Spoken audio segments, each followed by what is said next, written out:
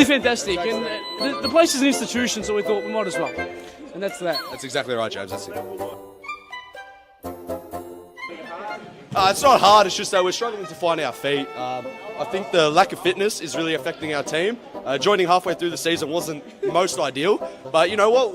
We've come across a couple wins and we're doing decent within the team. You know, there's a lot of politics within the team and problems here and there. When you got families paying 7, 8, 9 grand, it's not on. But yeah, well, that's exactly right. Well, you know, for Social League Div 1, we thought this would be all right, but it's a much higher standard than we thought, and we're not quite equipped for it, but we're working on that. Yeah, we definitely are. Yeah, we're working on it. We're improving the arsenal, and we'll get there. We'll get there day by day. We'll adjust. Unfinished business. It's 2 words. Disappointment.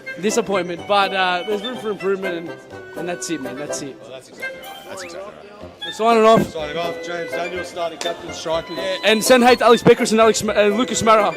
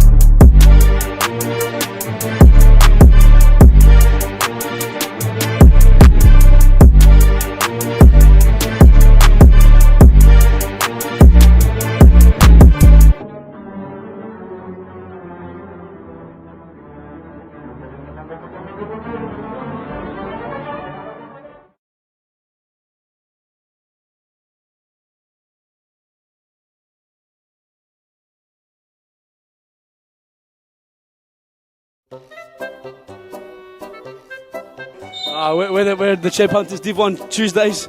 We should not be in Div 1, but nevertheless, we lost 8-3 today, but we're missing Alex Beckers. Send him hate. If you know who he is, please send him hate, and that's it. Well, that's exactly right, James. Going on with that. Our gaffer, we've had a gaffer, for the whole team, and then he hasn't rocked up. Last 2 weeks, Lucas Mara, you know who you are. You better sleep with one eye open tonight because we're coming for you, mate. You better sleep with one eye open, Lucas Mara. You know who you are. I brought the boys over, and we're all former NPL players. If State League want to sign us, we thought we'd take our talents to Futsal, and well, that's exactly right. It's absolutely fantastic, and the place is an institution, so we thought we might as well, and that's that. That's exactly right, James. That's it. It's not hard, it's just that we're struggling to find our feet. I think the lack of fitness is really affecting our team.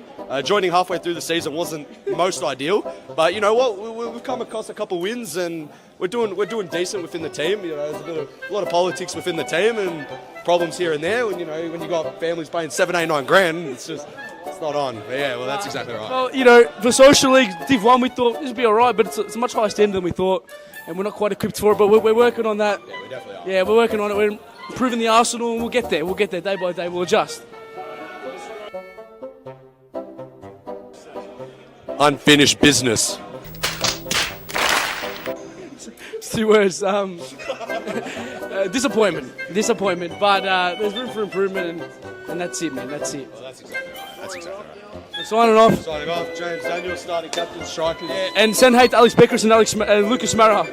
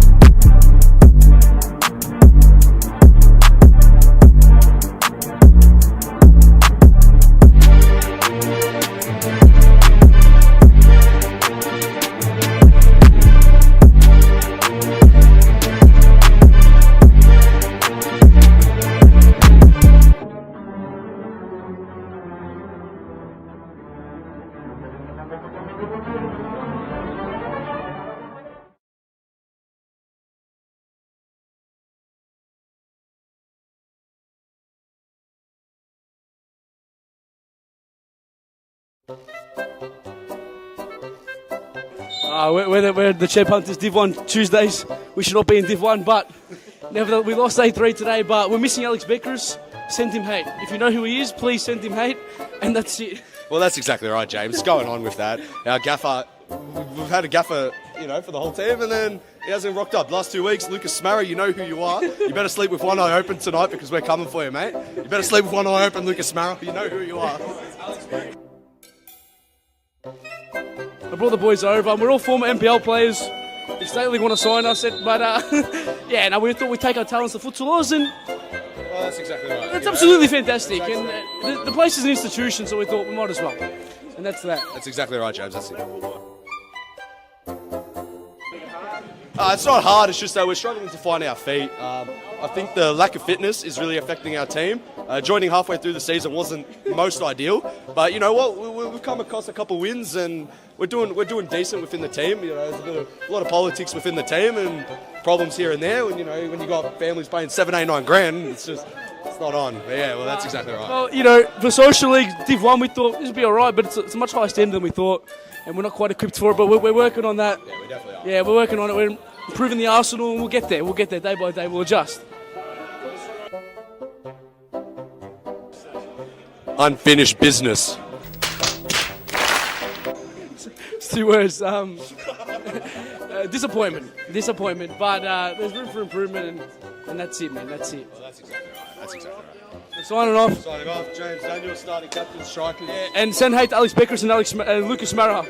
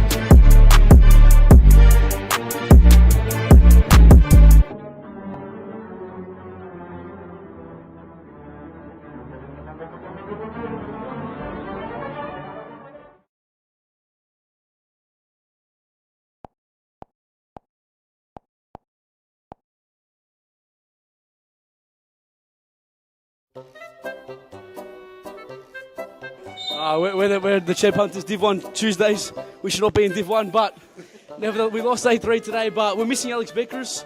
Send him hate. If you know who he is, please send him hate, and that's it. Well, that's exactly right, James. Going on with that. Our gaffer, we've had a gaffer, for the whole team, and then he hasn't rocked up. Last 2 weeks, Lucas Smarra, you know who you are. You better sleep with one eye open tonight because we're coming for you, mate. You better sleep with one eye open, Lucas Smarra. You know who you are. I brought the boys over, and we're all former NPL players. If State League want to sign us, we thought we'd take our talents to Futsal, and well, that's exactly right. it's absolutely fantastic. And the place is an institution, so we thought we might as well. And that's that. That's exactly right, James. That's it. It's not hard, it's just that we're struggling to find our feet. I think the lack of fitness is really affecting our team. Joining halfway through the season wasn't most ideal, but you know what? We've come across a couple wins, and we're doing decent within the team. You know, there's a lot of politics within the team and problems here and there. When when you got families paying 7, 8, 9 grand, it's not on. But yeah, well, that's exactly right. Well, for Social League Div 1, we thought this would be all right, but it's a much higher standard than we thought, and we're not quite equipped for it, but we're working on that. Yeah, we definitely are. Yeah, we're working on it. We're improving the arsenal, and we'll get there. We'll get there day by day. We'll adjust. Unfinished business. It's 2 words. Disappointment. But there's room for improvement, and that's it, man. That's it. Well, that's exactly right. We're signing off. Signing off. James Daniel, starting captain, strikers. Yeah, and send hate to Alex Beckers and Lucas Mara.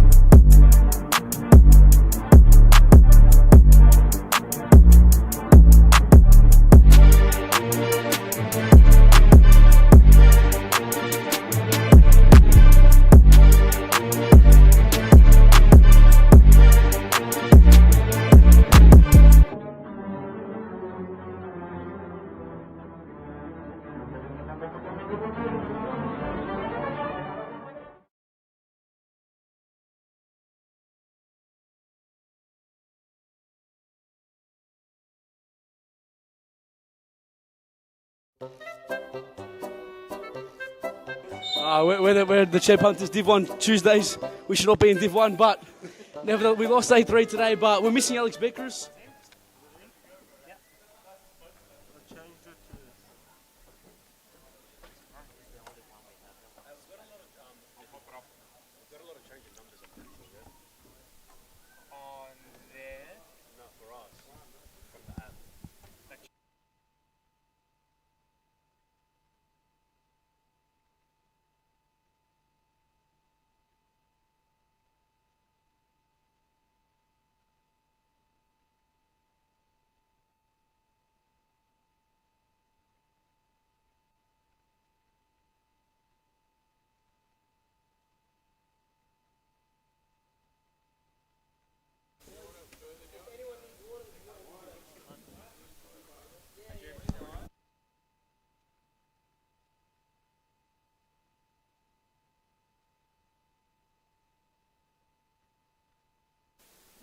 Good evening, wherever you're watching in Victoria, across the nation, or indeed around the world. Welcome back to Darebin on a rather grey and grisly Friday evening in Melbourne's Northern Quarter. However, there is anything but greyness, there's anything but a grisly nature about series futsal at the moment. Perhaps, in fact, the only way that we will be able to get through what has been a pretty rough and a pretty rogue Friday, especially in the Northern Quarter. Tonight's opening game as well promises to be one of pivotal importance already in this early stage of the new season. If what we've seen so far is to be believed as the sample size for both of these sides, then this is the insight into a top 4 chasing tussle for the first time this season, possibly for two sides who have made waves so far.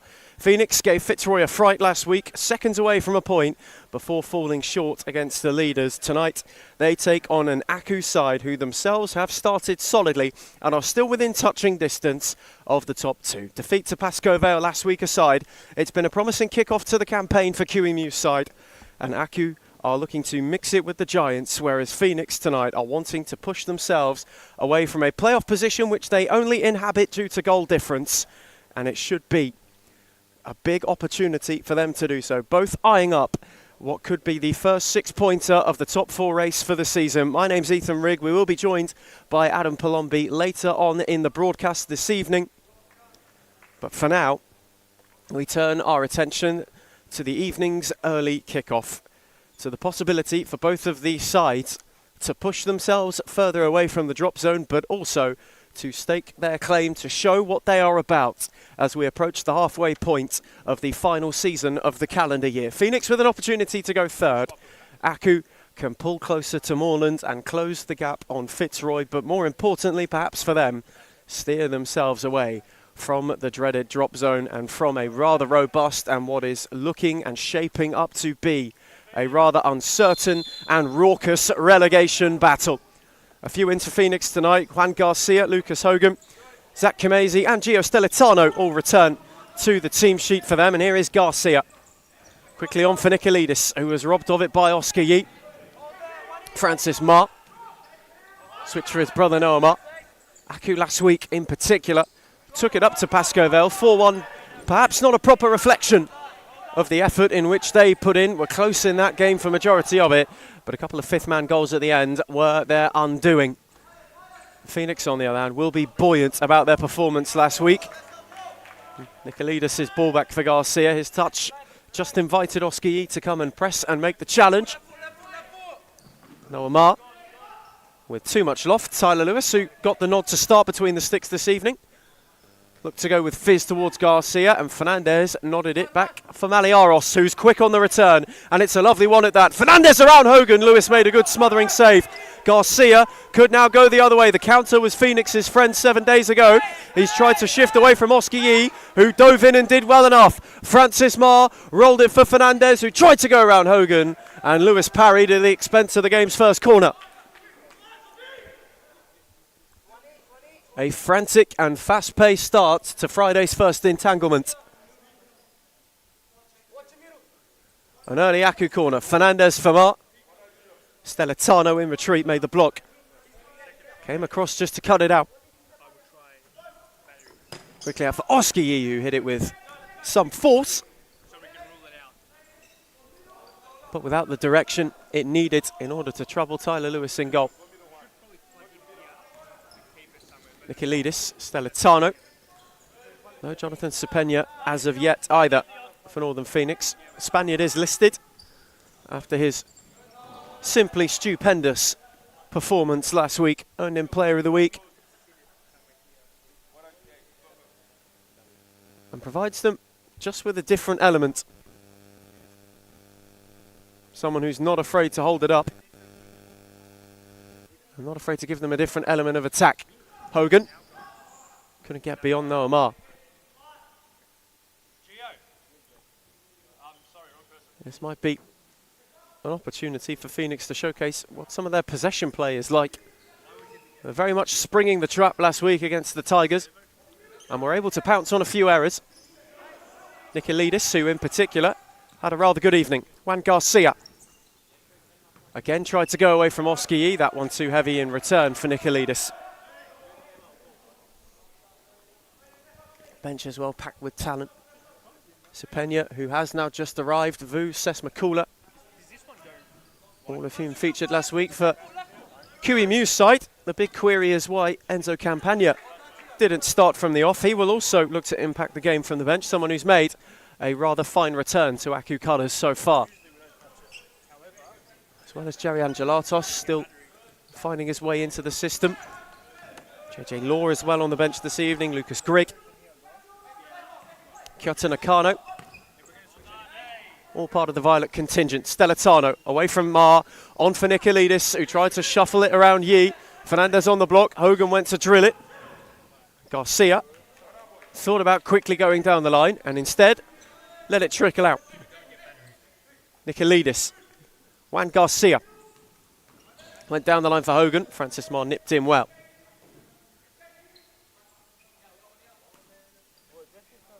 First 6-pointer, perhaps of the season Both these sides, Nicolidis through Fernandez's legs, rolled it on for Juan Garcia. That's a brilliant block. Super defending from Francis Ma. Northern Phoenix opened Aku up and were a whisker away from finding the opener. And in fact, it might have hit the framework. Maliaros went for Noamar, who's lost out for Garcia, who moments ago nearly found the opener. Now driving down the flank, Maliaros came again, but this time to better effect. Keeper quickly off his line to smother the danger. Nicolidis rattles it into the side netting from the resulting side ball. Maliaros went central. Campagna nearly got around Nicolidis, who in retreat made an important and handy challenge.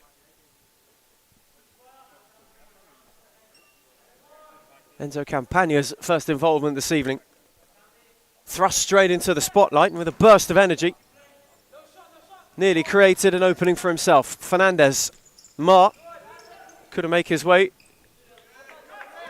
through a real turquoise checkpoint, which was knocked back to Tyler Lewis, who clears with force.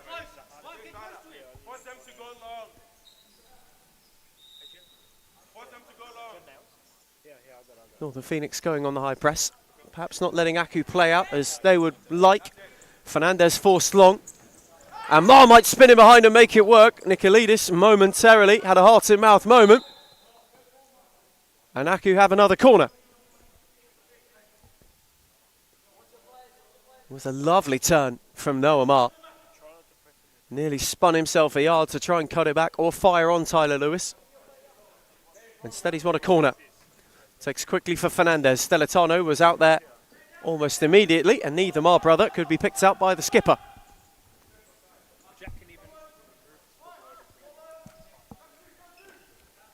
Lewis wanting to go long.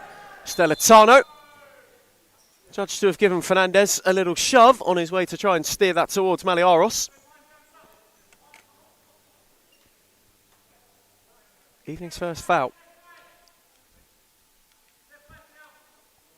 is one of a little Stellitano steal. Francis Ma in for Noah, who tried the 1-2. Stellitano alert to it. Knocked it back for Tyler Lewis. Juan Garcia. Game which started at a frantic pace, perhaps now just falling into a rhythm. Hogan. Nicolidis.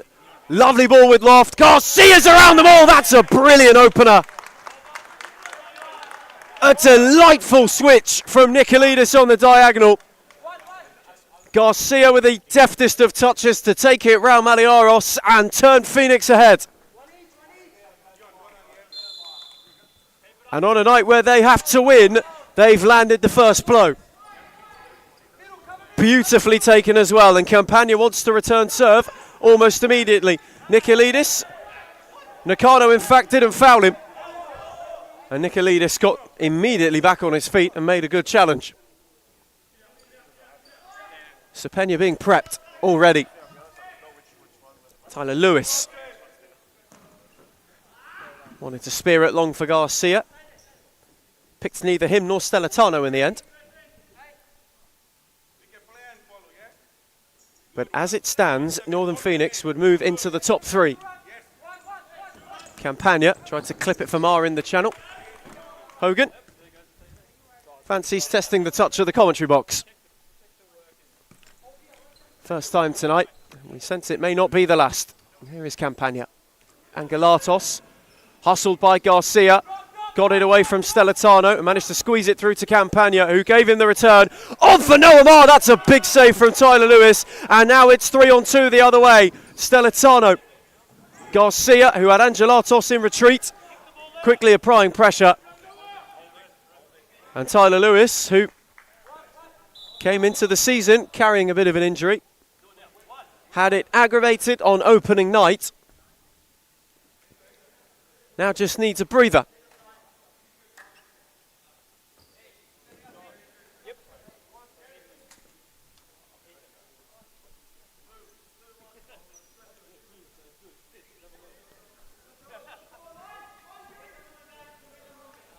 Shotstopper seems to be okay. Someone who had a bit of a groin injury at the start of the season. It's one place you don't want to wear them.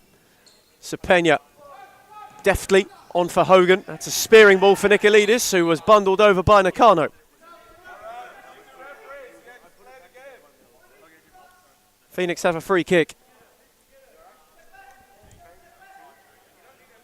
Already a goal up. Perhaps an opportunity to add another. Cepena has Hogan one way, Nicolidis the other. Stellitano being a menace in the area. Cepena went low. It's a good take by Campagna, who had 3 to get around and did so wonderfully. Hogan slide, didn't get there. Angelatos, Campagna could have finished what would have been a brilliant goal on the break.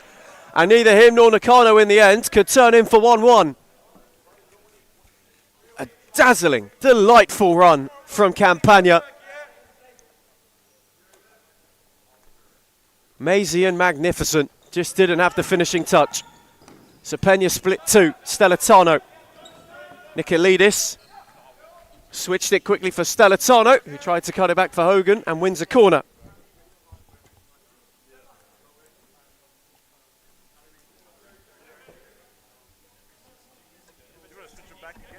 Stellitano, corner quickly for Cepena.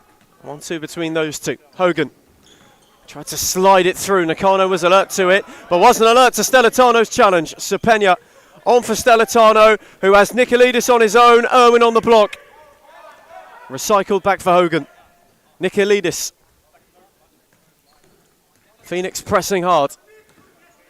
On the search for a second. Nicolidis. Smashing switch for Hogan. Cepena. Shifted away from Campagna. Hogan. Stellitano has a strike from range. And Maliaros watched it whiz by. Aku stood off and really invited Stellitano to go on and strike it. Irwin with a tidy take in the return. Dropped it back for Campagna.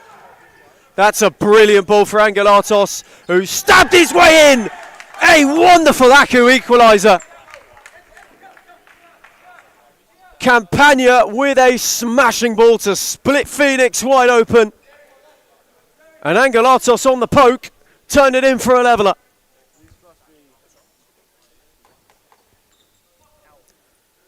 Brilliant goal. And having been under threat of going 2 down, they quickly go down the other way and make it 1-1. And Owen gives away a free kick. Almost instantly.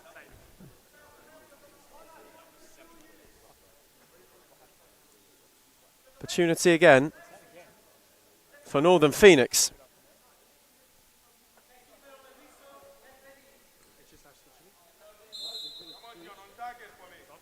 It is Nicolidis. Was not far away. Malioros once again, fortunate for it to fly over. He was merely a spectator on that occasion.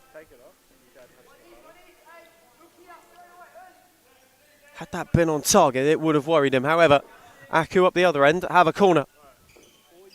Nakano's take. Fernandez gave him the 1-2. Angelatos wanted to spin Hogan, who stood his ground.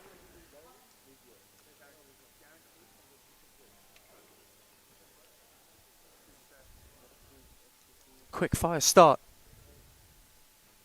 Both of these sides have traded goals. Irwin fizzed it across for Nakano. That's a lovely touch from Nicolidis. Sesmakula away from Fernandez. Nicolidis kept it in. Malioros came. Cepena was blocked on the line. Shouts for handball, but another crucial intervention, this time from Angelatos, to deny Phoenix on the break. Ever so quickly across to stifle Cepena from reinstating the lead.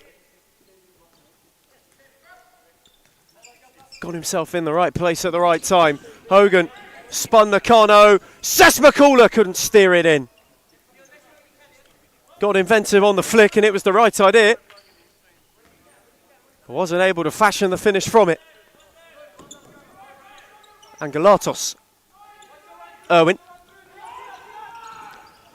Given room to drive is Connor Irwin. And then when trying to thread, couldn't thread it through Cepena.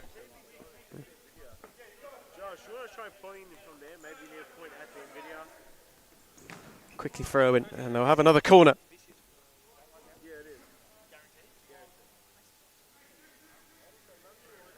Phoenix's hunt for a first clean sheet in the top flight goes on. Melbourne Aku now looking to make the most of that momentum. Angelatos, Irwin to drill one, called it sweetly. Ricocheted back for Angelatos, who's twisting and turning his way out of a turquoise tango, and instead it's broken for Sess McCullough, who is now driving, and Connor Irwin in retreat with a cracking challenge. Super lunge in, ever so important. Sapina wanted to go at Fernandez. Important intervention made as Zacharias looked to go forward.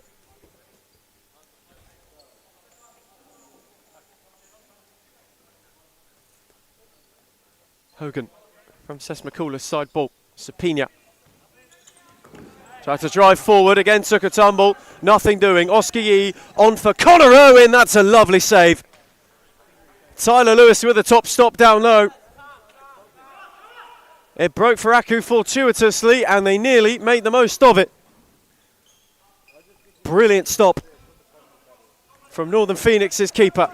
And Oscar Yee's lost out, and Sess McCullough has a 2-on-1. Hogan up with him, Fernandez with a fantastic challenge, and Irwin nearly did well enough to keep it alive and win it. Sess McCullough quickly on for Sapina. Hogan. Sapina once more, who's starting to control things. Spun around Fernandez. Drew two, shifted it for Zacharias. Sapina.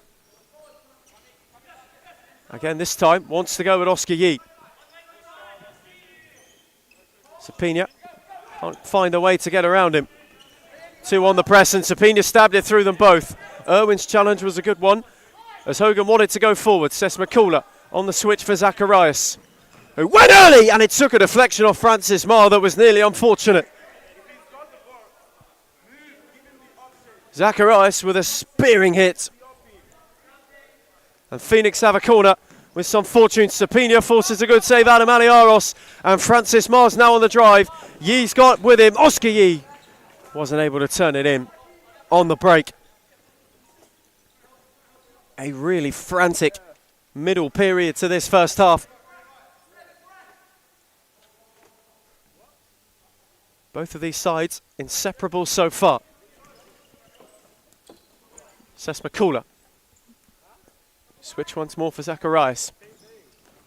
Sapina with a smashing turn. Maliaros came and made a good challenge. A very good bit of judgment from the Aku keeper, as Sapina was just looking to shift it round him. Zacharias from the side ball wins a corner.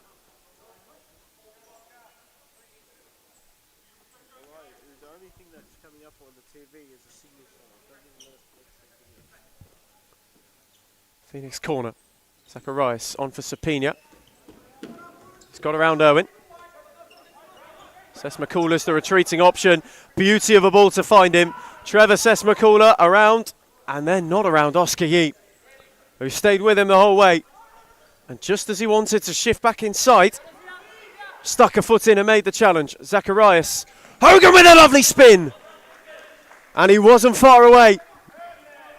Smashing spin from Hogan, who took it well, and then just turned it wide at the far post to Maliaros. Oscar Yee wanted to drive, found Noah Marr. Brilliant return, Yee stab, Lewis on the save. Marr had it picked off him by Hogan. Sess McCullough in retreat, steered himself out of danger. This time gets around Yee's got Sapina up with him. Phoenix all of a sudden a chance on the break. Sapina couldn't get around Francis Marr, but Fernandez couldn't keep it in.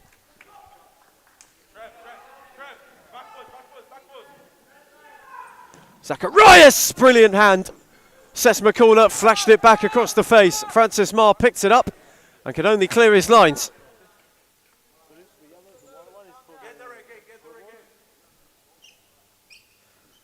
Hogan. Sapina, lovely touch for Zacharias, who tried the return. Fernandez alert to it. Made an important intervention. Sapina. On for Hogan.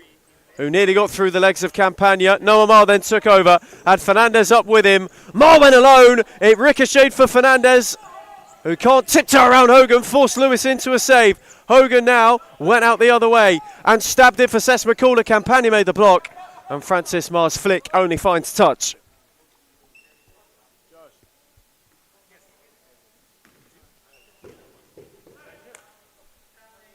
Sapina from the side ball. Tyler Lewis, happy to re-find him. Halfway stage of the first half. Sapina on the switch for Zacharias, who's charging at Mar again. Fernandez gave him a hand and then got it back from Campagna. Marcus Fernandez went alone, and Mar on the turn-in has bundled it over the line. Tyler Lewis lunged, he flung himself across late, but wasn't able to prevent it from trickling over and in, and Melbourne Aku have turned it around. Tidily taken on the rebound and turned in for 2-1. All on their own on the break. Mar alerts and poached perfectly. Phoenix look for a quick equaliser. Maliaros parries to Angelatos' advantage, whose venture finds Campagna. Got away from one. Juan Garcia had a lunge, and then Shemazy made the challenge.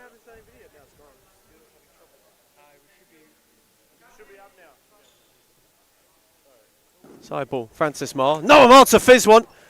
An uncomfy one for Tyler Lewis, who spilled it. Thankfully for him to Garcia, who's tried to go at Angelatos, made its way round him. Sapina had options, and Campagna in retreat. Made a good challenge. Sapina. Garcia. Hogan. Relax. The message from Suleiman Mohammed on the Phoenix touchline. Sapina.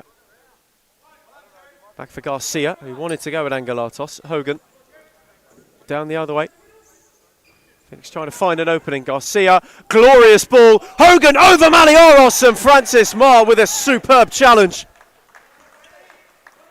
Nearly Phoenix Futsal at its finest, but Francis Mar with an all-important intervention. And the resulting corner from Shemazy flashed across the face. Desperately close. Not for the first time tonight. Phoenix denied by a top piece of Aku defending. They've had two off the line and one off the post. And at the moment, that preserves parity. Campagna wanted to be mazy. Instead found his way back into the arms of Tyler Lewis. Shemazy. Hogan. That's a smashing ball for Garcia, who took it down deftly. And then wasn't able to divert it back for Sapena, who was sauntering forward. Hogan with a good read. Went on his own and crashed it into the bar.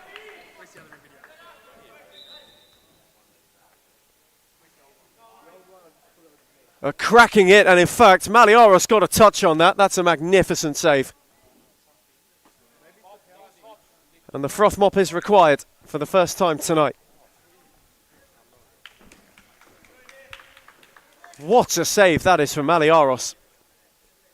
Just to get fingertips on it onto the bar.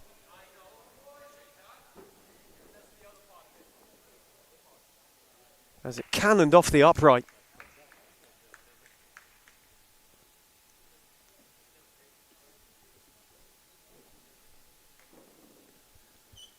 Northern Phoenix millimetres away from restoring parity.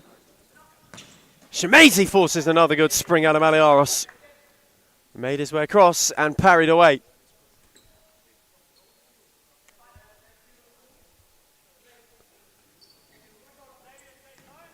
Nicolidis wanted Sapina. Works out for Shemazy, who's been lively. Switched it for Garcia, who wins a corner. Maliaros had to make the save down low. An all-important touch. Phoenix with another opportunity. Shemazy with loft. Nicolidis on the volley. Mar didn't sort himself out, but managed to take the sting out for Maliaros to pick it up. Angelatos, Campagna. He's trying to twist and turn his way out of trouble. Didn't get it along Nicolidis, who nipped in. And only got it back to Maliaros. Flung it on for Angelatos, whose touch invited Shemezi, who then gave it to Xavier Fernandez. Angelatos was then mugged of it. Garcia wants to go on the charge. Campagna closed the door. Sapina shifting. That is a wonderful goal. Another super Sapina slide. Just to split the two and make it 2-2. A terrific finish. And Northern Phoenix and Palombi have their leveller. All smiles from Tyler Lewis and company. When you have goals of those superlatives from Sapina. He's really strutting his stuff on court now, isn't he? The number 99 for Northern Phoenix. And Maliaros had to take some beating. He was very overworked, the man in orange. It would take something special from Sapina to unravel him. Certainly in the last fortnight, Sapina's had 99 problems, but scoring is not one. Garcia lost out to Nakano and then had a tug of his shirt just to stop him from advancing.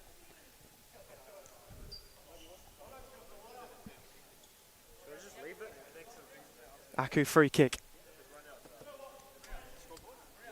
Who now, having found the lead, lost it. Dead level, 7.5 to half time. Xavier Fernandez within firing range. The one-man wall of Sapina standing firm. Fernandez quickly on for Campagna, who's got a yard, took a deflection as well, which in turn took the sting out of it for Tyler Lewis. Quickly moved it on to Shemezi. Nicolidis. Can't get away from Nakano. Oh. That's a lovely ball into Sapina, who's able to just hold off. 3 went to him. He spun around all of them. It took 2 to block it. Nakano, with a deft bit of footwork, got around him, but then was stripped of it. Nicolidis has Sapina with him. Nicolidis went all on his own, and Maliaros made a good save. Now Angelatos on the break the other way. Momentarily 3-on-2. Xavier Fernandez bundled over, and for that challenge, Nicolidis will find his way into the book. Although he processed a little bit too, Maria, on broadcast side, the official, the number 8, knew he completely swept the legs of Xavier Fernandez.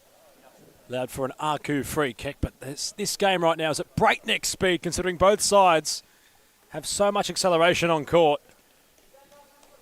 And for Nicolidis, well, a bit overzealous with the challenge. He gives away a free kick in a dangerous position.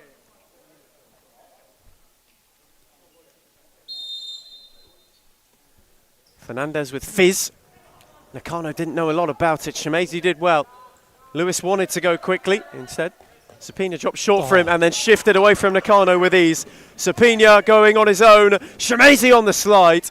Maliaros likewise gives away a corner. Aku are really struggling to contain Sapina, and sides have week in, week out, trying to just get around him. He's got so much ability when it comes to his technical acumen. He's showcasing it time and time again on court. Nicolidis with a flash. Shemezi couldn't steer it towards goal. Spaniard, perhaps the most important brick in the wall for Phoenix so far. It's Angelatos. And the line for Nakano, who tried the tidy return. Stellitano alert to it. Lewis gave it back to him. Nicolidis. Here is Sapina again. This time Angelatos tasked with slowing him up. Sapina wanted to shift around him and ran out of room before he was able to do so. Didn't seem best pleased about that. Sapina.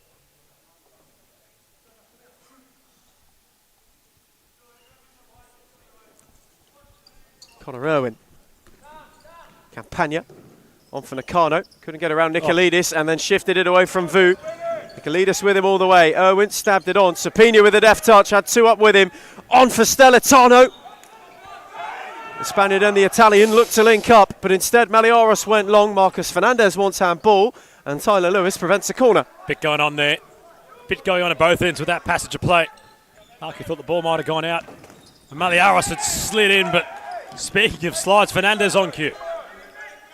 Momentarily dispossessed Vu. Sapena then took over. Stellitano, who's away from Campagna. And around Irwin, stabbed it back for Vu, who was sliding. Certainly took a clattering from 2. Phoenix protests on deaf ears.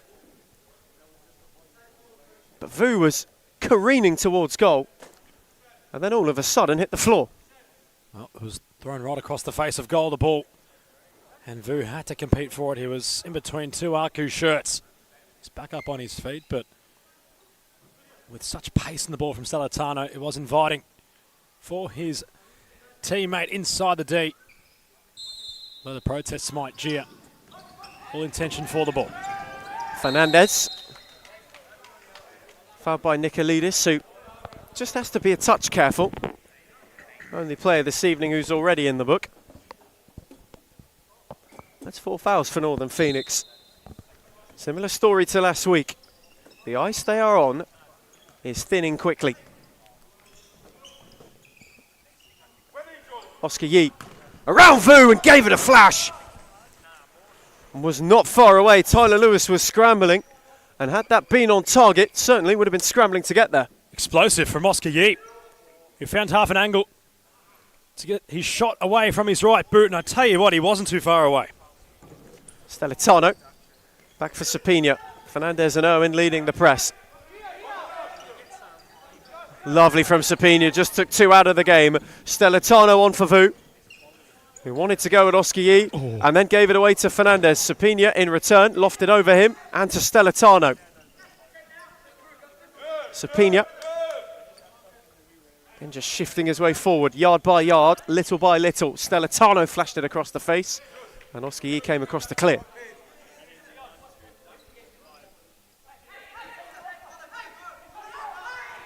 Sapina's side ball. Nicolidis, who's within range, stung the palms of Maliaros, who then gathered. Nicolidis won it back. Went around Nakano, went around Oscar Yee, who then just left the leg in and fouled him. He hit the deck very hard, did Nicolidis. He was shifting gears quickly in the centre of the court and could hear the thud once he had hit the tarmac.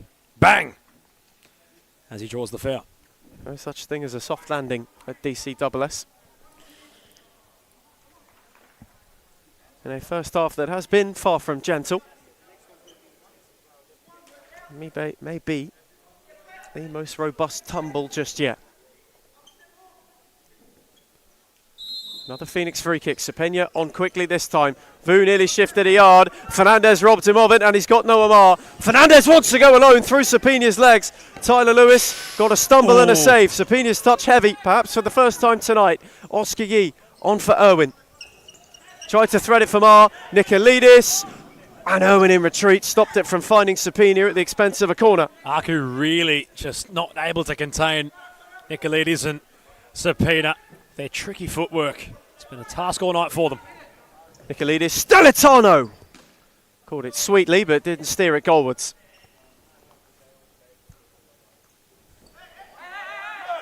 That one over the bar. And again, Maliaros watching it fly over. Oscar Yee tried to fizz one for Fernandez at the back stick, but it was cleared away. East side ball quickly. Mar wanted the return runner. Nearly went round the outside. Nicolidis was bundled into. Tyler Lewis came. Ooh. Whoa, okay. Well, there was a foul claim there from Northern Phoenix, but Lewis had to come off his line. And there was a brief moment we thought he might have just run out of his box and handled the ball. Tyler Lewis certainly playing with fire. And in fact, that's what the call's been from Maria.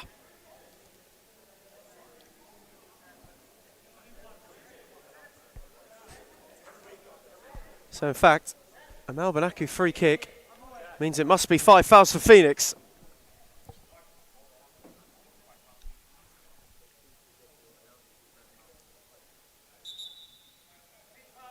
And there we go. It's been confirmed. They've now got the best part of 4 minutes to half time to be on their best behaviour. Noah Mars free kick. Couldn't find Fernandez. Sapina managed to shift away from one. Couldn't get around the other. Was able to keep it, but wanted a free kick. Told to retreat a couple yards. And for descent, Sapina in the book. He's getting frustrated that he can't. On each occasion, he wishes to glide around the Aku players. I suppose that's the standard he brings to both Phoenix and himself. Clear message from Joe Akon. Just get on with it, lads. Don't worry about it.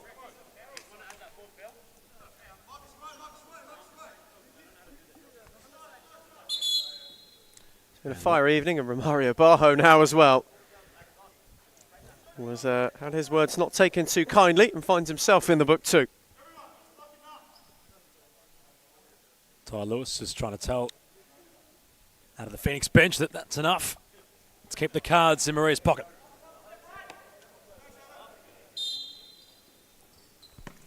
And after all of that, we finally get to restart. Sapina. Stellitano thought about it momentarily. Now was an option. Hogan. Stellitano couldn't steer it away. And Fernandez momentarily was through, then took a stumble. Now has to go the long way round Stellitano, who shut the door on him. Squeezed it through to Vu, who shifted it for Sapena, and they might go on the break. Sapena slowed up and then had to concede possession instead. Oscar Yee. Irwin. Fernandez. Went from range, and again, was not a million miles away from troubling Tyler Lewis. Hogan. On for Vu. Went alone, Malioros had to parry. Aku will have a corner, but once again, Northern Phoenix opened it, and Northern Phoenix want time out. And in fact, they will be able to take it just in the nick of time. The first one tonight coming just 3 out from the break. And it's Northern Phoenix 2, Melbourne Aku 2.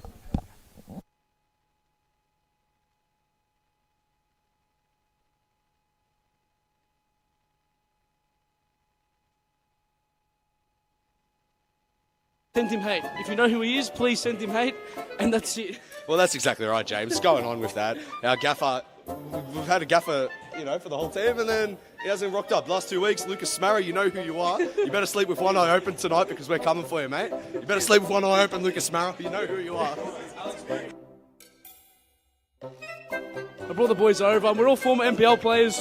If Stately want to sign us, we thought we'd take our talents to futsalers, and Well, that's exactly right. it's absolutely fantastic. And the place is an institution, so we thought we might as well. And that's that. That's exactly right, James. That's it. It's not hard, it's just that we're struggling to find our feet. I think the lack of fitness is really affecting our team. Joining halfway through the season wasn't most ideal, but you know what? We've come across a couple wins, and we're doing decent within the team. There's a lot of politics within the team and problems here and there. When when you got families paying 7, 8, 9 grand, it's not on. But yeah, well, that's exactly right. Well, for Social League Div 1, we thought this would be all right, but it's a much higher standard than we thought, and we're not quite equipped for it, but we're working on that. Yeah, we definitely are. Yeah, we're working on it. We're improving the arsenal, and we'll get there. We'll get there day by day. We'll adjust.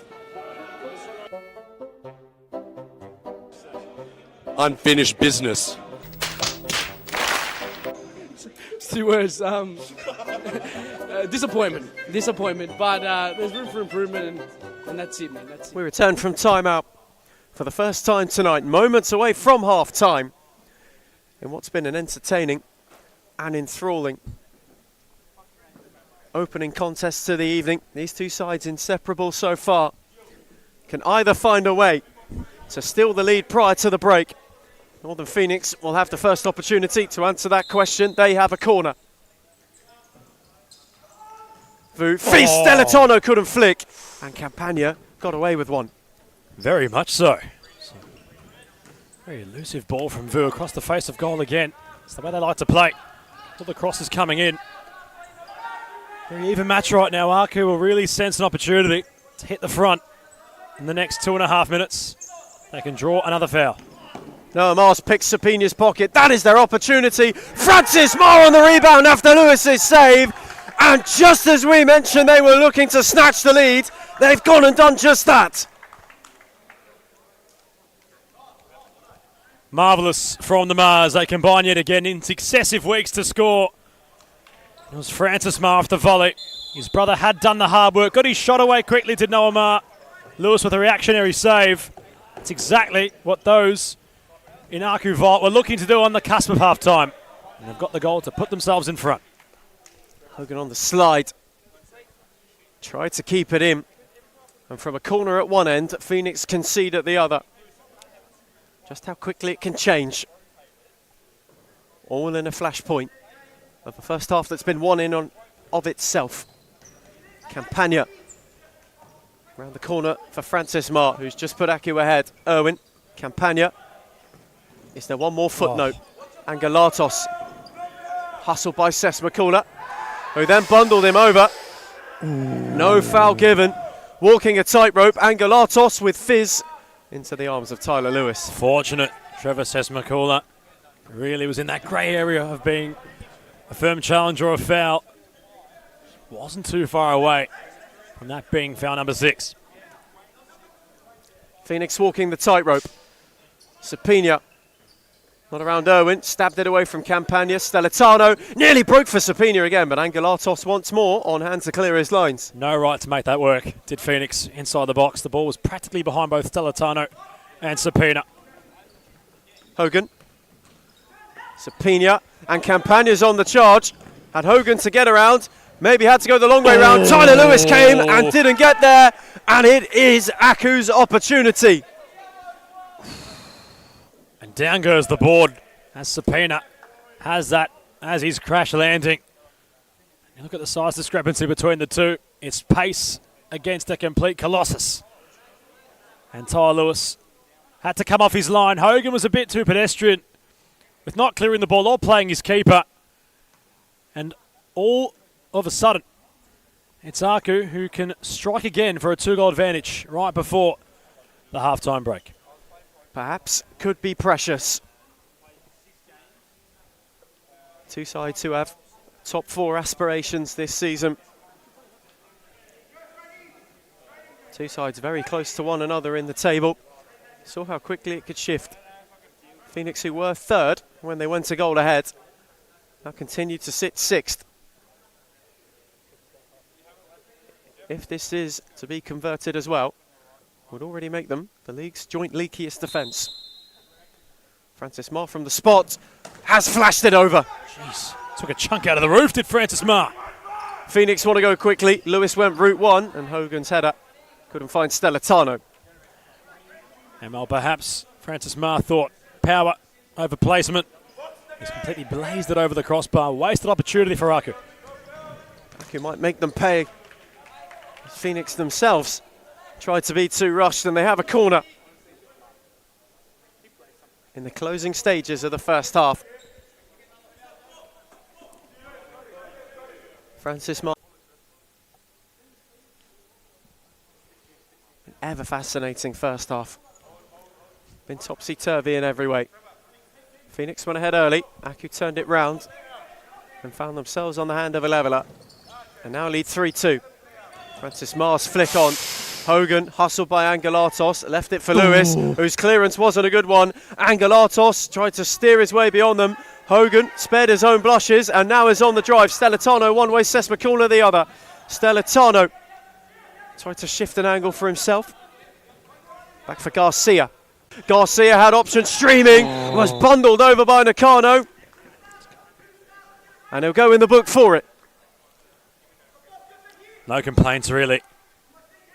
It wasn't sinister from Nakano, but certainly asking a lot of himself to try and get the ball that way. Clear foul. Didn't know much about it. Thankfully put his hands in the way where the ball was from an Aku perspective. But this half is hurtling towards its conclusion. Stellitano, Hogan, Garcia wanted the return. Hogan somehow made it work, and that's a good save by Maliaros at his near post. That sums up Northern Phoenix. They somehow make it work time and time again. Garcia tried to go through the legs of Angelatos, who, just as he was wheeling away, ran out of room. Just managed to find what's necessary to those in Aqua upon each attacking scenario. Stellitano with whip into the arms of Maliaros, who wanted Campagna. Only found his counterpart. Garcia, if they've got to go, they're going to go now. 10 seconds to the half. Angelatos, Ses McCullough, not around Nakano. still trying to twist and turn. Nakano did well, and that will be the closing action. Northern Phoenix protest a foul, but it will fall on deaf ears. Half-time in the early kickoff. A topsy-turvy opening instalment to the eve. It's Northern Phoenix 2, Melbourne Aku 3.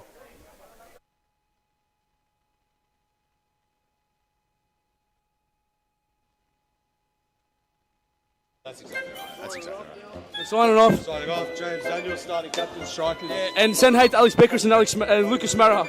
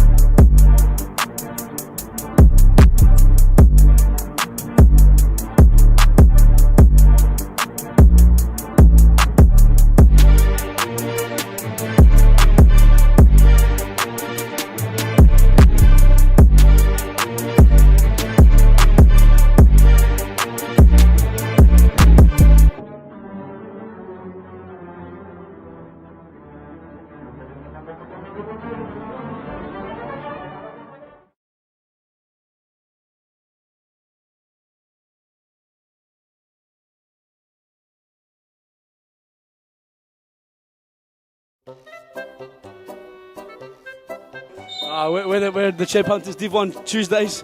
We should not be in Div 1, but nevertheless, we lost 8-3 today, but we're missing Alex Beckers. Send him hate. If you know who he is, please send him hate, and that's it.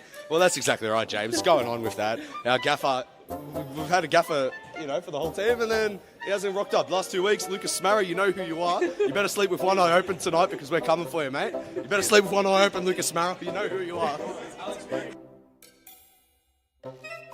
I brought the boys over, and we're all former NPL players. If State League want to sign us, but we thought we'd take our talents to Futsalers, and well, that's exactly right. it's absolutely fantastic. And the place is an institution, so we thought we might as well. And that's that. That's exactly right, James. That's it.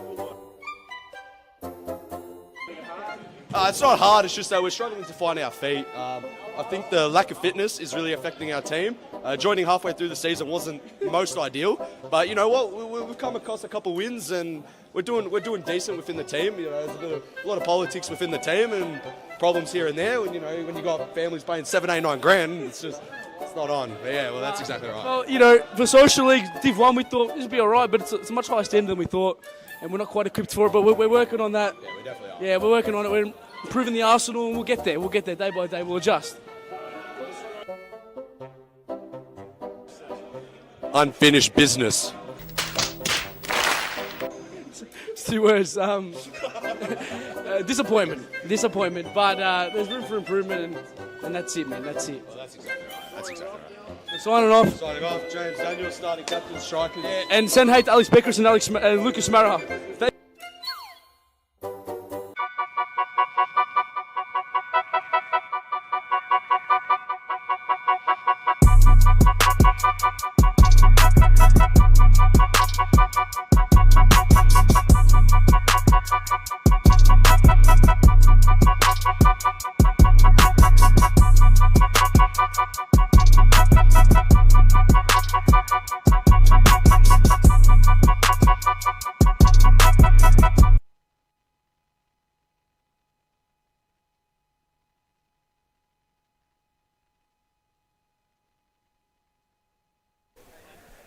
Half-time has now come to an end in the evening's early kick-off.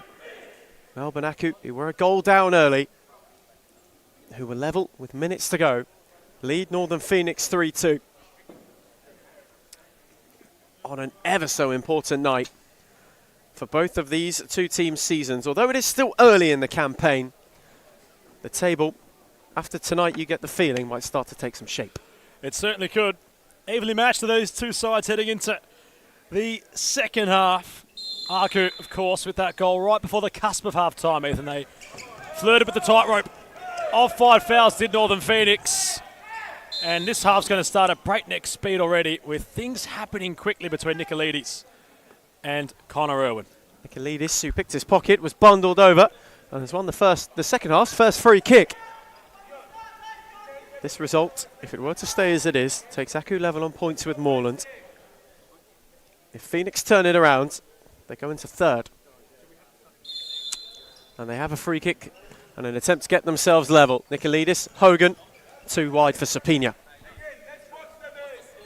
Opportunities ever so important to be taken. Can't afford to waste too many. Fernandez down the line for Noah Marr. He can't get away from Hogan and couldn't keep it in play as Stellitano was also shifting back. Hogan. Nicolaides. Phoenix taking a more possession-based approach to start the second period. Sapina's lost out to Irwin and Fernandez is on the charge. Noah Marr's up with him and Tyler Lewis makes a big save at the expense of the second half's first corner. It was awkward for Tyler Lewis considering the ball was just going at his near post. He had to readjust, did the big fella. And he'd done so accordingly. Marr. Irwin on for Campagna. Quickly for Fernandez, who got around Sapina. Stabbed it across and Lewis got a touch. Another Aku corner. This, of course, the first of three tonight. Moreland and Pascoe Vale next. A massive game already at this stage of the season. Two sides who have hardly played their best futsal, both would admit so far. But you suggest and get the feeling of starting to find a gear, and then the league leaders and Thornbury to close out the show. Tonight, one of huge importance. Some teams can kickstart their seasons, you get the feeling. Still only 5 games in. Noah Marr, not around Hogan, who got it through to Stellitano. Sapina, who had it run through him in the first half. Stellitano once more. Nicolaides. Couldn't turn it beyond Fernandez, and now Campagna's on the charge. Tried to steer it back for Fernandez. Tyler Lewis came once more, and this time to much better effect than in the first period. Quickly out to clear his lines as Fernandez was foraying forward. Irwin off the side ball. Drilled it into the side netting.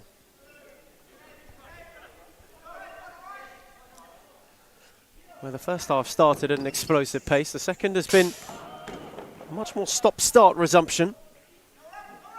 Both sides finding their rhythm. Hogan, Nicolaides, Stellitano. Can't shift away from Marr. Went down the line for Nicolaides, who, while trying to go around Fernandez, wins a free kick. It's already starting to accumulate the foul tally for Melbourne Aku. That's 2 fouls now in the space of not even a minute and 20 seconds of futsal into this second half.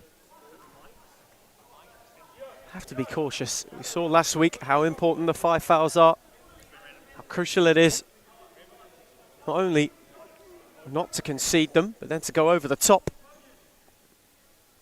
Can change a game, can cost you a point or all 3.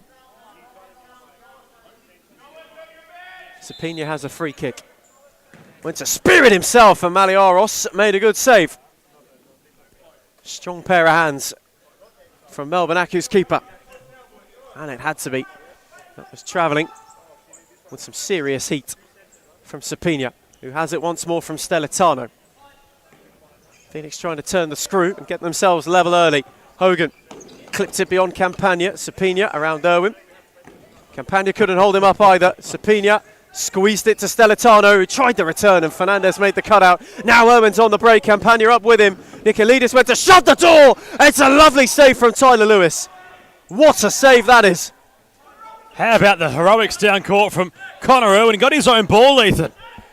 Went on quite the journey, did the number 4. It's a spearing ball to the back post. Fantastic play from Aku's number 4. And now Ma has picked Nikolidis' pocket, trying to shift away from him. Hogan did well. Fernandez was charging. Sapini's on his own. Stellitano's with him. And Malioros got down to make a good save. Great passage of futsal from both sides on display. It's fantastic. It was Irwin involved again. This time on defensive duties. Sapina's been really involved at the start of this second half.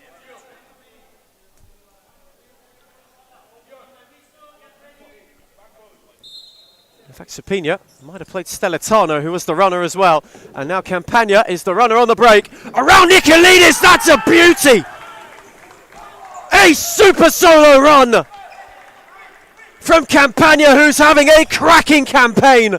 And Aku have a 2-goal buffer. And you can see the smoke just scintillating off of Enzo Campagna.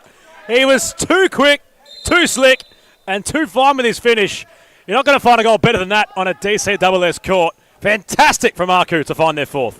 Terrific from QEMU's side, who have a bit of breathing room in a game that has been suffocatingly tight so far. Unplayable. Unplayable, that finish. Both teams possessing potency on the break. Sapina trying to bundle his way through. Malioros made. And this game just continues to seesaw. Phoenix desperate for that. And Hogan likes to rise to occasions. And he was there to just put his ball, or his foot rather, right through the ball. Malioros caught in his wrong foot, the goalkeeper. And that's exactly what they needed, Northern Phoenix, to get themselves back in the game on the scoreboard. And Ma is wriggling away from Sapina. Stellitano came to shut the door. Xavier Fernandez, Oscar Yee.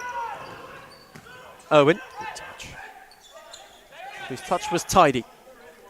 Back for Yee once more. This game having been so frantic the last couple of minutes, once again just softens a fraction. Owen has given that away to Hogan, who switched it on for Sapina, who tried the stab, and 2 in retreat, got it back to the keeper. You can see Connor Irwin just gesturing towards his bench. He wants the substitution quickly. He's been involved a lot, has the number 4. I think Aku needs to make some changes quickly for the fresh legs. Nikolidis charging at Irwin, trying to steer it round him. Malioros again on the slide, times that well. And Irwin quickly off. So quite the shift in the last 5 or so minutes. And Galatos comes onto this place for a bit of pace. Perhaps a sign of a tactical shift for QEMU. Sapenia's slide ball. Nikolidis to Aku ricochets, and Malioros just makes sure that's cleared away. Tyler Lewis just had a look down at the court. Hogan in for Stellitano, who couldn't find Sapina. Oski let it trickle out of play. Malioros, this time with loft, wanted Xavier Fernandez, who hadn't quite found his way.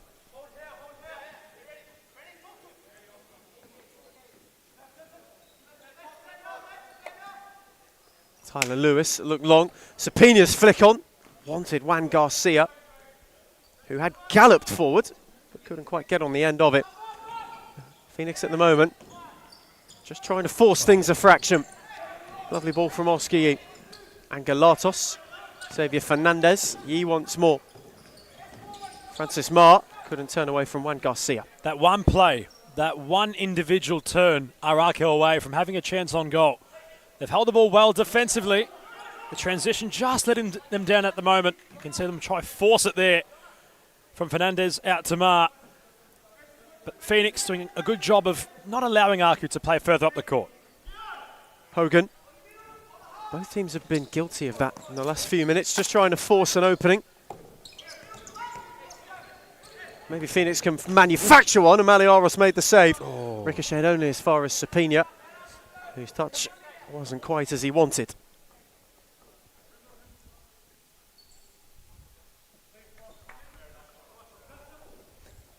Quick change. So Sapina might have a breather. Could have been a sign. Fernandez is clearance. Just about found its way to Francis Ma. Zacharias cut it out in retreat. Garcia back for Hogan. Stelitano, lovely touch. Juan Garcia wanted the return. Xavier Fernandez read it well and then lost out. Garcia tiptoeing, firing. Francis Marr on the block. Angelatos got that out somehow. And now Oscar Yee can charge his way around Hogan, who made a brilliant sliding recovery. Both Oscar Yee and Hogan not giving each other an inch down court. And the slide was presumed from both Yee and Hogan. And Hogan blocked the crosser. Francis Marr back for Oscar Yee, who's got around Zacharias and is charging at Hogan and fizzing it across. And Tyler Lewis took no risks and palmed it out for a corner. Noah Marr coming back to the pivot, or the fixer section rather. It's Oscar Yee who's gone further down the court, looking to infiltrate from his left foot. Time and time again now the corner taker. Yee's take. Marr tried to work a yard, switched it for Angelatos. Now Francis Marr once more. Xavier Fernandez just about kept that alive and then charged away from Hogan. Garcia made the block. Hogan wasn't able to get away from a retreating Francis Marr, who then played it off him rather cleverly. Good use of his body. Francis Marr just allowing for Hogan to touch the ball out of play with his natural momentum. Aku have recycled possession because of such. Oscar Yee tried to get away from Zacharias. Marr trying to take the sting out of the equation. Phoenix pressing high. Smashing ball by Yee. Stelitano took a tumble. Zacharias on for Garcia, who might be going the other way. Trying to get around Angelatos, went one way then the other. And eventually was forced all the way home. Hogan, Stelitano. Hogan once more. Juan Garcia. Stelitano. Hogan. Tried a tidy 1-2, but ran into a violet haze and then tried to clip it beyond Oscar Yee. Angelatos cut it out, and they can now go on the break. Yee bundled into by Hogan. Firmly but fairly. In fact, perhaps not. Well, 3 major changes for Aku. Good shifts from Yee, Fernandez and Marr. With Noah, Nakano and Campagna all entering the court. You can see Hogan go straight towards Noah Marr. That's the battle to keep your eye on for now. Perhaps yet another injection of energy from QEMU into this game. Angelatos, Nakano. Tried to go at Stelitano. Campagna couldn't get around Garcia. Noah Marr was retreating. Garcia went early. Snatched at it as a result. Just dragged his shot at the crucial moment.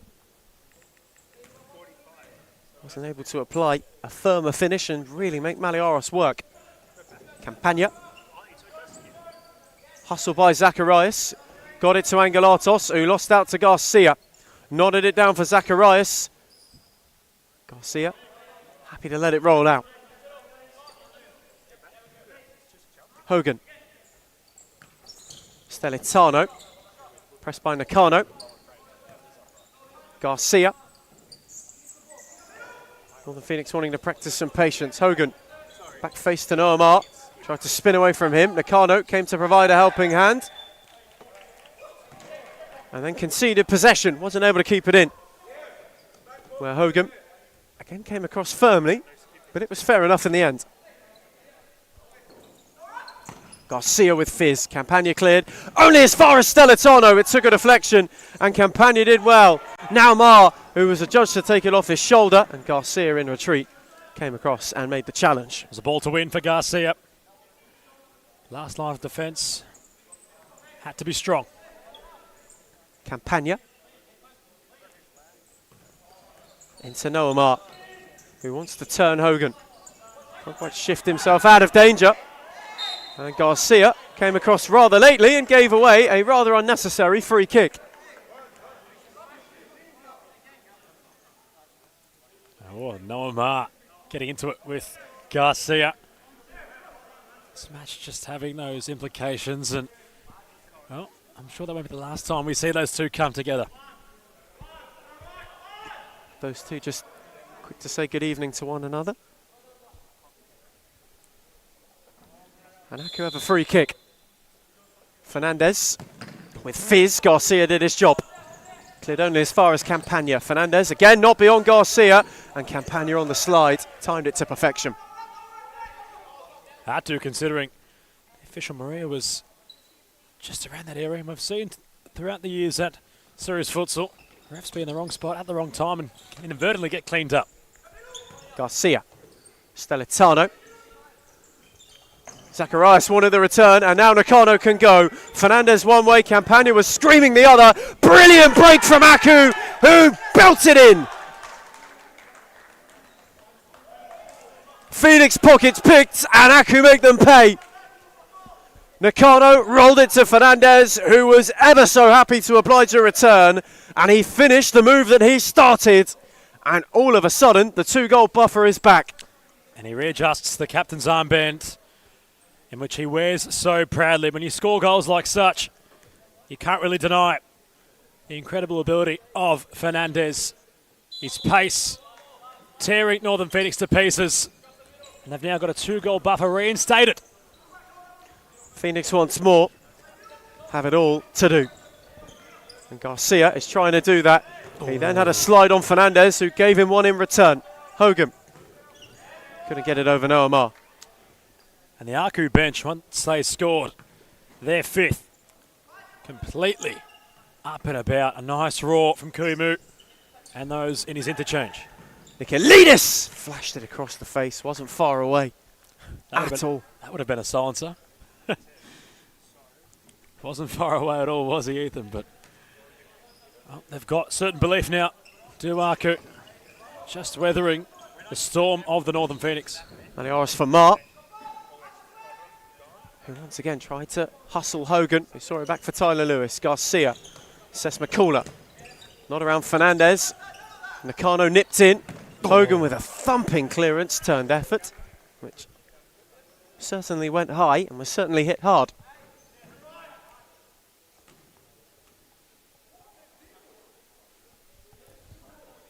Lachlan Malioris happy to take his time in restarting things. Fernandez couldn't find Nakano. To get themselves back into this game, Northern Phoenix will need to rise from the ashes now. Have it all to do. Have plenty of time to do so, mind you. If they are to get going, they may want to make some haste at least. Garcia. Nikolidis. Switched it for Hogan, who might fancy a go at Noamar. It's there wanted Garcia, who wasn't able to get it under. You can see Joe Akon just giving last instruction to Sapina. We'll have to lift in this second half. Aku really being able to just defend the individual battles. And it's just got the Phoenix questionable at the moment. Hogan hustling Mar, who nearly lost out to Nikolidis, and it found its way back for Malioris, who went long for Fernandez. Sesmakula at his back. Nakano picked it up and drove all on his own, waited on the runners, and Hogan in the right place conceded a corner. And Kuimu realised that might have been another opportunity. And Nakano was casual. He might have gone himself. Mars corner. Fernandez! Nakano was sliding and not able to make contact. If he had, he certainly would have turned in a 6th. And Ty Lewis is like a ticking time bomb. You can see with his facial gestures and the way he's just pacing up and down around his goal. I feel like he's moments away from absolutely erupting like a volcano. A frustrating evening for him so far. Have another corner to defend. Fernandez, Noamar with whip, only into Garcia, who then couldn't get away from him. Campagna, back for Malioris, who was pressed by Sesmakula. Campagna, Fernandez, they worked that wonderfully out of the press. Ma wanted to steer it for Nakano. Hogan made the intervention. Sesmakula, Hogan, who's away from Fernandez, and now has got some runners for him. Garcia was one way, but he did too much, and now it's 2-on-1. Sesmakula did superbly. Nakano nearly made it work. Hogan on for Garcia, and it's a big save by Malioris. The way he just crawled off his line, Malioris, to really extend himself. Don't allow for Garcia to really put placement on his shot. Good goalkeeping. Hogan tried to fizz it low. Campagna cleared it only as far as Hogan once more. Garcia with the stab. Campagna did well and then just clipped it for Nakano, who gave him the return. Tried to slip away from Ses McCullough, wasn't able to do so. And then gave away a free kick. They look lethargic to the Northern Phoenix. And it's given away for Fernandez, who was round Tyler Lewis, and then Sapina had to mop up. A heart-in-mouth moment for anyone in turquoise. Nicolidis trying to charge, Campagna went down, and it'll be a free kick the other way. What a moment. What a giveaway. Right on cue. As we mentioned, they look lethargic. It seemed like that electricity they had in the first half was completely sapped out of their legs. They're looking perhaps too much individually instead of playing as a team. Fernandez is on the charge and firing over. They're getting glimpses, Araku, time and time again. Perhaps the Phoenix just not able to really penetrate the way they were individually, as they had successfully in the first half, and right now just lacking some cohesion. They're not sure which players to really rely on in each move. Garcia down the line for Sapina, who couldn't spin Angelatos the first time. Gave it back for Nicolidis, who worked it hard and then rolled it wide. You can see Sapina just progressing further and further up the court, slipping into the pivot. Trying to get the best out of Ses McCullough and Garcia on the flanks. Maliaros with a deft lob on for Oskiyi, who skipped around Nicolidis, and then Francis Marr had gone too early. Nicolidis. There's the explosion. There's the eruption from the man in pink. It was coming. It was building. It's finally departed the train station. Lewis gets the hairdryer out, and that was certainly coming, considering his players were so pedestrian, especially in that previous move defensively. Sapina again trying to turn Owen, who's clipped in and won it, and has now got Francis Marr up with him. Aku on the break again. Marr and Sapina in retreat, stood him up. Garcia came across to give a hand and then wriggled away from Irwin wonderfully. Garcia's on the charge. On for Nicolidis, who was waiting on the runners. Both had gone too far. Sapina. Garcia, whose return wasn't tidy. Irwin, not around Nicolidis, who made a huge intervention. Now on for Ses McCullough, and Maliaros again gets his angles right and makes a good save. Sliding doors moment completely for both sides there. Nicolidis got fortunate. It was Irwin who was nearly off to the races. Took a heavy touch. Number 8 got the ball back for Phoenix. And Ses McCullough fired into Maliaros. Ses McCullough again. Irwin managed to keep it in. Ses McCullough tried to continue his shift forward.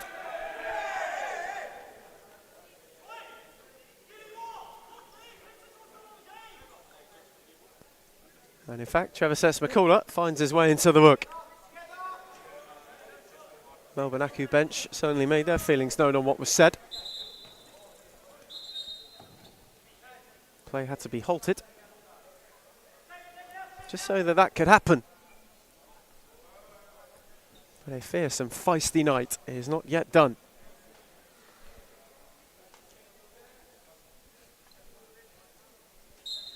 Ses McCullough, Nicolidis, who touched away from Marr and then had it take a bobble and got under it as he went to hit.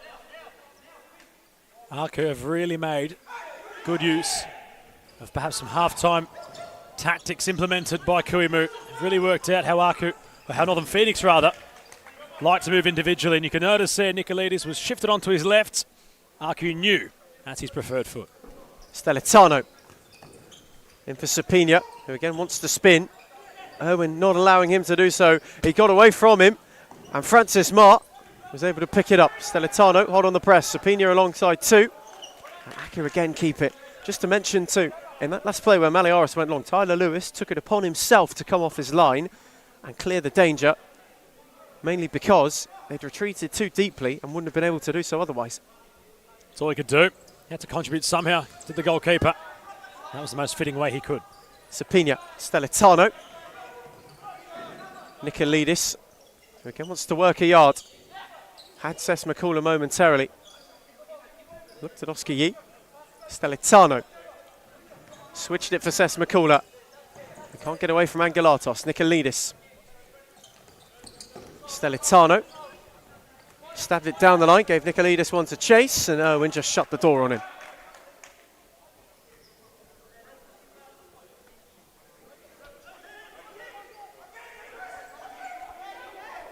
All about slowing the game down, and Tyler Lewis again has had to come off his line.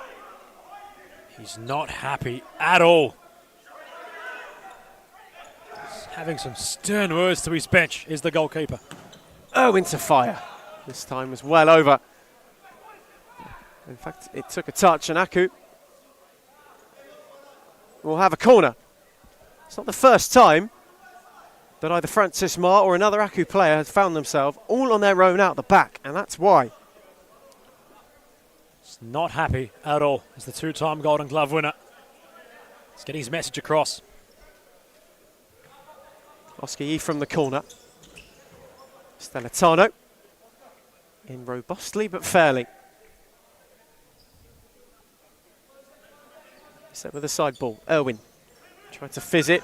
Angelatos got in ahead of Zacharias, rolled it out for Francis Ma, who thought about the shot. Recycled it with Oscar Yee. Melbourne Aku taking some sting out of the situation. Tidy ball in for Irwin. Ma, Yee, Irwin. Who couldn't get around Zacharias, who's now tried to bundle his way forward, but Connor Irwin stayed with him just enough, and a keeping change is being made. Lewis for Montfroy.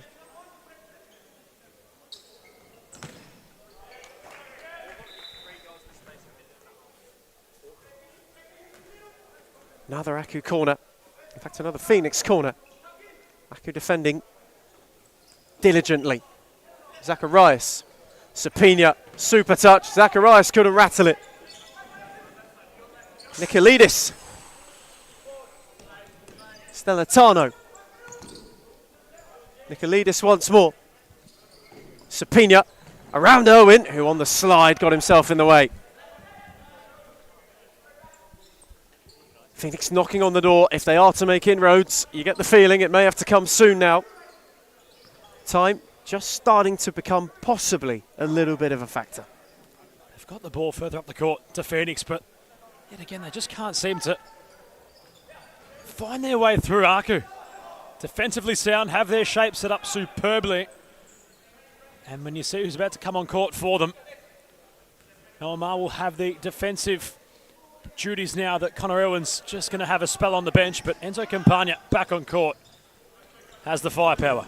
As well as Angelatos, who just went on an amazing run. And Sapina has got Stellitano, who tried the return, kept it alive. Out for Nikolidis, who backed into Oscar Yee very quickly. Tried to spin his way around. Yee showed him the right way. Zacharias, Campagna quickly out to meet him. Sapina. Lovely ball, brilliant save.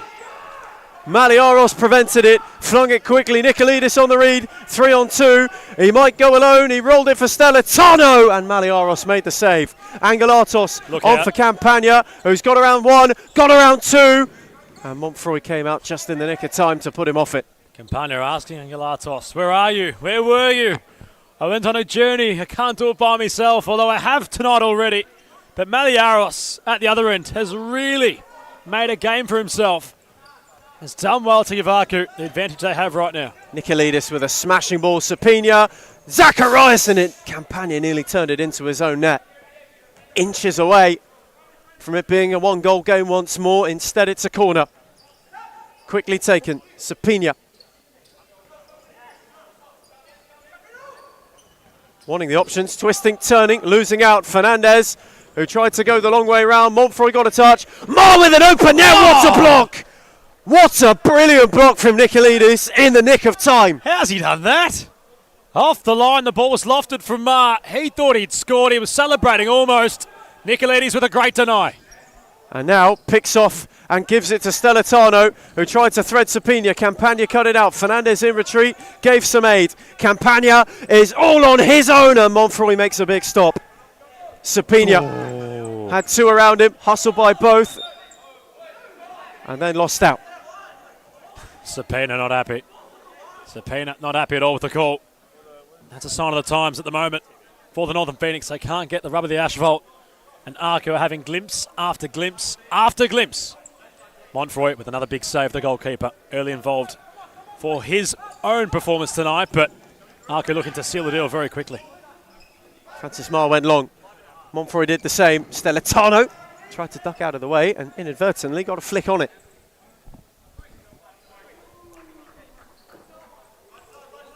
Noah Ma.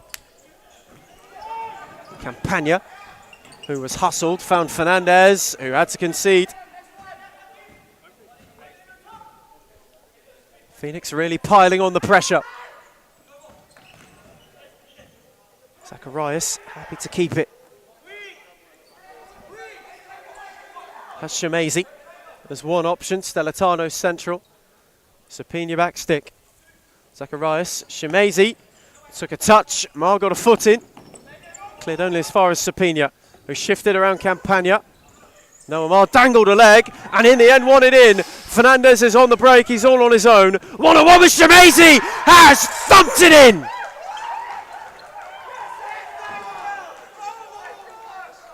Blistering on the break, Melbourne Aku. Fernandez with fizz scores a stunner. That's exactly what they've been building for. The wheels of the Northern Phoenix bus have fallen off completely, and it's a brilliant dagger right through the top left corner from Xavier Fernandez.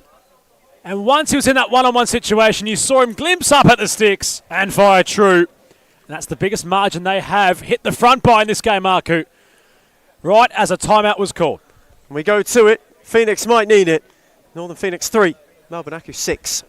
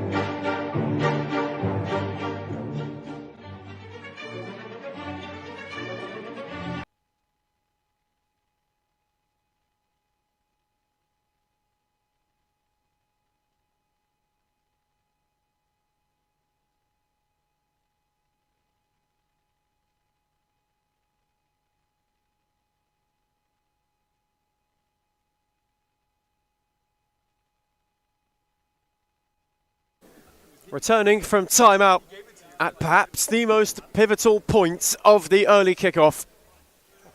Phoenix with it all to do. Phoenix with a mountain to climb. Melbourne Aku marvelling in their 3-goal lead. Having soaked up pressure, they really rubbed salt into Phoenix wounds, and Stellitano is trying to shift the momentum.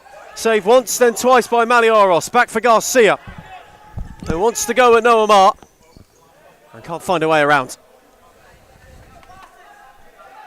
Side ball quickly. Hogan out the other way for Shemazy. He tries to be Mazy. Garcia lost out. Tug Campagna back. And for that, receives a yellow card. 4 minutes and 31 seconds left on the clock. Phoenix, they have to be perfect.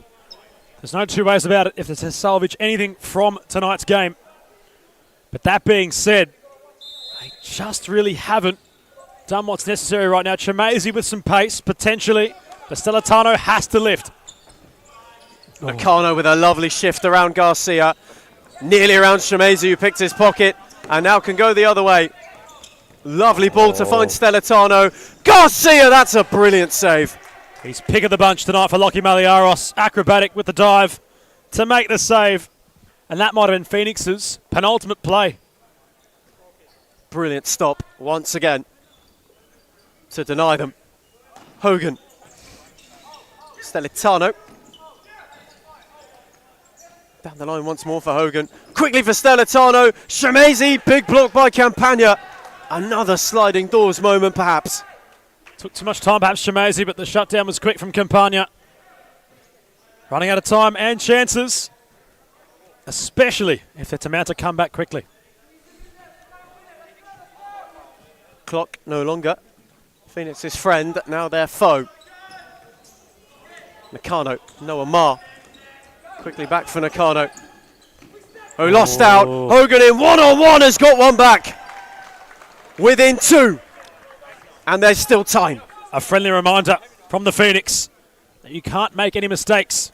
Certainly when Hogan's lurking about.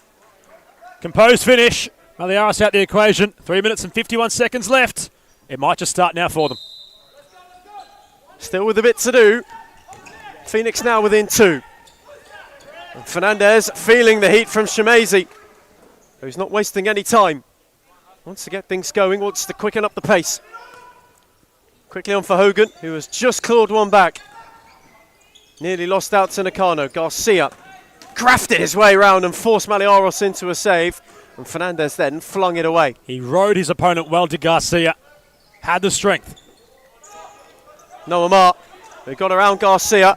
Went alone and got it sweetly. That's a good save from Montfroy.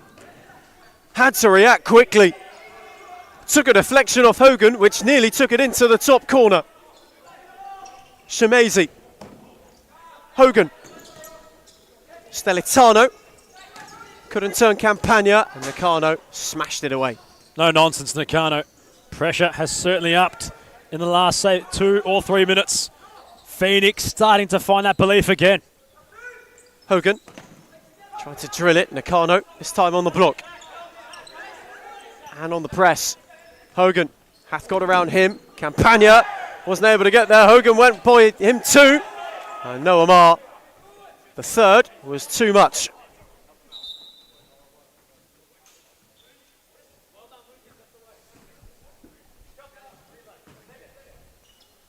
In fact, Enzo Campagna has just stayed down for a minute. Back on his feet now. Seems to be okay, but he's coming to take a breather. 3 minutes to get 2 to get in it. And it might earn them a point if they do so. For Melbourne Aku, 3 minutes, which will feel like 3 months.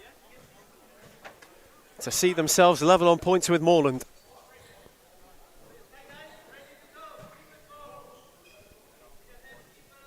Blues, of course, have a game in hand.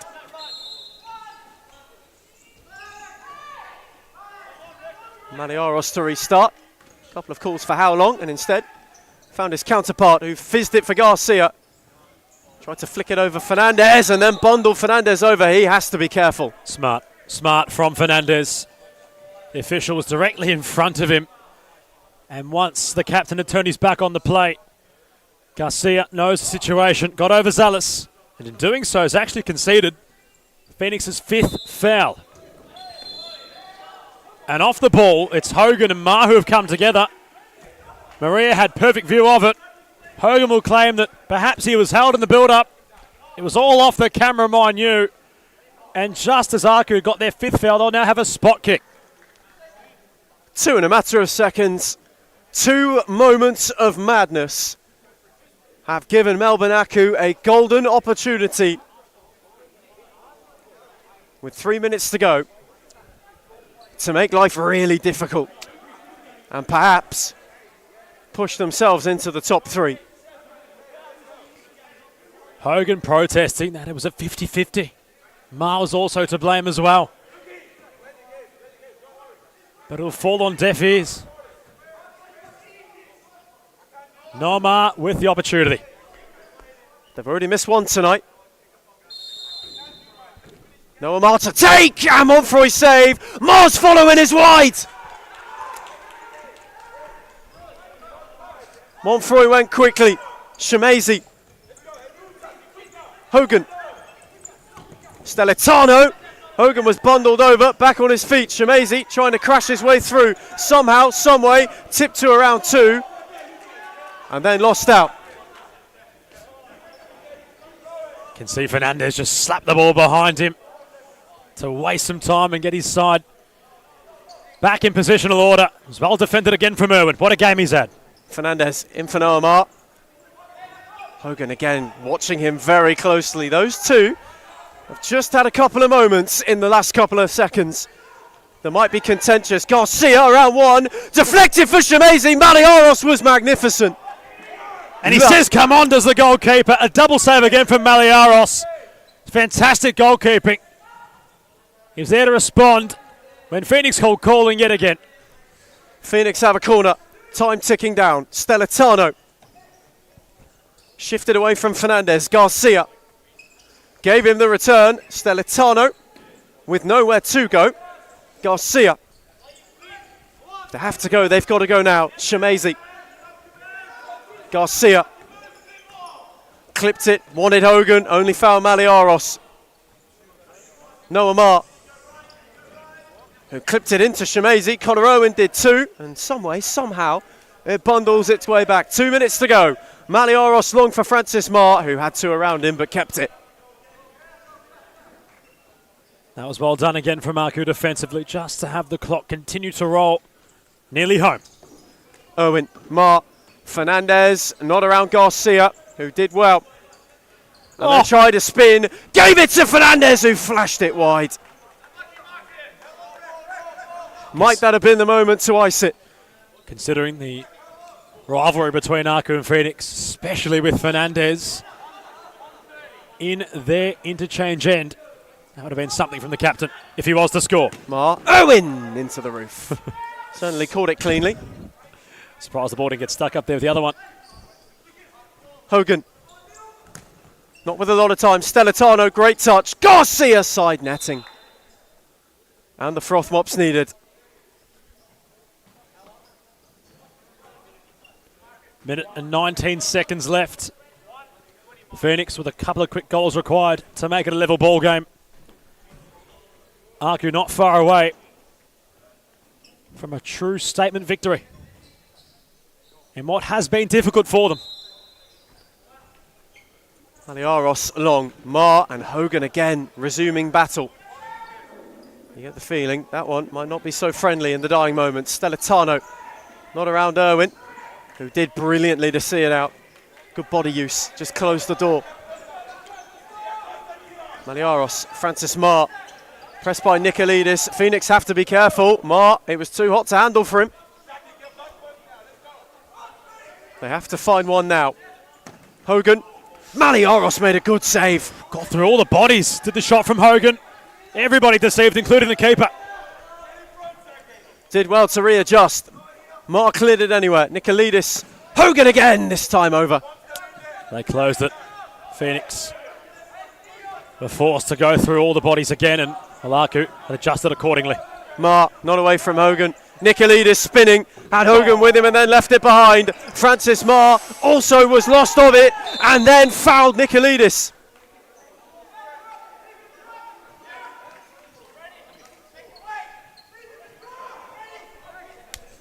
A feisty and fiery one, adds another foul to it. Phoenix have a free kick with time running out. 53 seconds. They need 2 in a minute to earn a point. Nicolidis nearly sold Hogan short, who was met well by Marr, just to put him off at the dying moment. All about those little seconds, the sliding doors circumstances. And Melbourne Aku tonight have made all of them go their way. Maliaros, Marr, Francis wanted to flick for Noah. Montfroy, quickly for Hogan. Shemezi, whose touch was loose, made it work, then fired, blocked by Irwin. Came back to him, Nicolidis. Beyond Noah Marr, stabbed it. Stellitano tried to turn it back. Francis Marr on the cutout. Wanted Fernandez, but found touch. Home and hosed. Aku know they've won this. 24 seconds left. They couldn't be anything late, could they, from Phoenix? Nicolidis wins a corner. It's only a 1-goal deficit, maybe, just maybe, but 2 goals in 20 seconds is a tall order, despite having a corner. Stellitano's take. Nicolidis wrapped the side netting again. That might be that. Unified in their performance tonight. It was comprehensive from all angles for Aku. It was all Phoenix in the opening half. That goal in which Noah Marr had scored, Ethan, dare I say, the most important. Right on the cusp of half-time, he set the tone with an Aku lead heading into the break. And since the start of the second half, they've well and truly been all over their opponents. It has been a systematic shutdown from Melbourne Aku on how Northern Phoenix have wanted to play. A win which will keep them third. Take them level on points with Moreland for the time being. They're up next. and will no doubt will be watching with one eye. Nikolidis lost out, and Melbourne Aku cement their place in the top three. Comprehensive, critical, ruthless, and in the end, magnificent. Kiwimu's side came from behind early, withstood a storm, and in the end, it's Northern Phoenix 4, Melbourne Aku 6.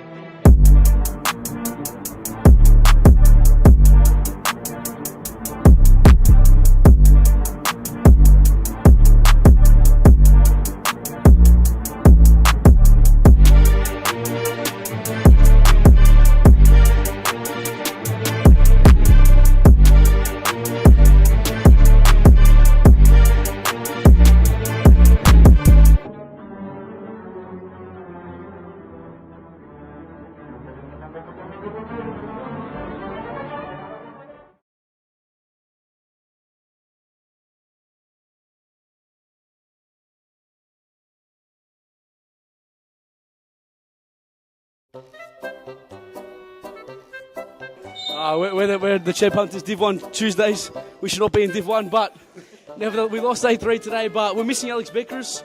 Send him hate. If you know who he is, please send him hate, and that's it. Well, that's exactly right, James. What's going on with that? Our gaffer, we've had a gaffer, for the whole team, and then he hasn't rocked up. Last 2 weeks, Lucas Smarra, you know who you are. You better sleep with one eye open tonight because we're coming for you, mate. You better sleep with one eye open, Lucas Smarra. You know who you are. I brought the boys over, and we're all former NPL players.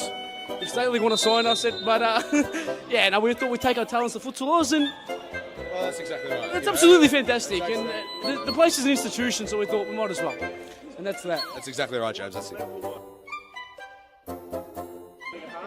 It's not hard, it's just that we're struggling to find our feet. I think the lack of fitness is really affecting our team.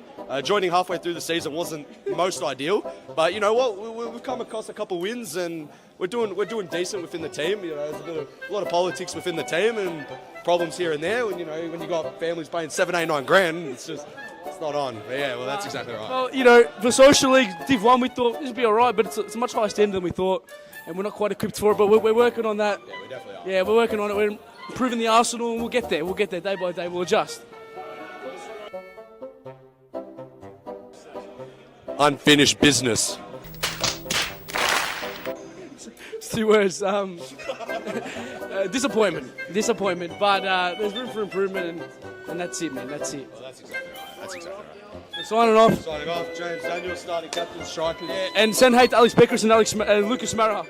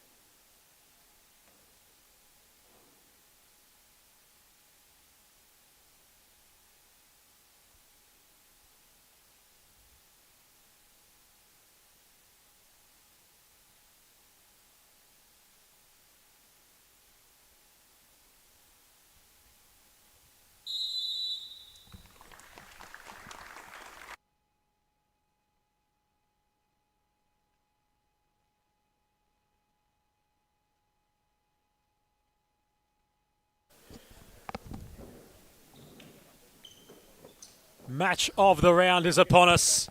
It's the Blues and the Mighty Lions who lock horns after the minute silence for the returning Christos Apostolakis, whose grandfather during the week had ultimately passed away. Our thoughts firmly with that of the man who makes his return from a mid-season vacation in Europe. But no vocation in what's to come here. Full of action, full of drama, full of desire are those in white after last week and the real serious test they had from Melbourne Arku. The Lions, their greatest test so far this season, that of course up against the champions of the Northern Blues. As we have a look at their on-court lineup. Very strong, very firm. Ibi Habe remains the goalkeeper. Dos Santos had his ban overturned throughout the week. Ata Ibrahim returns to futsal action, bar an injury. Enrique Pimenta also coming back following much of the same, with Adam Cooper on court as well. For the Lions, Mazen Abdallah is the goalkeeper. Evangelista and Chavinan are on the flanks. Andre Caro is the man fixing things, and Alison Lima is in the pivot. Adam Palombi, Ethan Rigg, where else would you want to be on a Friday night? It's all set to ignite here as Lima rolls the ball, and away we go.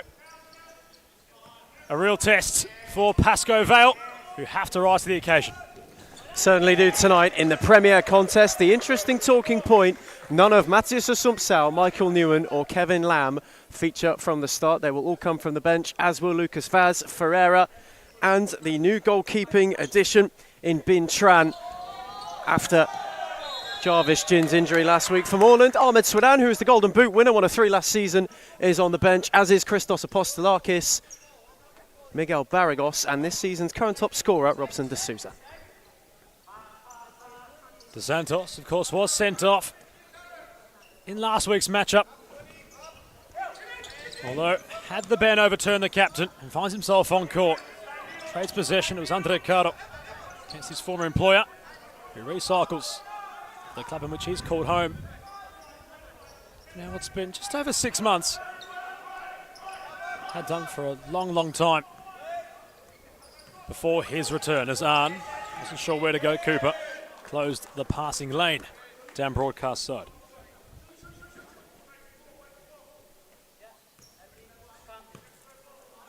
Andre Caro for Alison Lima, the Lions, especially after last week, looking to just have a statement made. What a great test it would be against the champions if they were to find 3 points, although Moreland, of course, notifying now that Melbourne Arku are equal in terms of points. Of course, those in blue with a game in hand, but Fitzroy at the top of the table, just starting to latch away. It's important the Blues keep perfect until their eventual matchup on 3rd of October. And that game's coming up thick and fast. Only a couple of rounds away now after tonight. And a win for Pascoe Vale takes them within a point of Moreland, and they will have played the same game, so a crucial one for both teams. Abdallah flirted with going off his line to try and draw out a couple of Moreland blue shirts.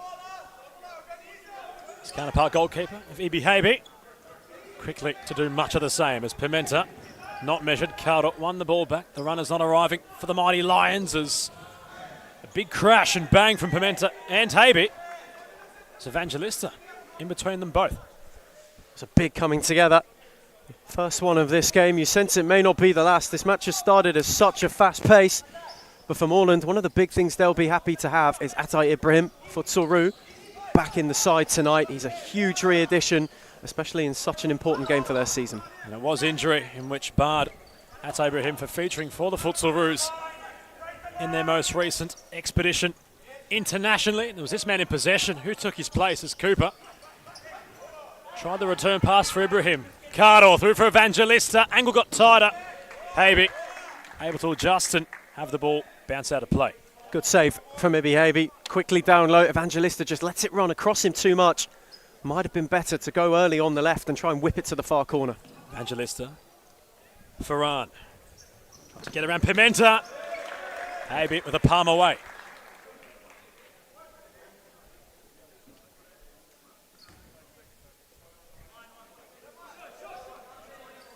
Evangelista's side ball.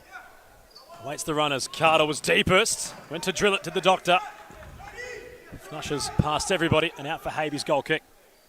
Bright start for Pascoe Vale in this game. They've kept possession well early.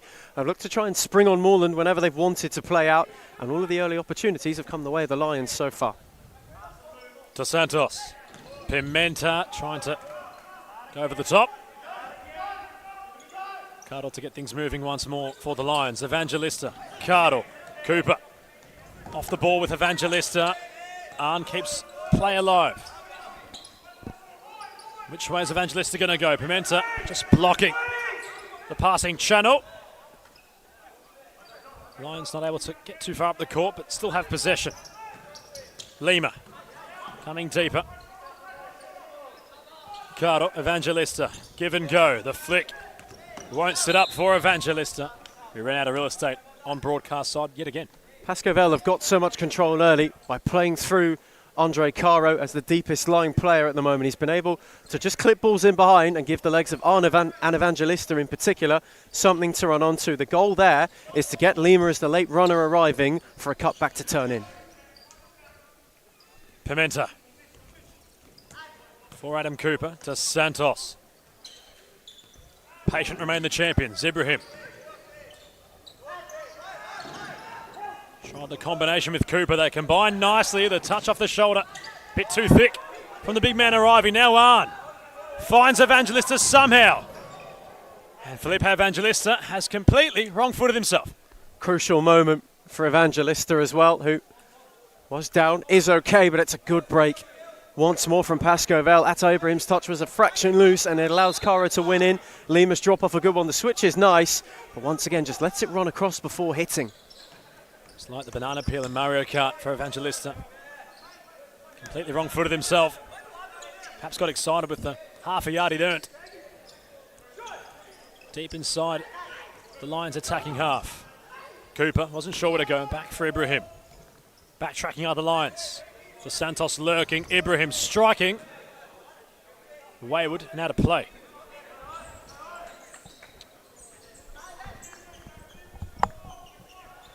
In fact, it's gone out for a side ball. Abdallah opening up the goalkeeper. Lofting for that of Alison Lima, who's arriving. It was a brief pause for everybody, considering it was a great opportunity, aerially, for Pascoe Vale's number 8. And it's what Mazen Abdallah gives this side when he's in the team. The ability to use a keeper who's good with his feet. You saw it there, and they nearly went direct to good effect. Big slide from Arn. Cooper very strong in the centre of the court. Once Lima was making his inroads, Evangelista got around KDS from behind the captain. It'd have to be a foul. The question is, will it be a card? That's what the Lions bench want. Matis Asumsau has his bib off and will come on for the free kick. In fact, it's going to be 4 changes for the Lions. Nguyen, Vaz, Kevin Lamb, who makes his return also, accompanying the free kick taker of Matis Asumsau. It's not a bad quartet to sub on, especially for a situation like this, perhaps just an energy shift. Asumsau from the dead ball. Hits Cooper. The follow-up takes the deflection. Lions corner, but Cooper wore that completely on his beak. Didn't know anything about it either, Adam Cooper. Sumsau struck it sweet, trying to clip it for Michael Nguyen. And then on the rebound, pure instinct to lash it goalwards, but Adam Cooper's a tough lad, he'll be all right.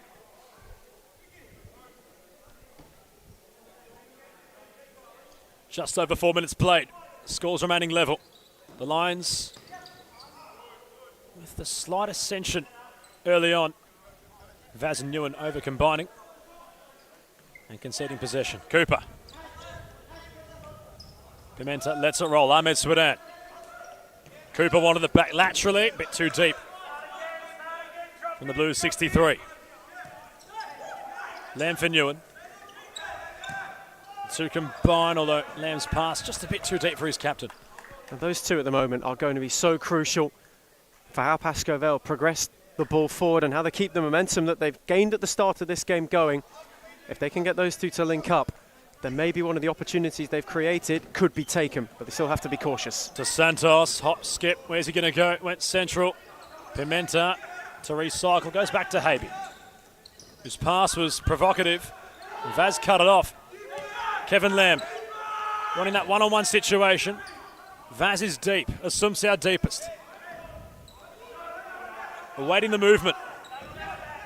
Ships it centrally. Newen nearly got the rub of the asphalt. And you can sense the captain knew that was his moment to try penetrate down the centre. Certainly did, and it's the important touch from Ahmed Swadan that gets in the way. Otherwise, that ball would have just skipped into his path nicely. A crucial cutout from Moreland's number 63. KDS nearly away from Assumpção. Matheus wanted the Moreland Blues captain to just have his shirt with him on his journey. Pulls it back and the Blues get it moving quickly from the foul. Cooper steps inside Lamb, got his shot away. Takes a touch. It's the Blues' first corner of the outing. And it's at the end of their best passage as well. They're able to get Adam Cooper a yard and he's just able to shift inside. A good block is made, but now they've got some momentum. Can they make it count? Assumpção goes down in the build-up. Ibrahim back to his keeper. Pimenta. Ibrahim. Cooper coming short. Swadan on the far side. Ibrahim lurking. Cooper getting some meterage inside his attacking half. Vaz clears accordingly. Bounces right along the broadcast position. And inside Moreland Blues technical area, they have a side ball.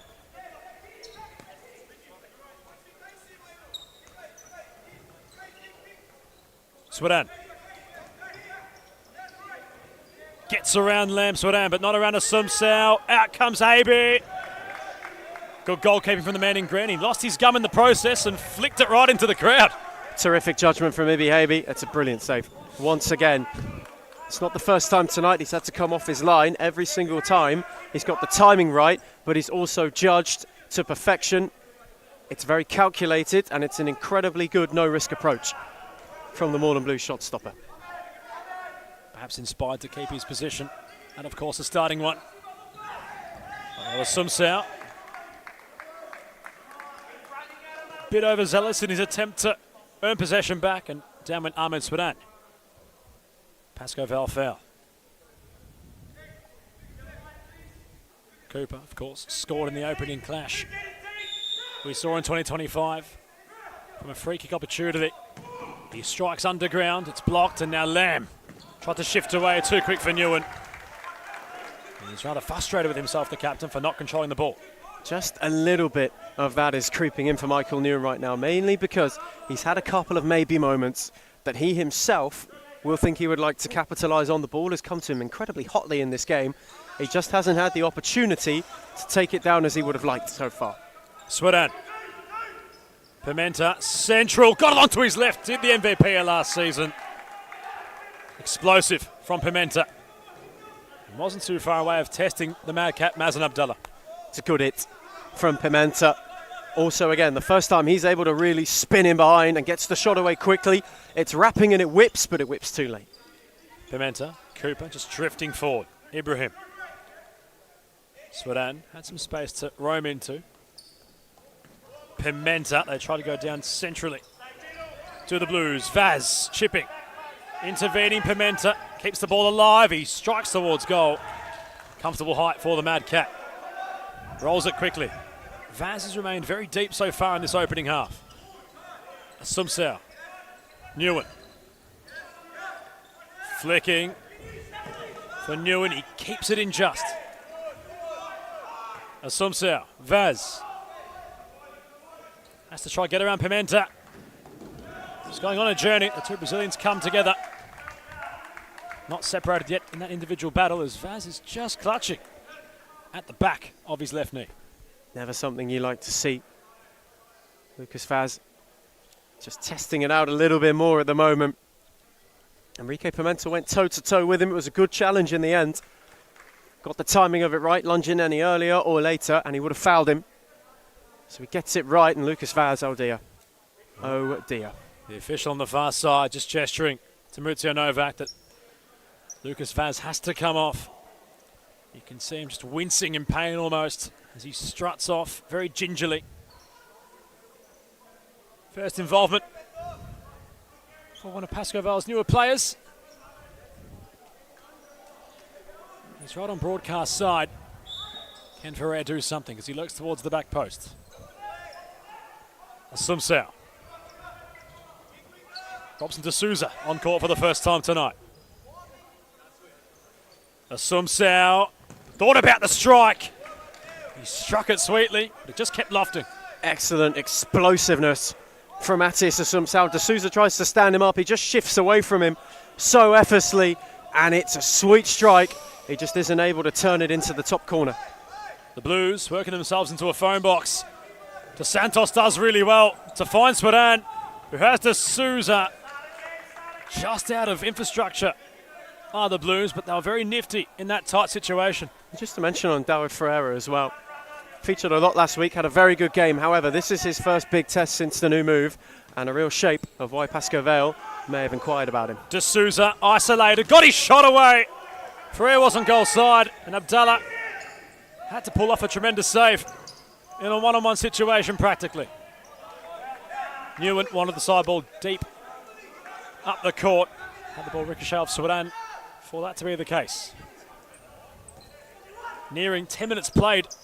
Stop clock time in this first half. We're still scoreless as Ferrer shifted around everybody onto his right and out of play. Tidily done from Ferreira. Just a quick shift and a tidy bit of footwork in that space. Able to work a yard for himself. The only problem is when it comes to the shot at the last moment, he drags it. But that little burst is something that's promising for him and something that Pascoe Vale will want to see more of, as this has been a rather cagey start to this game. These two sides meeting time and time again. It was the state championships in which, when there was a trophy on the line between them both, it was Mond who came away with the win, only up the road at the Trobe. Asumsao. Newen, Ferrer. A lot of the play going through this man right now for the Lions. Ferrer played decoy. Asumsao got it back. Don't think it was a delivery in which Matthias might have wanted from Michael, but that's how they combined, and the shot went up and over the crossbar. Touch too hot to handle on the return. It's not a bad return by any means from Michael Newen. It's just a fraction too quick for Asumsao to get a clean connection on the strike. Asumsao with a bit of body. Ferrer central, Lamb, tight angle. The cutback for Michael Newen. Habe, it was a deflecting ball. How quick he was to scramble and dive to make the save. Brilliant save. Absolutely brilliant save from Ibi Habe. You see him almost readjust in mid-air to get his momentum across to the other side. Just gets a fingertip on it, but that's all he needs. It's a fabulous stop. Carter on for Asumsao. Ball goes back towards the Madcap. Mazen Abdallah wants to take it on. Habe was flung at thin air. But Newen was claiming there was a touch on its journey. And the Lions have a corner, but how sweetly struck was that from the Madcap? Belter. Absolutely beautiful hit. It was blistering. Habe did well to get a hand on it. Newen gets it deep. Ferrer central. D'Souza strong. It falters back to Abdallah. He went for loft. He goes out of play. If not near 10 minutes, we're at 10 minutes played. Stop clock and all the cuttings. And we're still to have an opening goal. Both sides even. The Blues not dispatching towards Abdallah since the effort which was denied. The Lions with a decent start, although it was Atta Ibrahim who's looking to progress with the ball. Newen wins the foul. Michael Newen just does enough in that situation to draw Atta Ibrahim closer and closer. And it's just a touch overzealous on the press. And Newen has got his way in behind. And Dos Santos in retreat had to get the block in, because otherwise Habe would have been tested. It's another Pascoe Vale corner, but a brilliant block from the Moreland skipper. It was needed. And while they're just building further and further are the Lions. Corner. Cardos central, Evangelist to the target. Although the Lions have had possession, Ethan, they're just struggling to manufacture an adequate angle for a genuine strike on Habe. They've got Moreland under immense pressure at the moment. It is that finishing touch that's deserting them, and it might be something they need to make the most of. Swedan on the edge of the area. The smooth operator manufactures a corner in superb fashion. Awaits the runners. Had to go quickly. The count was ticking down.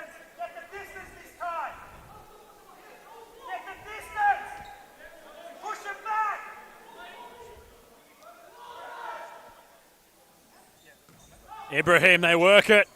Nearly, it was D'Souza. He was on his lonesome at the back post. Swedan just out of room to get the pass away.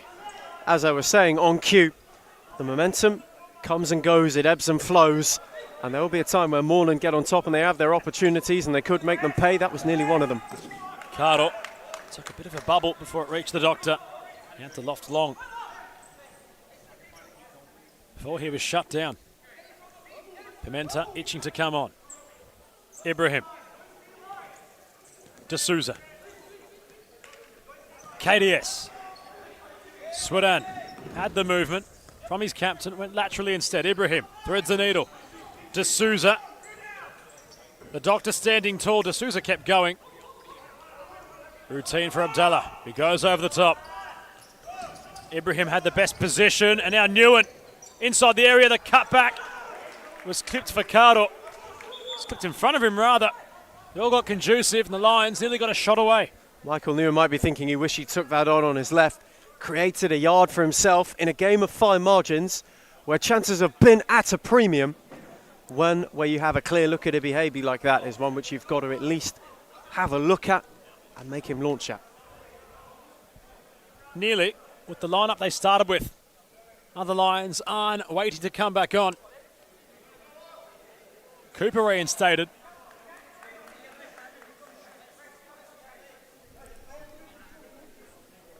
Well, Mazen Abdallah had no shin pads on, and I believe he's gone into the book.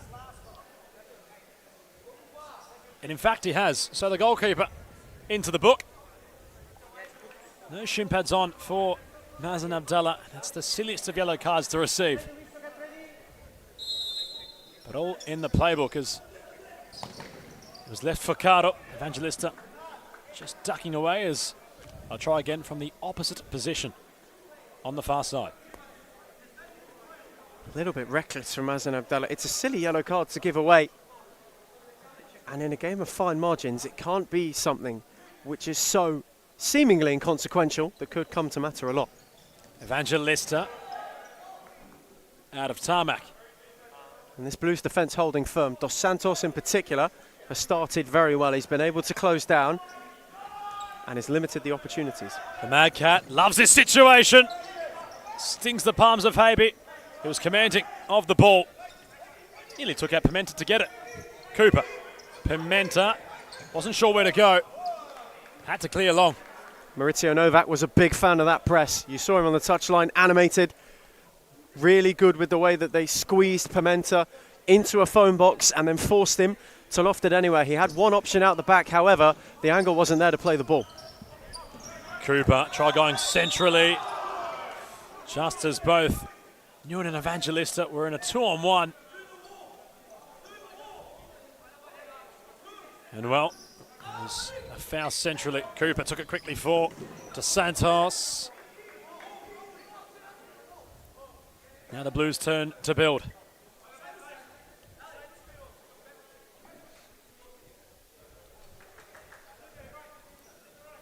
Cooper's corner. Swedan took a deft touch onto his left. Abdallah might have been unsighted, but the ball just going wide of his goal. Easily Moreland's best opening as well. Swedan out of nowhere, smoothly cleared his way through and then smashed it wide. Lima nearly on Farhan. Is there a quick transition in play? Pimenta says to calm things down through Cooper. The MVP had to go quickly.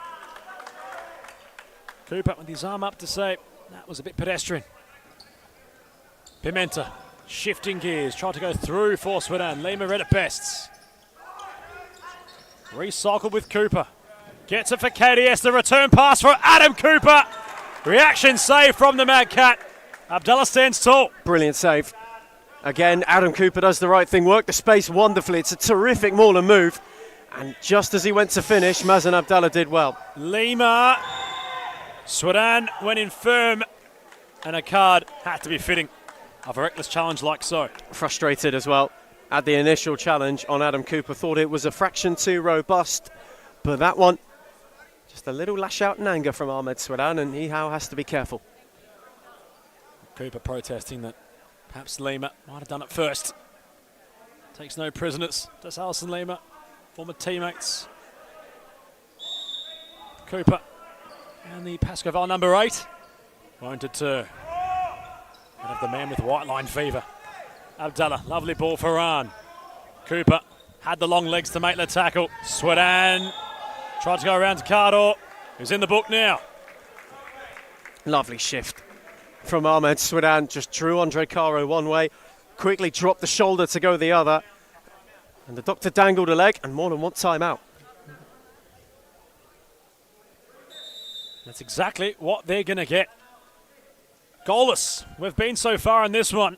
The Lions, upon the resumption of play, have to defend a free kick, which the Blues have, as we cross to our first time out.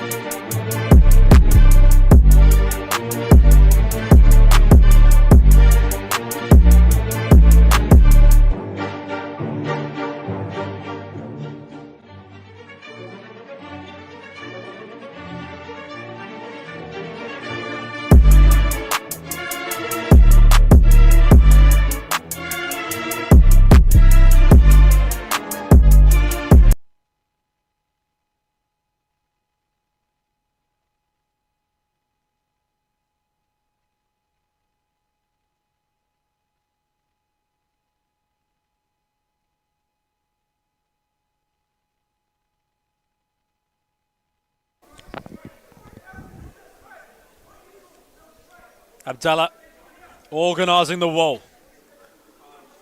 Cooper looking to pick his place.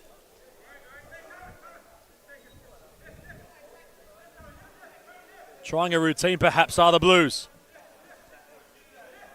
The Mad Cat really trying to make sure everybody's in place. Has Pimenta, took it on. Hits Lima.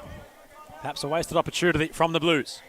With the set play that they looked like they might have been lining up, almost using all of the runners as decoys, Adam Cooper included, to line up that shot for Pimenta. The only man who wasn't fooled was Alison Lima. Cooper drilling the ball in. Ritsu Novak and KDS coming together, of course. Good mates off the court. Them combatants upon it. Pimenta. Not sure where to turn. He tried to lace it for Cooper. Done really well to draw in two players. Did Ricky. Just too much pace in the pass. And it's those fine margins at the moment that neither side have really been able to get nailed down in this game. It's been cagey, it's been tight, and that's starting to show in the end product. Brilliant ball from the Mad Cat to find Alison Lima. Confusion between Habe and Pimenta. And he's tested that time and time again tonight, the Mad Cat. It was an open header for Alison Lima, which was just wide of Habe's goal. Corridor of uncertainty from Mazen Abdallah. It's a beauty of a ball. Confusion between Habe and Pimenta about who could come and who couldn't. Abdallah came a long way, and Pimenta over the top. He laughs about it casually with KDS. Abdallah was scrambling back, and Pimenta wasn't too far away. Inches, Enrique Pimenta. Just didn't dip under the bar for him. To Santos, Usher's Evangelista. It was a nice idea from the doctor. Tried to curve it up and over on broadcast side for his teammate. Swedan to Santos, exchanging. Cooper shifting around the doctor, who backtracks in time, wins the ball for the Lions. Arm couldn't go down the corridor. Now Swedan. Cooper, Pimenta. Can the champions unlock the Lions? Habe, 2 touches to Santos. Commanded the ball. Cooper, nearing the final third of this first half.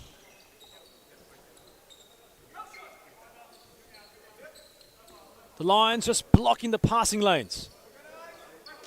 Pimenta in possession. Swedan lurking further up the court. Pimenta from on the paint of the halfway line took it on, only for the shot to be blocked. Both of these teams have been incredibly disciplined defensively in this first half. Pascoe Vale have shut the channels down well, whereas Moreland's main defensive wins have been in the corridor when the Lions have looked to go extra direct. You saw it again there with Chavinan losing out, and that's where both sides have looked to nullify one another. So 2 different defensive setups, both working right now.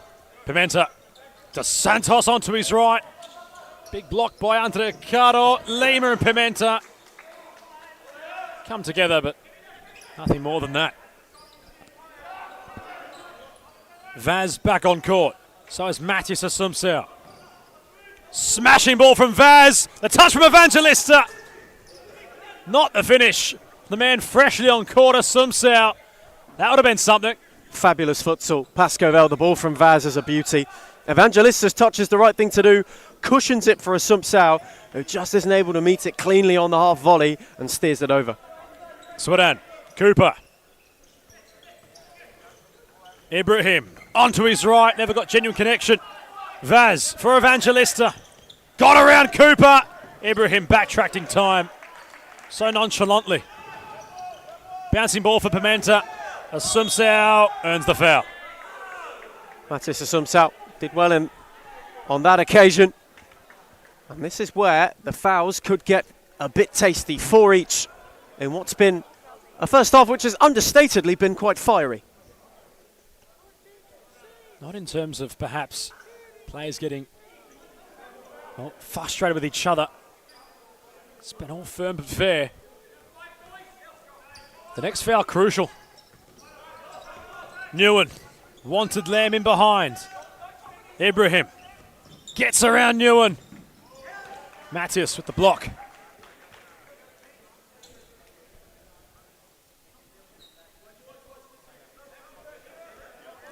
How will the Blues blink?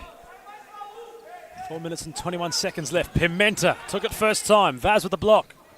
Chip ball was there for Swedan. Lamb nearing that run in behind. Vaz trying to just thread the eye of the needle. That's where Kevin Lamb is so dangerous, where Pascoe Vale have that space in behind. They draw Moreland further forward. The Blues happy to keep possession as well. It opens up that space, and Vaz nearly, ever so nearly, just turned one for him. Brilliant ball from Ibrahim. A bit too high perhaps for Swedan. Only could flick it up with his head. Now Lamb off the volley! And upon his return, it's lights out Kevin Lamb, who strikes it sweetly first time in midair. And the Lions draw first blood in this one. Brilliant goal. The ball from Mazen Abdallah is inch perfect. The readjustment on that throw fizzes it into Kevin Lamb, who's able to swivel and take it on the turn, drills it through the legs of Habe into the net, and Pascoe Vale finally take one of those chances. And Assumpção is galloping through the centre. Got it through Cooper. Matthias Assumpção. Nearly the Jogger Benito tour here in Darebin. Nearly. An absolutely brilliant double as well from Assumpção. Inches away. And they're full of belief now, are the Lions. Vaz with a skip. And his shot was just wide. The stall warnings in the cockpit. Milton Sakis' side right now just starting to sound as the Lions fire wide on 2 occasions. Well, Pascoe Vale will understand this feeling for Moreland. They were the only side last season to beat the Blues. The only side to beat the reigning champions last season. Denied them an invincible season. And at the moment, have started this game brighter too. Ritzio Novak nearly on the court. Perhaps the best passage of futsal they've played this season. Habe asked a lot of Ibrahim, who's kept it in by the skin of its teeth. Calls for calm. Swadan shifts inside of Newen, just does he? Wasn't sure where to go. But in the end, it was a foul. And that's their 5th. The Lions concede it. They're the first to reach 5. There's a firm tussle for the ball. And Mohamed Swadan draws the foul. Newen a touch too firm, perhaps. And it just puts them on a tightrope. A goal up with 3 minutes to half-time. Oh, Pimenta wasn't sure. Habe couldn't get there. A big puff out of the keeper's cheeks as a timeout had to be issued. Pascoe Vale, upon the resumption of play, have a deep side ball. The Blues not sure what to do right now, and the champions will need to tuck in as we enter another timeout break.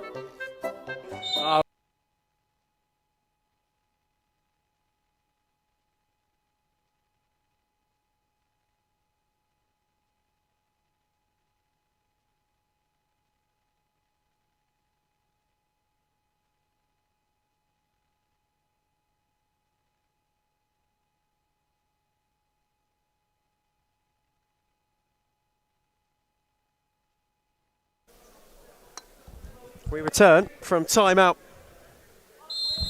Pascoe Vale a goal up against Moreland and pushing for a second. Lamb for a Sumsal. Driving at Atay Ibrahim. Lamb left it for Lucas Vaz. Blocked by Dos Santos. Ibrahim wanted to play him. Vaz continued it by picking it off. Had Lamb one way and now is crowded up by a sea of blue.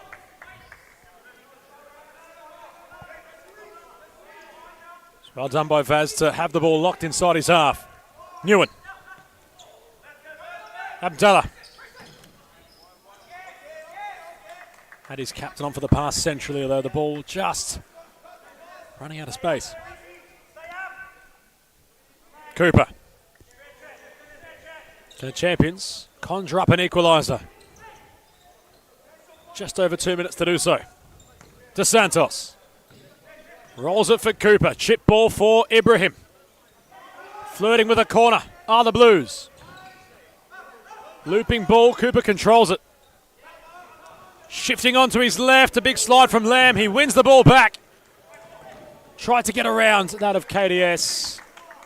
But the Lions have a side ball. Centre court. Sumsal does well just to talk himself out of that challenge when he sees Lamb go for the slide. Could easily have given away a 6th foul. It's a good decision. Vaz. No look. Lamb. Asumsao. Cooper greets him. Asumsao onto his right. Had ample time to strike. Although that's something he'd want back. As Newen and Ibrahim come together and the captain wins the duel. He was travelling as well from Matthias Asumsao. He caught that sweet, as sweet as you'd like. Pimenta. Shifting inside, had the double block. Asumsao nearly on for Lamb. Pimenta meanwhile. Mazen Abdallah not best pleased with that, and it's understandable.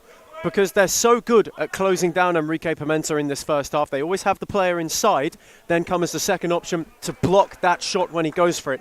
The first time he has space, and that's why Mazen Abdallah is so frustrated. It's that good work that he doesn't want to come undone because the lead is so slender. Side ball for the Blues. The ball from the Mad Cat just flirting with the railing in the roof. Pimenta nearly made him pay.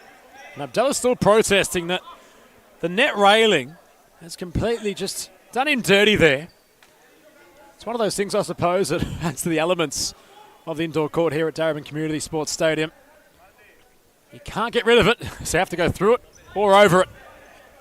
Abdallah could do neither at time of asking. He goes a bit more grounded this time. Slip from Evangelista. Numbers with the Blues. Carter had the position. Has a glance behind him, the doctor. Has Lucas Vaz. Pascoe Val have an opportunity.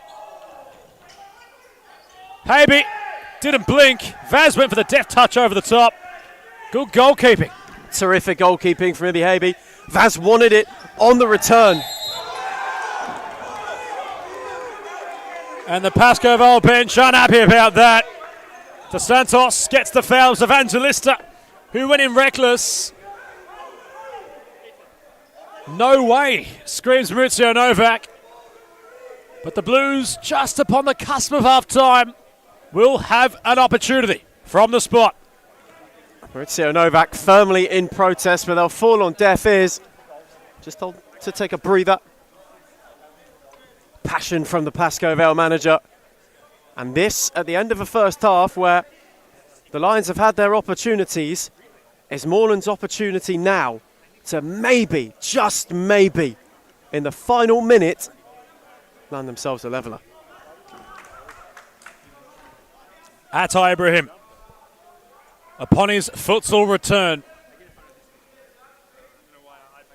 had to vacate Miles Downey's futsal roost side due to it. He steps up upon his return at SFE competition to only be denied by the Mad Cat, although it'll be a retake. The question is, did Mazen Abdallah step over the line?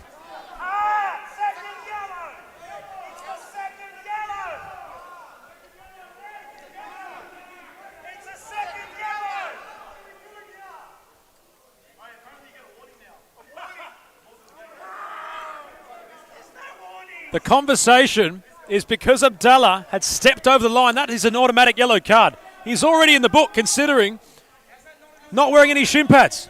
The Blues protesting for their second yellow to be awarded to the Mad Cat, who's lost one of his 9 lives now. It'll be a retake nonetheless.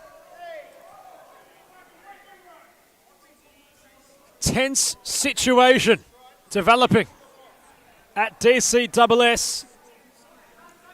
Ooh. How narrow was the margin, Ethan? As fine as you'd like. Upon a glimpse of it on the broadcast. Meanwhile, Ibrahim, upon his SFV return, has it denied by Abdallah. What a save. What a brilliant save from Mazen Abdallah. Milton Sakos protesting why that second yellow card wasn't issued, but he makes up for stepping off his line. Not averted yet the danger for the Lions. Blues corner. Ibrahim flicks it for Sweden. What can the champions muster up here? They bite down on the gum shield. Sweden went wide for KDS, although they've just overplayed it. It's been the story of Moreland's first half. A lot of good moves, a lot of good opportunities, but they've just overplayed it at the wrong moment. The final ball and the finishing touch that we've seen has not been there so far, and that's why they find themselves a goal behind. Current league leaders Fitzroy watching this game with a close eye. De Santos had to concede a corner. Still time for more late drama at the other end. And that's where the ball is for Pascoe Vale. Vaz behind the corner. Evangelista lurked towards the back post. Newen. Cardos, seconds ticking down. Abdallah went first time. Vaz competed. But it will be a corner. Last touch off a Moreland blue. Did well there, Lucas Vaz, just to get himself in between Kevin Dos Santos and the ball, created that confusion and indecision. Andre Caro struck it sweetly. Did the doctor. Miscommunications allowed for Swadan to stroll in. New with a big slide.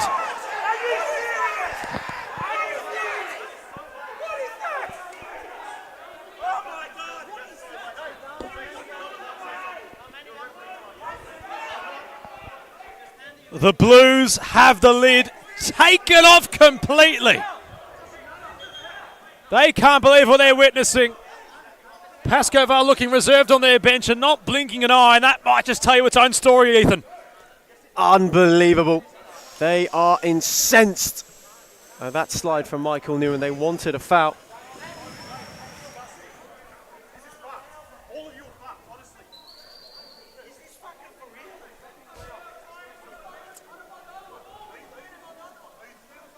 Oh, the benches will have a bit of a bickering between each other.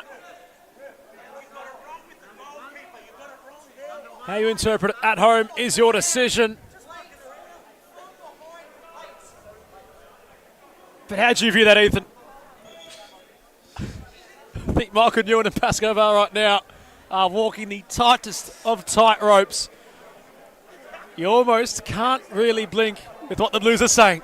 I don't think the ice can get any thinner underneath Pascoval's feet right now. Apostolakis having a lot to say to our Commissioner Josh Fusco, who right now is overworked like a chef in a soup kitchen. And well, if that hasn't set us up for a big second half, I'm not sure what else could. Last second of play, Newen will see it out.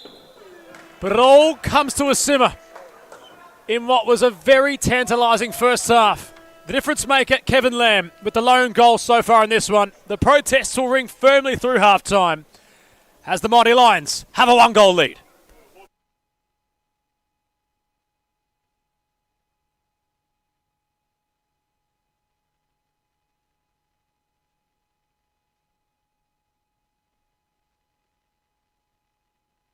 We're the Chip Hunters Div 1 Tuesdays. We should not be in Div 1, but nevertheless, we lost 8-3 today, but we're missing Alex Beckers. Send him hate. If you know who he is, please send him hate, and that's it. Well, that's exactly right, James. Going on with that, our gaffer, we've had a gaffer, for the whole team, and then he hasn't rocked up. Last 2 weeks, Lucas Smarra, you know who you are. You better sleep with one eye open tonight because we're coming for you, mate. You better sleep with one eye open, Lucas Smarra. You know who you are. I brought the boys over, and we're all former NPL players. If State League want to sign us, we thought we'd take our talents to futsalers, and well, that's exactly right. it's absolutely fantastic. And the place is an institution, so we thought we might as well. And that's that. That's exactly right, James. That's it. It's not hard, it's just that we're struggling to find our feet. I think the lack of fitness is really affecting our team. Joining halfway through the season wasn't most ideal, but you know what? We've come across a couple wins and we're doing decent within the team. There's a lot of politics within the team and problems here and there. When you got families paying 7, 8, 9 grand, it's not on. But yeah, well, that's exactly right. Well, the Social League Div 1, we thought this would be all right, but it's a much higher standard than we thought, and we're not quite equipped for it. But we're working on that. Yeah, we definitely are. Yeah, we're working on it. We're improving the arsenal, and we'll get there. We'll get there day by day. We'll adjust. Unfinished business. It's 2 words. Disappointment. But there's room for improvement, and that's it, man. That's it. Well, that's exactly right. We're signing off. Signing off. James Daniel, starting captain, striker. Yeah, and send hate to Alex Beckers and Lucas Mara.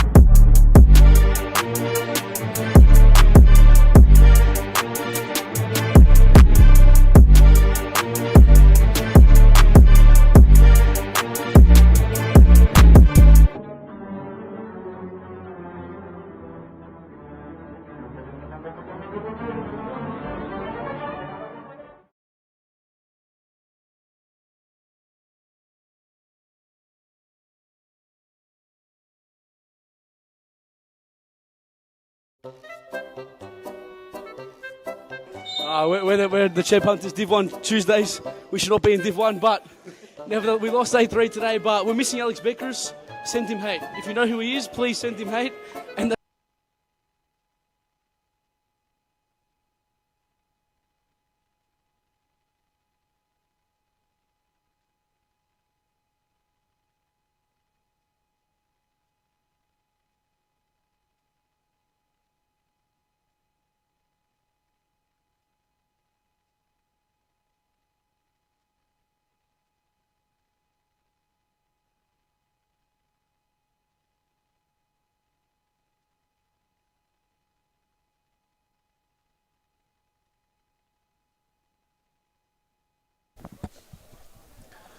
About to resume play. Here's Atai Ibrahim. The Blues chasing a one-goal lead courtesy of Kevin Lamb upon his return. It all got to a boil at the cusp of half-time. The Blues feeling a bit hard done by. But nonetheless, he resumed play. And Ethan Rigg, if there's any feeling in this one, we mentioned before it started, it's now off the chain, really. Oh, my word, it is tense in here. It is so tense in here. You could cut this place in half with a knife, genuinely. There are little spot fires popping up. There were words at half-time. Do not expect this to be anything less than fiery. Evangelista went very firmly into KDS. There's your first example.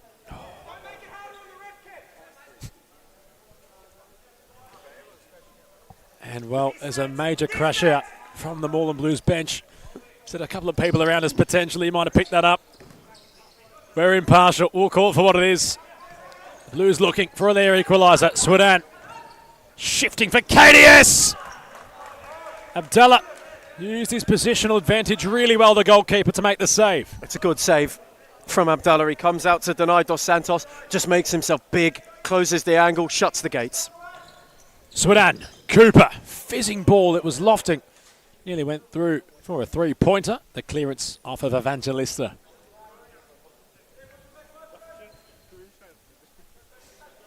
Swedan from the side ball to Santos. A big block by Andre Caro, who got on the ground to make it. He's had a very understated game so far tonight, Andre Caro. Was metronomic early in the first half, but his defensive guile has been superb for this Pascoe side, and that intelligence and organisation is starting to come through for the Doctor. Arn cuts it off. 3 against 3 for the Lions. Ibrahim with a nice slide and just forces his attacker wide. Caro. Arn awaits the movement. Lima got a flick onto it. Now Arn draws a corner. It's not a bad outcome for Paco. It's certainly not from Chavanard. His options were limited, so he took the effort on himself. It's a good effort. It was his only real option. And he does well to win a corner. Fortune perhaps favouring the brave a bit. Evangelista's take, using all 4 seconds. Had to go quickly. Happy to roll. Ibrahim trying to really emulsify into this new court, which it is for him right now. It's been some time since we've seen him. It's great to have him back from a Blues perspective. Swedan, the smooth operator, couldn't get around the Doctor. And Ethan, echoing your statement, he's gone under the radar tonight as AC7, but Cardle really defensively sound so far. Certainly. PhD in a 1v1 right there. It was superb from the Doctor. Precision-like. Just to slow up Swedan. Didn't get sold. And when he ran out of shifts, he then got in. Equal to the measure of Swedan. The Blues just regaining their composure, but unable to infiltrate Abdallah yet adequately enough. To Santos, Cooper, Swedan deflecting ball, Caro wanted to find clearer pastures. Habe right back into the mixer. Abdallah came a long way. Read it best to the Mad Cat. He's done that well tonight, Mazen Abdallah. His judgment on those long balls has been very good. Side ball for Cooper. Dos Santos flicking back for Ibrahim. Can they find room to get a shot away the Blues? Ibrahim nearly sitting down Lima. Just couldn't readjust to the opposite direction. Cooper, broadcast side. Swedan. Ibrahim.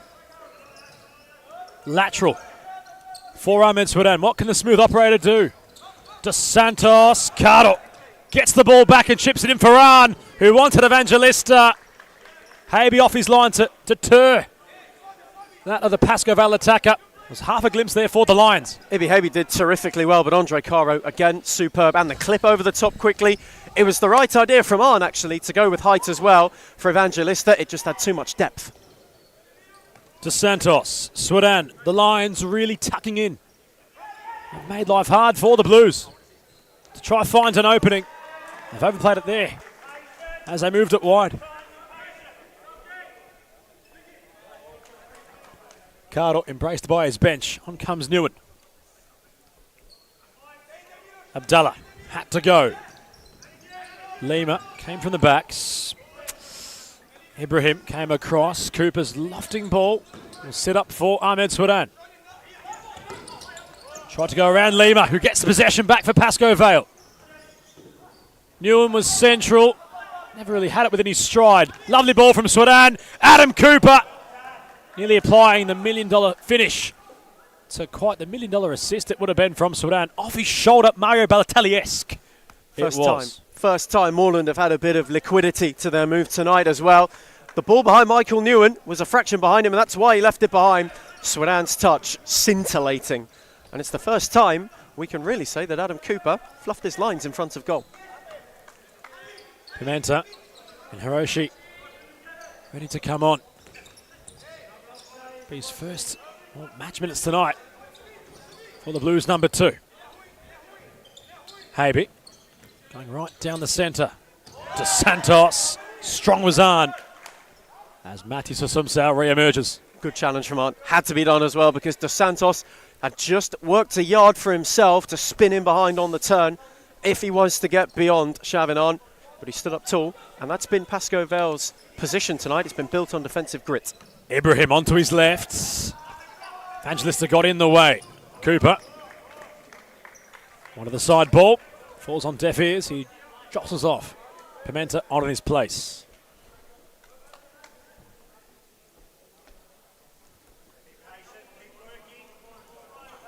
Sakos calling for patience and to keep building. His side needing a champion's response. It's been faultless so far from Pasco Vale, albeit a couple of decisions maybe going their way as Newen's gone over the top. Pasco Vale going to celebrate, but Ibi Habe remains on the deck, and so does Newen. How do the officials read this, Ethan? Well, well, well. It's a brilliant finish from Michael Newen, and the ball from Abdallah's great first of all. However, the main concern has to be the welfare of both players. It was heavy, that collision. Unfortunately for Ibi Habe, the goal will stand as Michael Newen got there first. That is why the goal will stand. The initial contact was made by Michael Newen. Habe was just a touch too late, but at the moment, that doesn't matter because both players are down injured. Habe's clutching his head, Newen's clutching his chest. It was a rather nasty collision. So the point of focus, forget the goal, is on the welfare of the players. All eyes for the ball were both players on that scenario. And with that being said, Ibi Habe still remains on the canvas. Newen is just checking his opponent. It was a very crafty finish from the Lions captain, although what award. The stretcher has been called. Ugly viewing this might be right now. In fact, it certainly is. Habe has not moved. And if anything, we're going to cross to a timeout break. The Lions with a 2-goal lead as we go. Well, that's exactly right, James. Going on with that. Our gaffer, we've had a gaffer, for the whole team, and then he hasn't rocked up. Last 2 weeks, Lucas Smarra, you know who you are. You better sleep with one eye open tonight because we're coming for you, mate. You better sleep with one eye open, Lucas Smarra. You know who you are. I brought the boys over, and we're all former NPL players. If State League want to sign us, we thought we'd take our talents to futsalers, and Well, that's exactly right. it's absolutely fantastic. And the place is an institution, so we thought we might as well. And that's that. That's exactly right, James. That's it. It's not hard, it's just that we're struggling to find our feet. I think the lack of fitness is really affecting our team.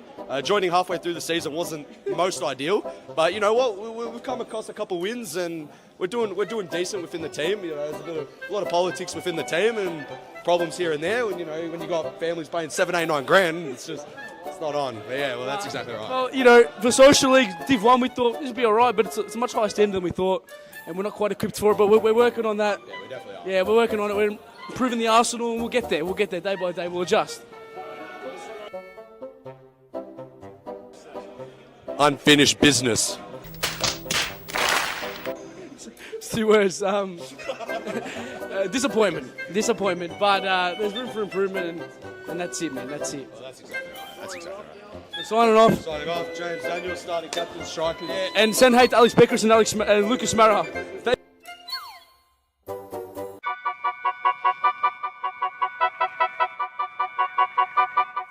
Drama in Darebin. The Blues trailing by 2 goals. Pimenta has the fly kit on. Apostolakis will emerge from the bench following a real development. Ibi Habe, well, he's talking. He's okay for now. He looks to be in pain. It's his knee, in fact, Ethan, in which was the main point of concern there for the shot stopper. God, it was an awful landing for Ibi Habe as well. It's good to see that he's talking, that he's all right, aside from that knee. Whenever somebody takes a tumble like that, though, your main concern is the head, and then it's on their spine as well, which both you are really thankful to rule out of the equation, and we hope the knee is just an awkward landing and it's nothing too extensive. And speaking of backs, it was Michael Newen who was certainly clutching at that region. Meanwhile, at the other end, the Lions looking to be quick. Infiltrate once more. It was Lem whose cross was just well away from Lucas Vaz.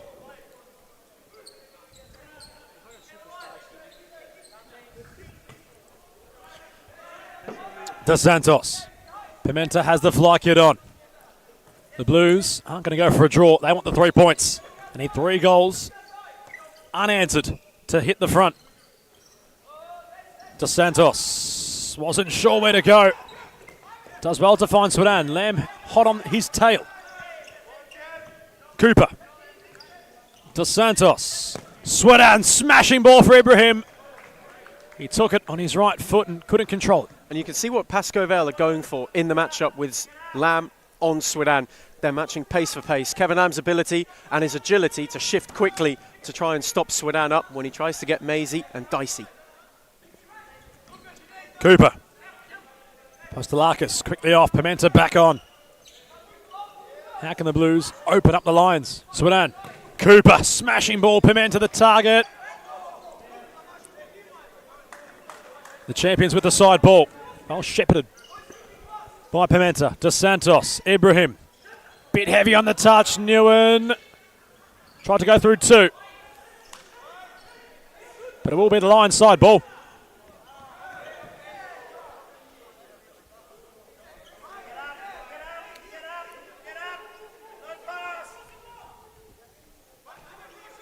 Assumpção. Shifting around Ibrahim. Somehow he's gotten the ball back. How do you describe that, Ethan? It was almost as if Assumpção went for a famouser upon Ibrahim. Dolph Ziggler-esque. Assumpção's tried to poster Atay Ibrahim then. Just got up and tried to climb all over him. Went to absolutely flatten the Moreland Blues mount. It's about as stonewally yellow card as you will get. But at the same time, he had to do it. Well, if there's one way to do it in spectacular fashion, that might have just been the Matis Assumpção way. The Blues with the free kick. Taken quickly. Cooper. Ibrahim. Cooper going central. Assumpção tried his luck from downtown and was frustrated there. Didn't do better with himself. That will not be a rare sight, seeing Matthias Assumpção taking that on. Any opportunity with an open net, he's going to have a go. Cooper. The Blues overplaying it. Still a big chunk of time left in this contest. 14 minutes with the clock stopping. Assumpção. Found its way to Lamb somehow, who kept it in play.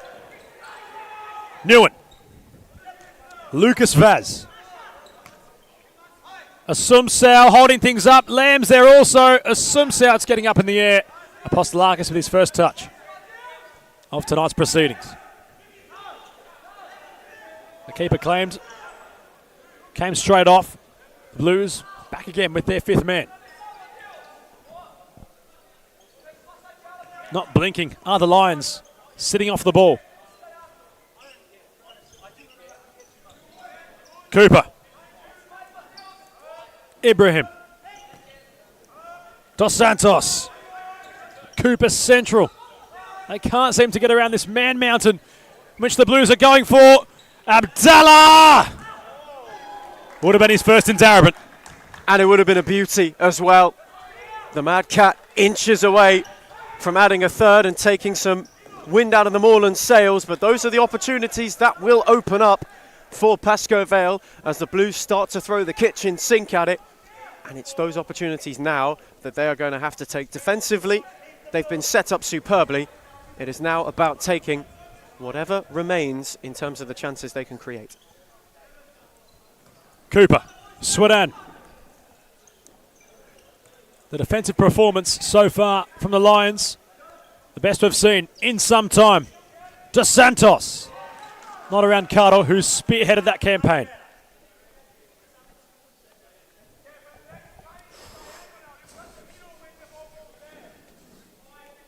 Dos Santos. Swedan, Pimenta peeling out wide. Cooper. What can the Blues, Ethan, try to do differently in each attacking rotation? Because right now it just doesn't seem to be working for them.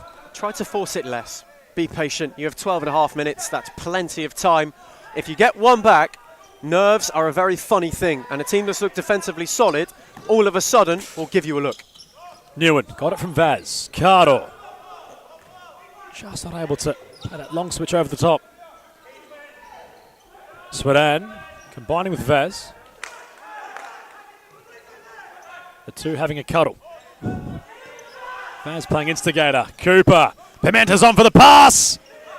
And now Evangelista had all the time in the world, Ethan, and he just rushed his lines. Crucial opportunity, given the way that it fell so fortuitously to him. He gets it over Atay Ibrahim and he scores. The problem is he sliced across it, got it horribly wrong at the crucial moment. Swedan. Cooper. Deepest on broadcast side. Ibrahim. Cooper. Cut back for KDS. The block was there from Evangelista.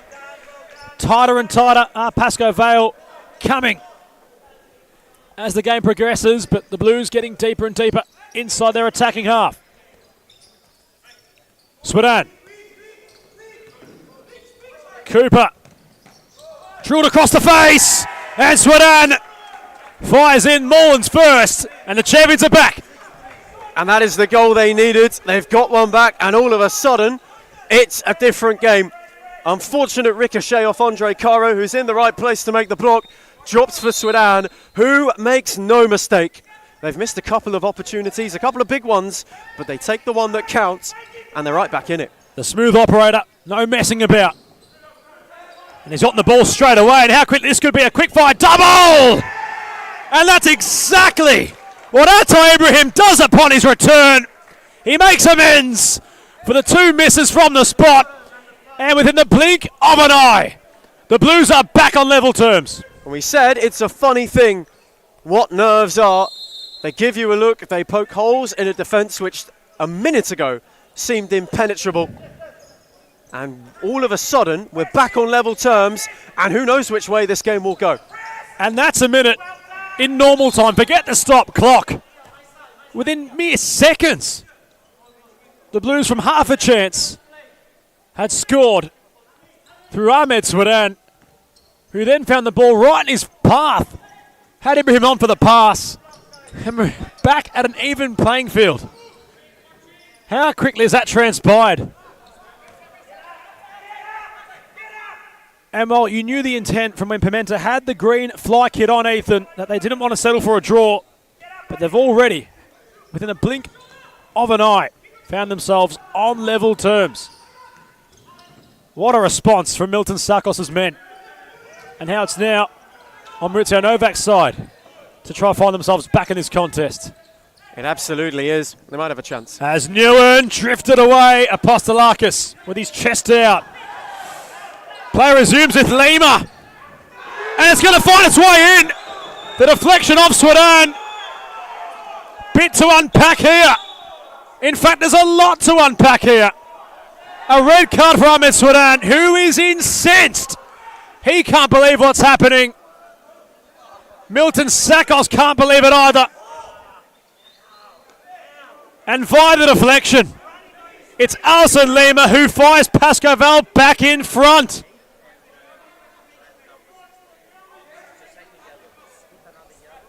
Unbelievable. Absolutely unbelievable. It is utter chaos in here right now.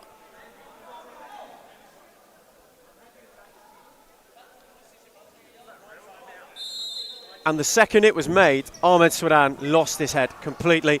In a game of keeping your cool, and with all the momentum, Moreland have now just surrendered all of that. Sweden makes his exit from the arena, and now Pasco Vale have extra players on the court. And Alison Lima with a quick fire double reinstates a Pasco Vale 2-goal lead. It's in overdrive right now, and the Lions have their say with a quick fire double. 4-2 the score.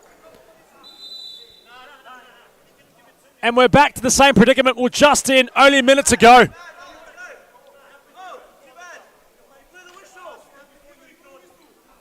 Milton Sakos handed the timeout to the official, and they rescinded the timeout just before, in fact after the goal was scored. This one getting hot to handle, the anxiety in this building just mounting higher and higher as the game progresses. Just when you think there can't be another layer of drama added, this game throws you something. An absolute curveball. Wow. 2 in a minute for Alison Lima, excuse me.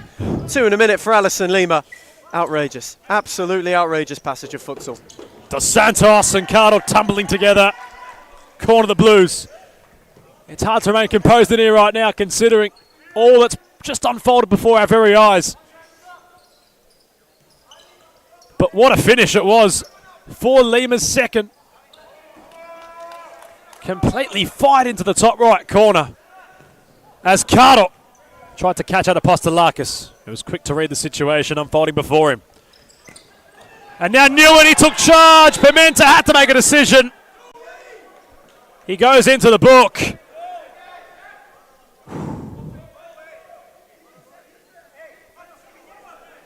The reigning champions here need to get a grip on things. They are at real risk of seriously badly losing their heads. Pimenta's dive in on Michael Newen, gets himself in the book. Milton Sakos, incredibly animated. Pascoval keeping their court. Maurizio Novak wants a timeout, maybe to calm it all down. You might need a fine malt whiskey to calm things down as well, along with the cigars.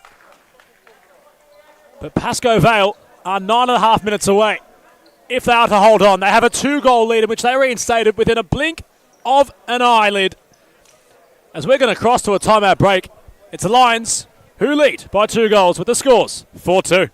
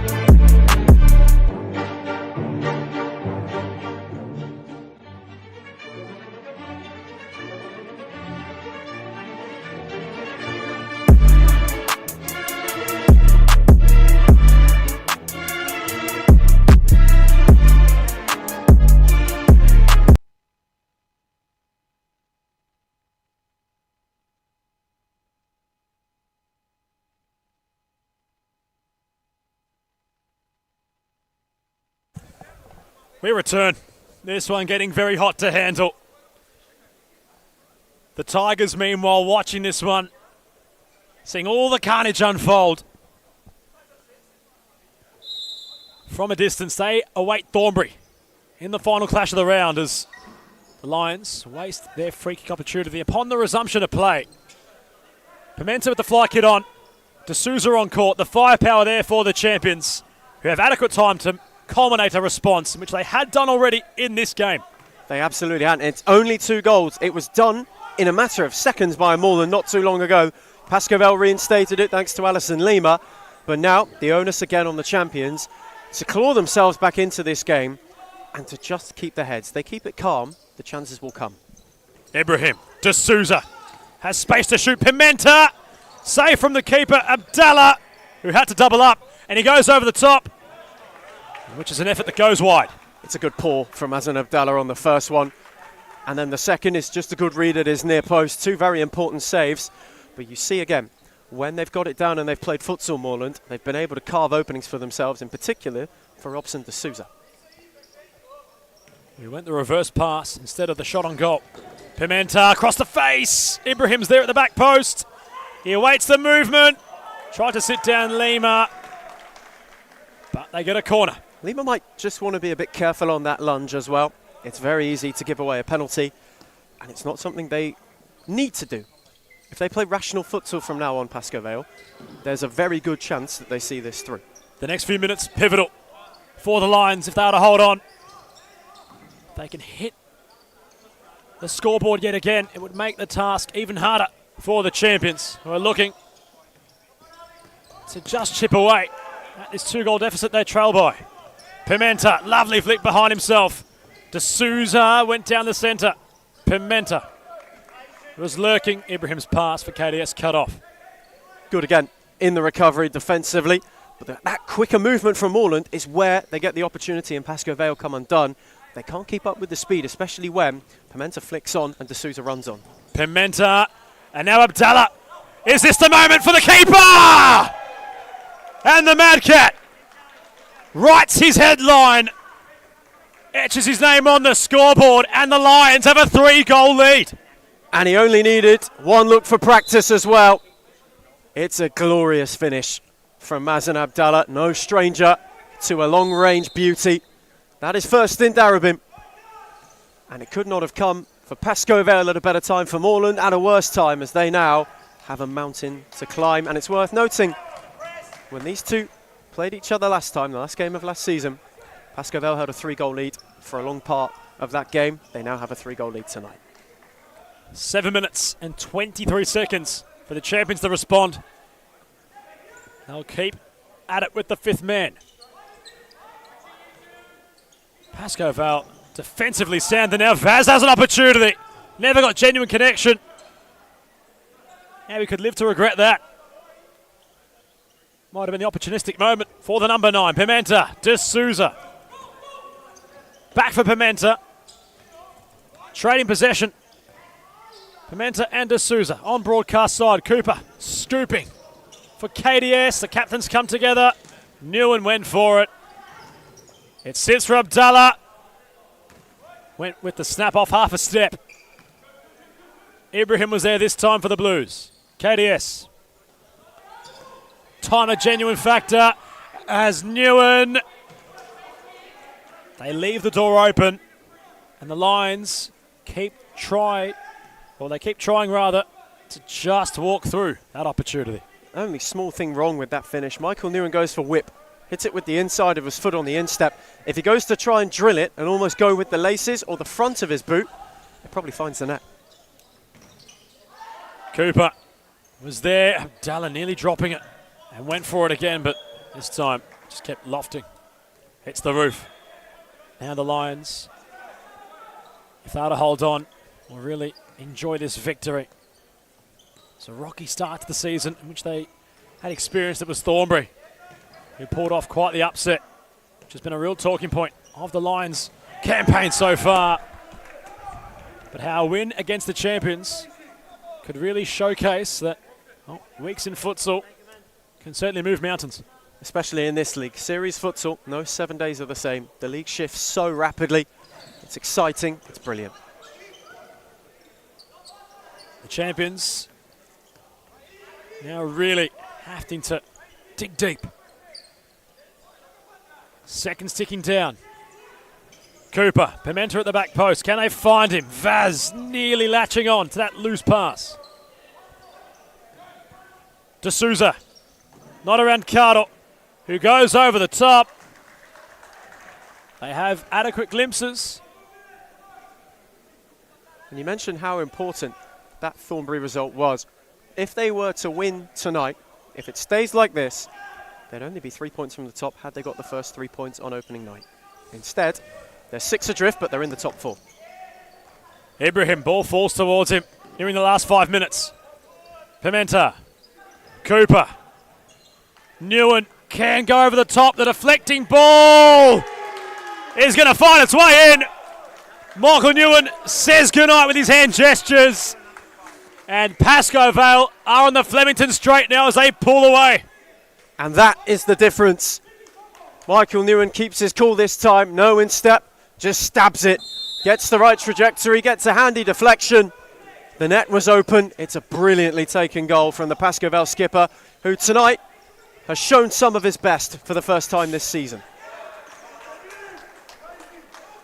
Well, Ethan, you said it best, considering if Thornbury hadn't caused that upset, and things would be a little bit different for Pascoe Vale.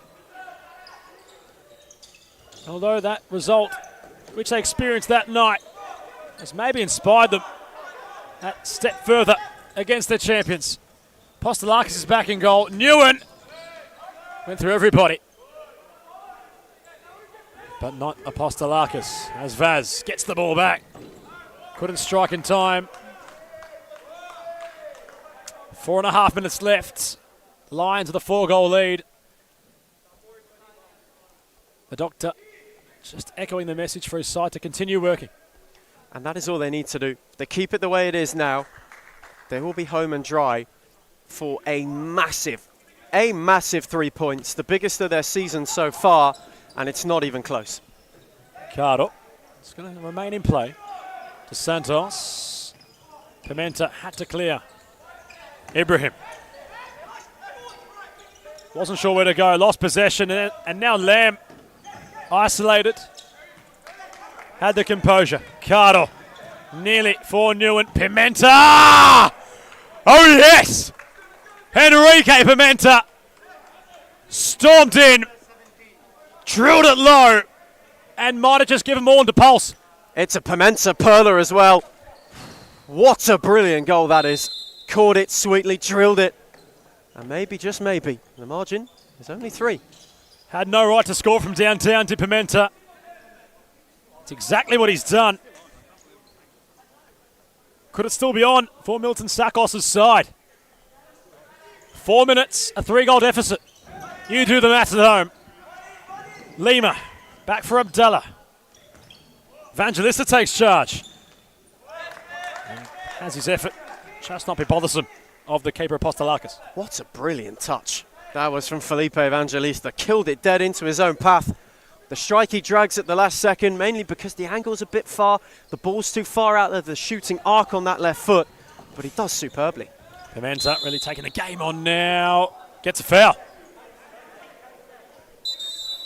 And Milton Sakos will get the timeout. He was desperate to issue before the 5th goal was scored for the Lions. The champions trailing by 3 goals. Pascoe Vale going very quickly at the other end to edge out to a 3-goal lead. 6-3 the score as we cross to a Moreland Blues timeout break.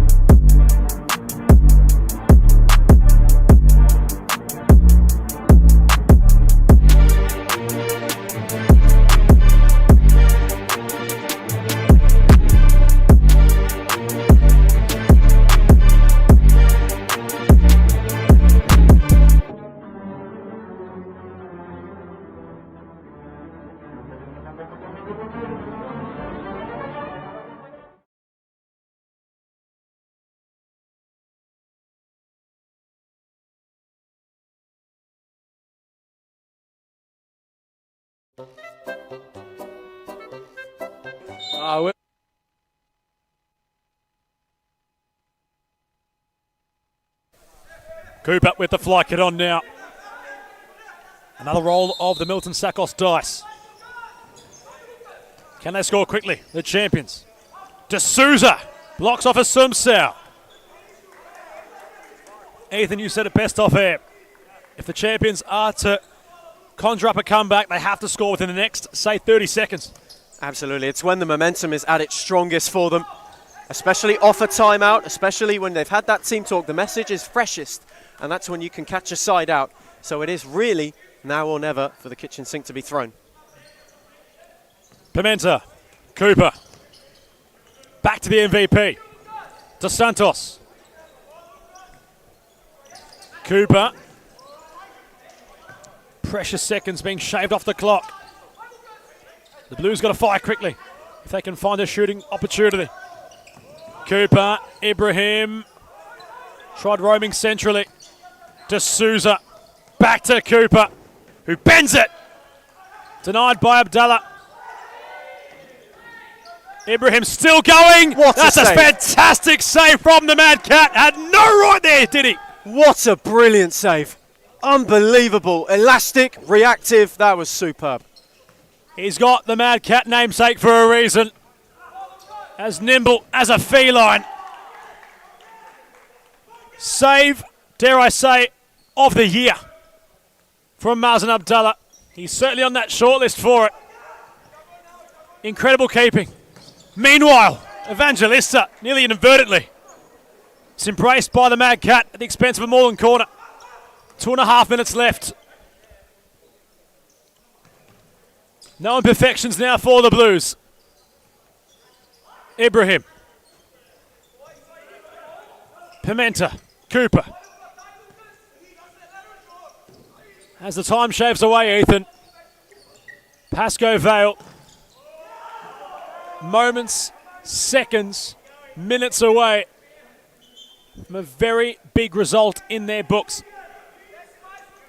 And it's built on that defensive resilience and determination that's been there all night. If they do it for 2 more minutes now, they will get home and dry, and they will really, you get the feel, kickstart their season. Pimenta. Cooper. Is there something late? Evangelista went in with ferociousness. Back for Pimenta. Cooper. Across the face for Dos Santos, and that might just symbolise the Moreland Blues night. And that might have been their look as well, to maybe just create a bit of unrest. Dos Santos does well to time the run. The ball is brilliant. It's fizzed in. It has to be, though, and he just can't divert it goalward. Marlon Cooper. Makeshift goalkeeper.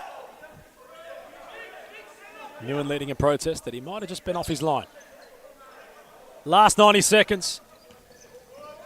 Cooper will control it and go back to Pimenta. The die is pretty much cast now. Pascoe Vale away with the 3 points.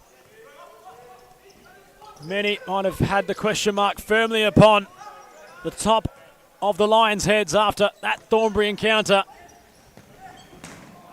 But Ethan Rigg, what a result it's going to be for Maurizio Novak's side. It's a massive win for Pascoe Vale. It's a massive win for their season. If it is to stay like this, it gets them underway. With a minute to go now, it's all about getting the job done and seeing out the few seconds to get themselves within a point of Moreland with an easier fixture list now and an opportunity perhaps to really eye up the top 2. And you talk about a season of progress that needs to happen. They've got to budge away from third. You get the feeling that was the message at the start of the season. This could be the chance now, off the back of a win like this, with that momentum of back-to-back wins too, to perhaps take those steps.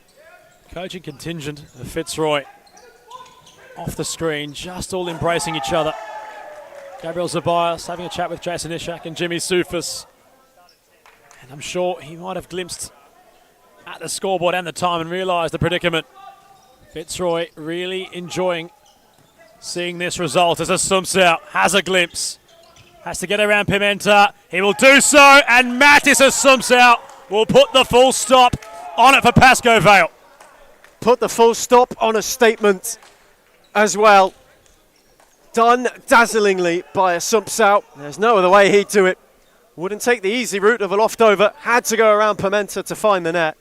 And did so with coolness, composure and certainty to finish off what has been a fine performance from the Lions. A look of satisfaction on Aiden Chachi. Much of the same from the Dr. Andre Caro. It's been a complete performance from Pascoe Vale despite a scare. Has somehow managed to weather the storm, which was brewing from the Blues' perspective. Big slide from Cooper upon Evangelista to round out the show. And that is full time in Darebin for your match of the round. The Lions reign supreme upon the champions and make a statement with a victory. The full-time score, Pascoe Vale 7, the Moreland Blues 3.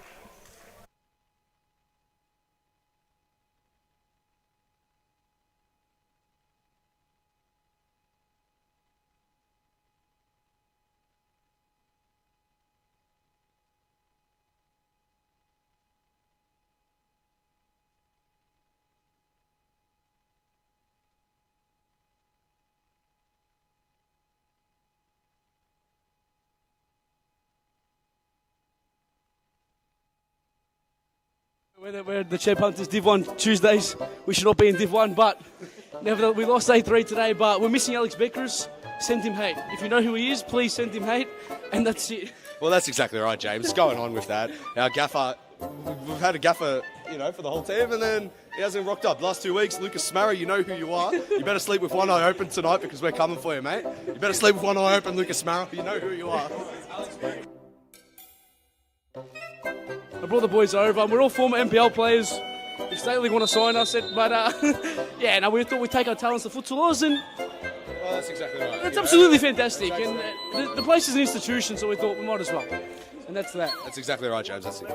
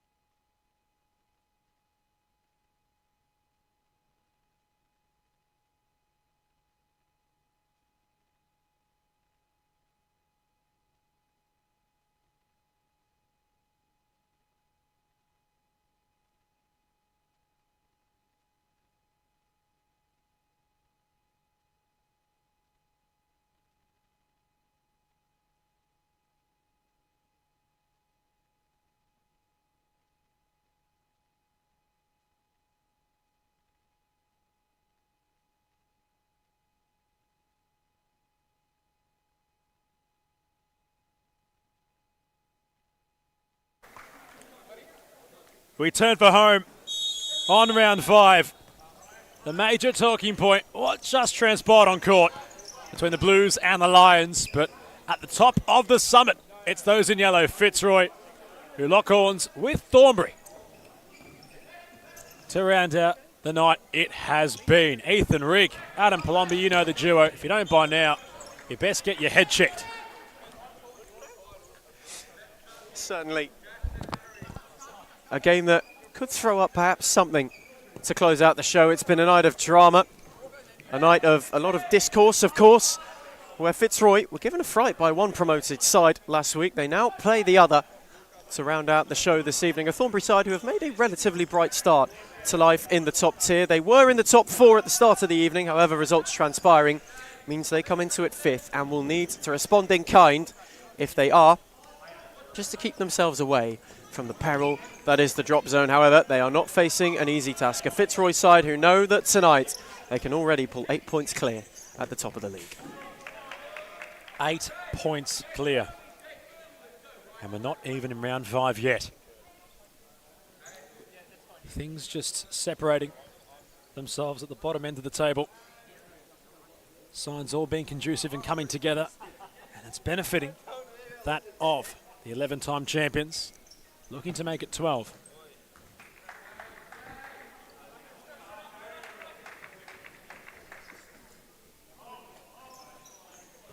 In fact, I've missed out on one to make it 13.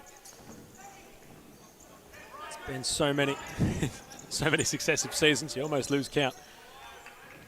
But for the Tigers, their on-court lineup looks a bit like this. Aaron Hughes, the goalkeeper. Jose Filio joins Josh Allen, Scott Rogan, and Harrow Bottas all on court. Their bench looking well and truly equipped with a total of 8 players at the arsenal of Jimmy Soufis and Gabriel Zeballos. Christian Peluso in the lineup.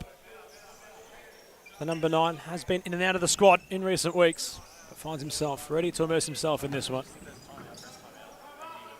As for Thornbury, Mo Fatea is the goalkeeper. Slingsby joins out of Trin and Powley, and the captain of Georgie. Dama Georgie leading the brigade. The Diamond, Costa Dimankopoulos, is on the bench. And although it's not as equipped as the Fitzroy bench, there are a few options to choose from. Oliver Slingsby, the most notable of such. Ethan, it's going to be a slugfest for Thornbury. They're going to have to really try and lock up this fluently attacking Fitzroy side. It's going to be a big night for Mo Fatea, who was called into a save there. He's called into action early a couple of times, Mo Fatea, and been equal to it so far. It will be a similar setup to how they went about it on opening night if they are to try and cause this Fitzroy side problems. One built on defensive diligence, defensive determination, taking their opportunities when they hit them on the break, which you sense, with the way the Fitzroy have started, might be few and far between.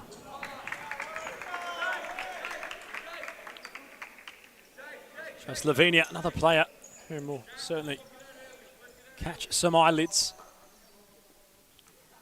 Aman Dawood also will emerge tonight at some stage. Justin Lee rounds out the lineup. The number 2, stalking, that of Scott Rogan. Which way is Flash going to lean towards? Goes on his right, takes the shot on. Tests. That of Fatea. Rogan, Thornbury really locking in. How will Fitzroy go about methodically? Just chipping away at those in wide. It falls for Rogan. Onto his left. Allen was there to divert the ball home. But in the end, it all got stuck together. And there were 2 queuing up as well. Allen and Robotis, the pair at the back stick. Rogan with a darting run, shifted well. And was able to create an opportunity for himself. Thornbury having a ride out an early wave. Powley had room down the line. Wasn't quite able to make it stick. Their opportunities won't come easily tonight against the Fitzroy side, who have been flying to start the new campaign. The only side now in the division yet to suffer a defeat in the new season. This was a Filio. Russo Allen.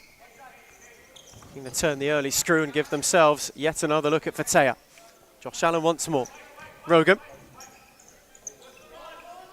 Waited on the runners. A methodical approach from the current league leaders. Russo.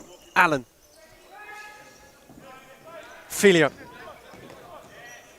Wanted Allen.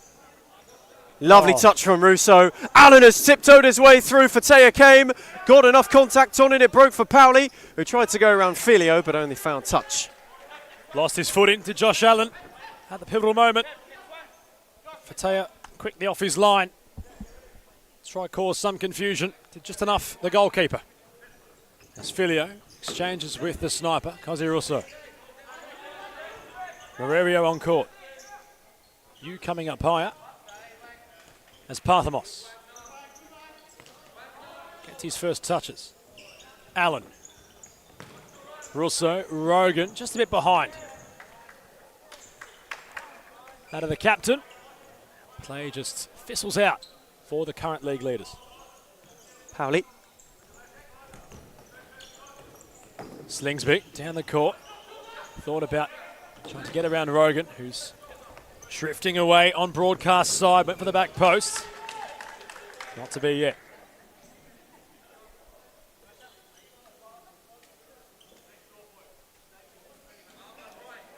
Captain Georgie just having a spell. On comes Armand Dawood.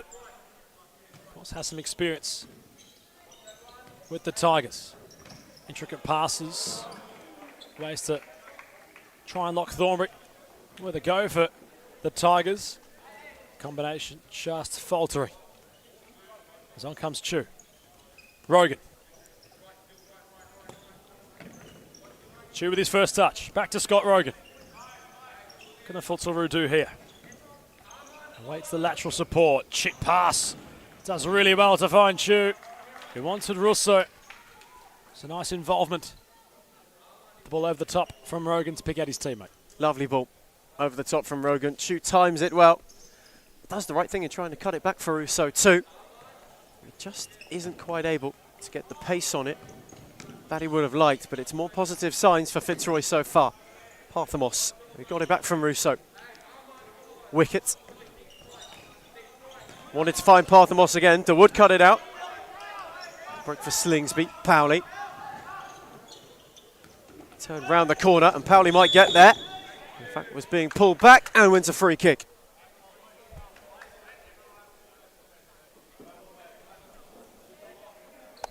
Thornbury just chipping the clock away. It's the worst start from them. 5 minutes played. We remain scoreless as Wicket takes charge. Dawood had it caught between his feet. Wicket to recycle through Chu. Laretta trying to just track that of Chu's run. He also came centrally. Parthamos did just enough for Wicket. Chu. Running towards Laretta. Got his shot away. Fatea was beaten, but his posts weren't. First real genuine attempt on goal for the Tigers. Chu nearly unlocking the door for their maiden goal. Pauli. Can Thornbury have possession for a little bit? Parthamos cuts it off. Just poised for Pauli. Russo, broadcast side. Back to the cannon. Chu. Parthamos. Confronted by Morerio. Shifting onto his right. It's Elias Parthamos. Such an enjoyable player to watch when he's looking lively. He's got a certain appetite for goals. He wasn't far away there. Cannon certainly within firing range. Firing over on that occasion. The warning signs are there. All ready for Thornbury. Dawood. Found Moreiro. Pauli. Down the line. Loretta tried to turn it round the corner. Pauli found Moreiro. Couldn't get it away from Wicket. Russo. Had to retreat a bit further. Wicket. Parthamos. Oh, lovely return. And Wicket's on the march. Chu's up with him. Fatea came a long way and made a smothering block rather well. His bench appreciated it. Goalkeeper for Thornbury just having a decent start to this one. Plenty of action so far. Corey Saul now getting prepped as well for Fitzroy. Russo. Elias Parthamos tried to shift away from Pauli. Russo back for Parthamos, who sat Pauli down and then wasn't able to shift the shot for himself. Chu. Russo. Back with Ben Chu once more. Still trying to shuffle Thornbury about and perhaps find a blemish in the lily white wall so far. Wicket. Oh. Tried to clip it, and it found its way for Chu. Stabbed it for Russo, who went off one leg, off one shin pad, and wide of the post. There's not many times that's going to happen for the sniper. His movement is exactly what was asked for. Well, he just could not apply the finish, which isn't said too often. Wicket commands the space. Chu wasn't on the same wavelength. And now a slight opportunity for Thornbury. DeWood might have an opportunity to strike. It hits the frame of the goal. How close could Thornbury get? It was their first real genuine attempt on goal. And DeWood inches away from celebrating. Millimetres from his first Thornbury goal and from giving them the lead in this game. It was a well-worked counter. A bit of fortune on the giveaway, but Morero did well, drew the two, and they were desperately unlucky. And how that would have really flipped the script in this one. Russo. Back for Chu. Wouldn't have been the moment fitting for the number 14 for Fitzroy. He's had a decent start to this game. His mistake nearly costly as Russo did all the hard work to get around Morerio, but not the finish applied. Just sliced it at the last second. Russo, when he went to shoot, Morero thought he closed the door by forcing him a bit wider, but then wasn't quite able to. Loretta gave back to Trin. Peluso hot on the press. Wicket there to mop it up. Flicked it on for Waljarin. Back for Saul. Waljarin once more. Corey Saul. There's another one named in the Futsal squad recently. Saka Waljarin tried to spear it on the return, but it was too heavy for Saul, who wasn't quite in position to receive either. And once more, Thornbury defence so far holding firm, frustrating the league leaders. Loretta tried to shift it down the line. Saul was there to mop up, just as Justin Lee wanted to find Trin. Wasn't quite able to. Peluso on court. Wicket denies him of his first touch for now. Swool. Here is Peluso. Wicket. Waljarin. Wicket had the ball just rolled behind him. DeWood tried to go through Wicket. Waljarin. The run was there from Seb Wicket. Fatea came off his line to try to deceive that of Seb Wicket, who had made a great run in behind. And ultimately, the keeper was in between a rock and a hard place. He was fortunate to see the ball just go out of play. As Georgie. DeWood's had the greatest chance so far in this game for both sides. He's past pedestrian, and now Corey Swool is bearing down on Mo Fatea. Off the line, it falls for Peluso, who just couldn't bend it into the right corner, which was asking for some attention. It broke for him. It's a brilliant save from Fatea on Saul. He just waited to go down, delayed, and then went right at the right time. The second scramble cleared for Peluso, who just couldn't place it into the side netting and open the scoring. That's a loose one from Lee when trying to find Trin. Scott Rogan. Fitzroy shuffling the pack with plentiful options on the bench. Aaron Yu, who's on an adventure. Peluso. Back for Waljarin, switched it for Rogan. Peluso darted down the line for Saul. Wasn't able to shift away. Rogan. Saul.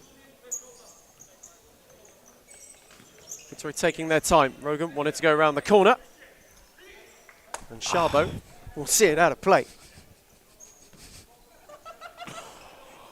Jackson Georgie went with too much loft for Aaron Yu. Corey Saul. Rogan. Looking for a run of Peluso, who's done wonderfully, and it's a top save from Fatea. Trin wanted to keep it alive, went down the line for Sharbo, but only found touch.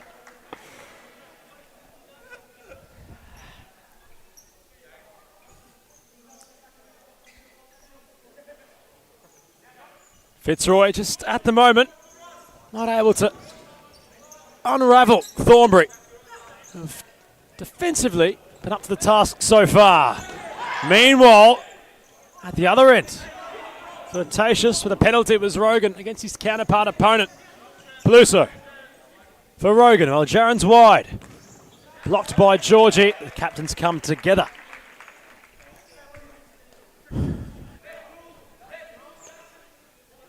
As Rogan took it quickly, it kept lofting up.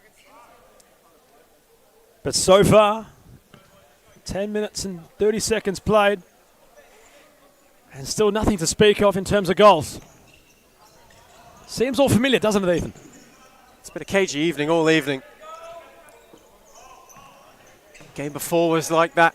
The Aku and Phoenix opener, although more free-flowing, still had its moments, and especially in this period of the first half was one of them.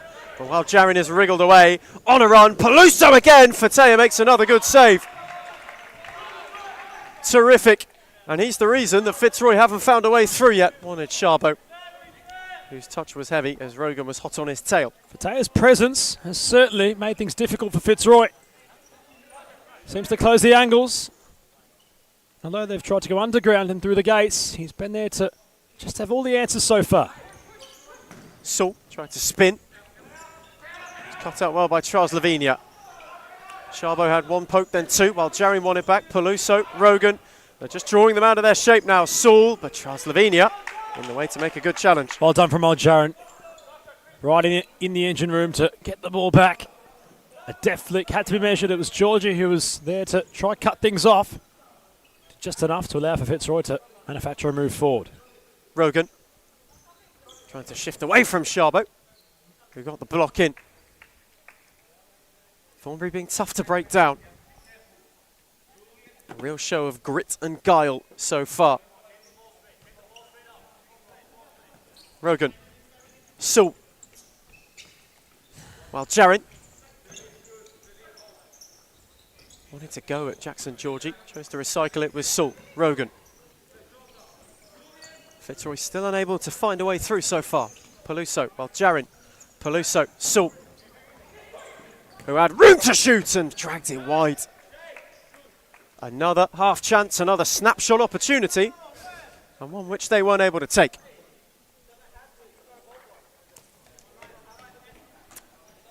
Not very disciplined from Christian Peluso. And for his sportsmanship, not much of it there from the number 9, although with all the sarcasm aside, he's had a decent game so far. Thornbury, as we mentioned, Ethan, just taking a contest to the current league leaders, and look at the response which has been issued. Cosi Russo has the fly kit on. We saw what happened to Maund when they tried this in the recent game. Well, the Tigers perhaps not happy with the current status quo, hence they're going to try force the envelope. Right into the letterbox. That, of course, for their opening goal. Swall. Quick ball for Rogan. Can they find an angle to get their shot right? Filio. Rogan. Cosi Russo. Allen for Russo. Thornbury just closing up at half guard. Swall on the edge of the D. Filio. Back to Russo. Nearly the move. In fact, it will be the move for Fitzroy. Like a pinball machine, the ball goes from right to left to right. And the finish all but simple. Precise, pinpoint, and patient. Personified at its best by Fitzroy. Terrific move. And Saul just timed his run, was there to steer it in. Fatea was scrambling and couldn't get there, having been knocking on the door for 13 minutes. They have found a way through. Thornbury's diligence, resistance, worn off by a simply terrific team move. Going the fifth, going the fly, works wonders. And Russo was integral as well. Moved it with pace, kept things ticking over, and eventually opened a gap. And they found their way through. Corey Saul on hand to accept possibly the simplest finish he may have this season. And now they go the high press and are forcing Thornbury into errors. They stay with the fifth man.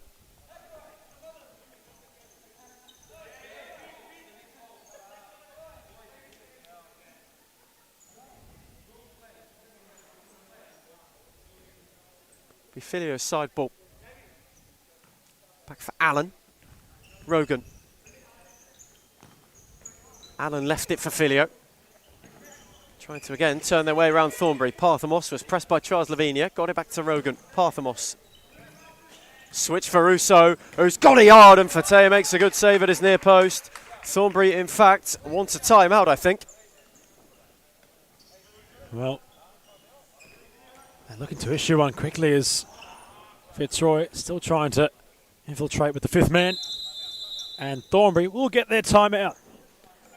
Although DeWood had hit the crossbar, the current league leaders found a way to open the scoring. They lead by a goal as we cross to a timeout break. Not hard, it's just that we're struggling to find our feet. I think the lack of fitness is really affecting our team. Joining halfway through the season wasn't most ideal, but you know what? We've come across a couple wins and we're doing decent within the team. You know, there's a lot of politics within the team and problems here and there. When you got families paying 7, 8, 9 grand, it's not on. But yeah, well, that's exactly right. Well, you know, for Social League Div 1, we thought this would be all right, but it's a much higher standard than we thought, and we're not quite equipped for it, but we're working on that. Yeah, we definitely are. Yeah, we're working on it. We're improving the arsenal, and we'll get there. We'll get there day by day. We'll adjust. Unfinished business. It's 2 words. Disappointment. But there's room for improvement, and that's it, man. That's it. Well, that's exactly right. We're signing off. Signing off, James Daniel, starting captain, strikers. Yeah, and send hate to Alex Beckers and Lucas Mara.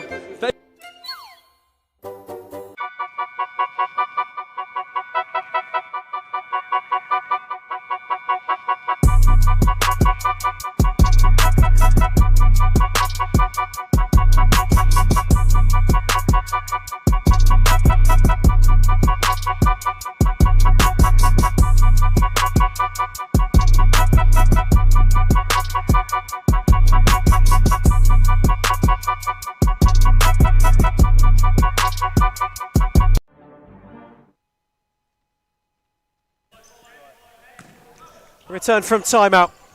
Fitzroy breaking Thornbury resistance after 13 minutes of trying, testing, and over 7 to go towards their break. The Tigers, you get the feeling, are finding their feet. Rogan switched it for Parthamos, who went down the line for Allen. Waited on Rogan, who tried to roll it. Jackson Georgie made a good block. Another important intervention, but Fitzroy are just starting to hit top gear. He's been courageous, has Georgie. He's been involved in a lot of the defensive outlet for Thornbury. Diminkopoulos wasn't sure where to go, the number 4. Usually accustomed by Bruce, who's noticeable absentee for Dama Georgie tonight. Diminkopoulos with the number of Bruce on his back. Rogan wanted to go at Powley. Gave it to Filio. Parthamos. Once again for Pep Filio. Allen. Fitzroy turning the screw. Filio once more. Rogan. Parthamos quickly round the corner. Allen. Rogan. They work their way out of the press well. And Allen's been given one to chase. One which he's latched onto wonderfully. Caught it sweetly, but it was over the bar of Fatea, who was happy to see it fly over. I've seen what volleys can do tonight. It was the opening goal in the Pascoe Vale game for Kevin Lamb. And Allen was trying to do much of the same while the ball was in flight. Rogan and Powley contesting with one another. Final 5 minutes to half time on the closing show of the evening. What's been a dogged and determined performance from the Hounds, who haven't quite found their bark on the break just yet. Had one opportunity. DeWood came close. Might have been a different story. Parthamos. Allen. For Parthamos once more. Rogan drifted centrally. Parthamos. Check back on Georgie. Went around him again. Important block made by Marrero. Filio in retreat did well. Rogan.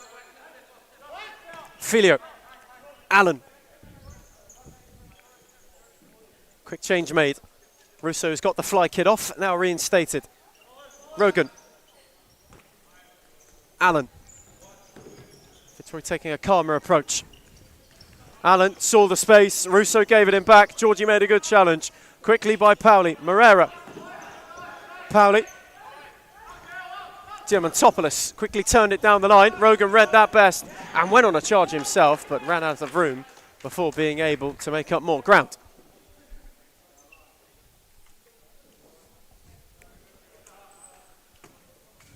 DeWood. Pauli. Diamantopoulos. What can Thornbury try conjure up? Last 4 minutes of this first half. Pauli looking for DeWood. Rogan, important intervention. You for Parthamos, quickly.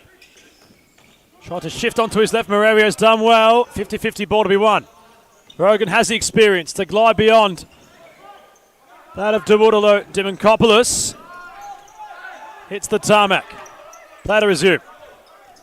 Russo. Scott Rogan. Swall with some movement inside the D. DeWood does well. DeWood did terrifically just to stay with Scott Rogan there all the way. But going back to it, it's such an important intervention. Otherwise, DeWood was darting to the back post all on his own and might have had an opportunity to make amends for his earlier miss. Wicket was inside the box trying to make something happen. Fatea up and over. Diamantopoulos has to go around Russo. Measured for you. The give and go between both the Tigers. Parthamos bouncing with Russo. Swall. Lovely ball for the MVP of which season take a pick, but Cosy Russo just not able to get around Fatea. Diamantopoulos. Marrero gets around Parthamos. And away he goes down broadcast side. DeWood just behind him. But Thornbury will have a side ball. It's deep.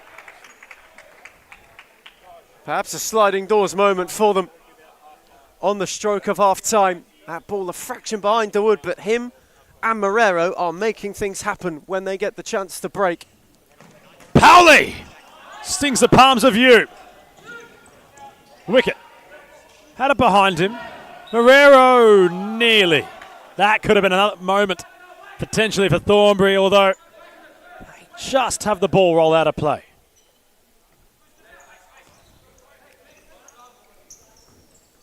Corey Salt tried to work a yard. Pauli came across. Parthamos wanted to drill it. Marrero was best placed and then gave it away to Russo, who's around Pauli. Fatea makes a fine stop. Wicket on the return. And Fitzroy will have a corner. The Lily Whites quickly scrambled to get numbers behind the ball, having given it away. Marrero with the apology, but Fatea with the important double save. Wicket's corner. Out for Corey Saul, who smashed it into Marrero, who had to wear one. Saul's flick. Russo's shoulder. Diamantopoulos' challenge on Robotis. Body on the line from Diamantopoulos. Saul again to flash it. And this time it's Pauli getting himself in the way. Corner taken quickly to Wood. Nearly stumbled on it. Fatea has released Marrero over the top, who slid. And just for a moment, Fitzroy hearts are in mouths. Thornbury again playing the game based on emotion. And although Fitzroy have been very intricate, very concise with their passing and their short game, defensively and with attitude, Thornbury have really come into this one. Wicket just denying that of DeWood to go on a journey.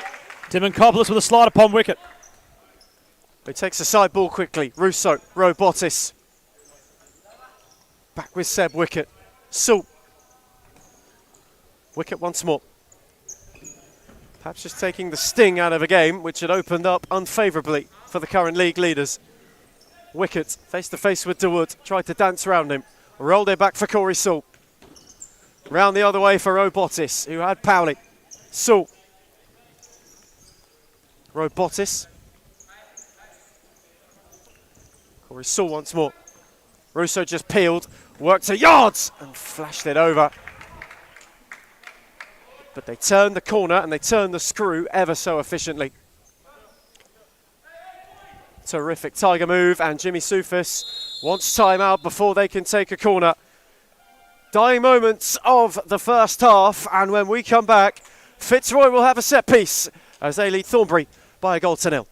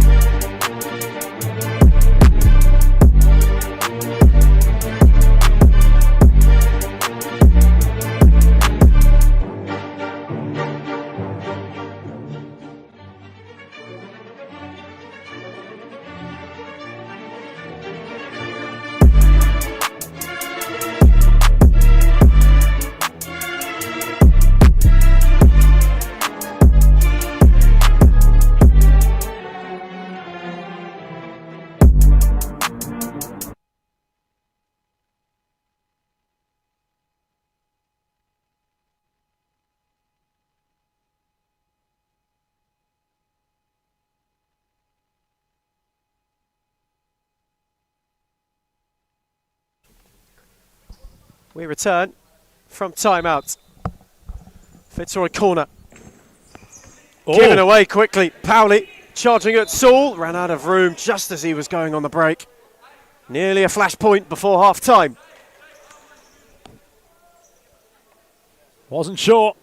Though Maria had the best view on the opposite side. They've had half glimpses, Thornbury. And not out of this game by no stretch of the imagination. Wicket. Swall. Cosy Russo. Swall stepping into his stride. Wicket. Back to the sniper. It's two shirts to try get around.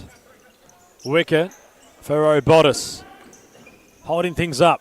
Russo. Swall. Trying to go through the gates of Powley. Taya did get there, but the last touch off of Russo. It's with the Thornbury keeper. Rolls it short. Powley. Last 35 seconds. Can Thornbury enter the break on level terms? Trid. Leads the pass for Lee. DeWood. Trin.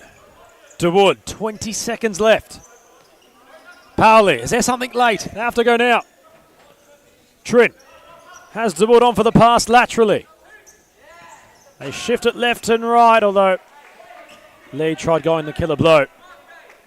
6 seconds left for the Tigers to try send something forward. Harry for Corey Saul. Will it be the last lunge? Wicket will be beaten by the whistle. However, it's been a tight and tense first half at that. Fitzroy have been free-flowing. Thornbury defensively determined and structured, but it was Corey Saul at the end of a smashing move that found the net. And it means at half-time, it's Thornbury 0, Fitzroy 1.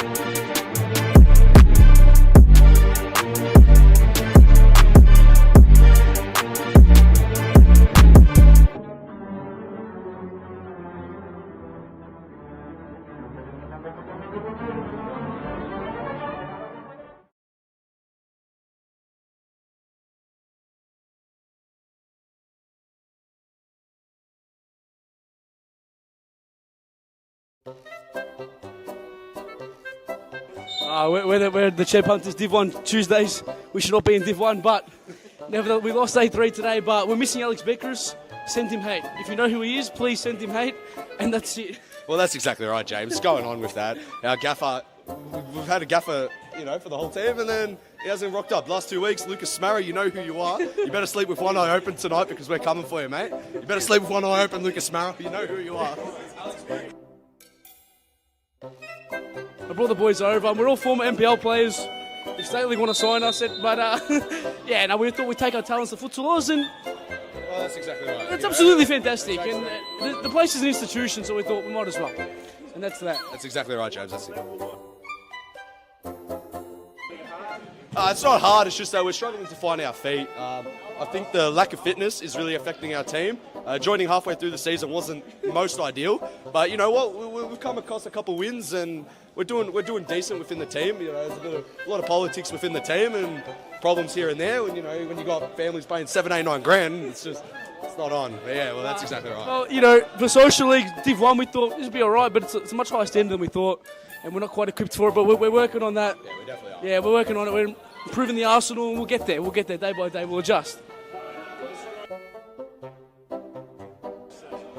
Unfinished business. It's 2 words.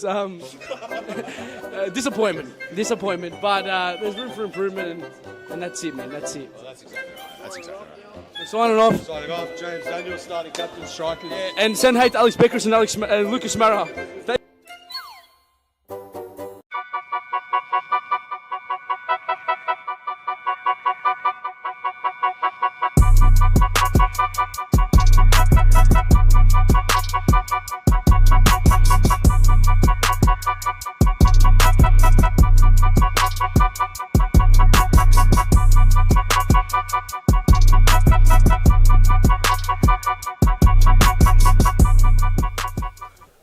Final time tonight, we return from half-time. Fitzroy goal up against Stormbury.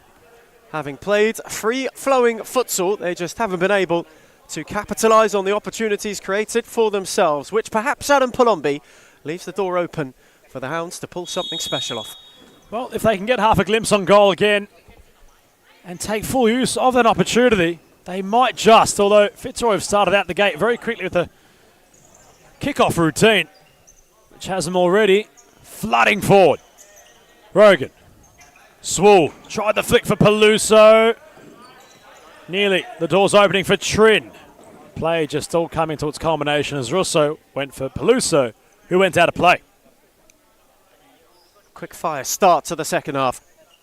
Within 20 seconds, already trying to make it 2. Pauli on for Charles Lavinia. Back for Justin Lee.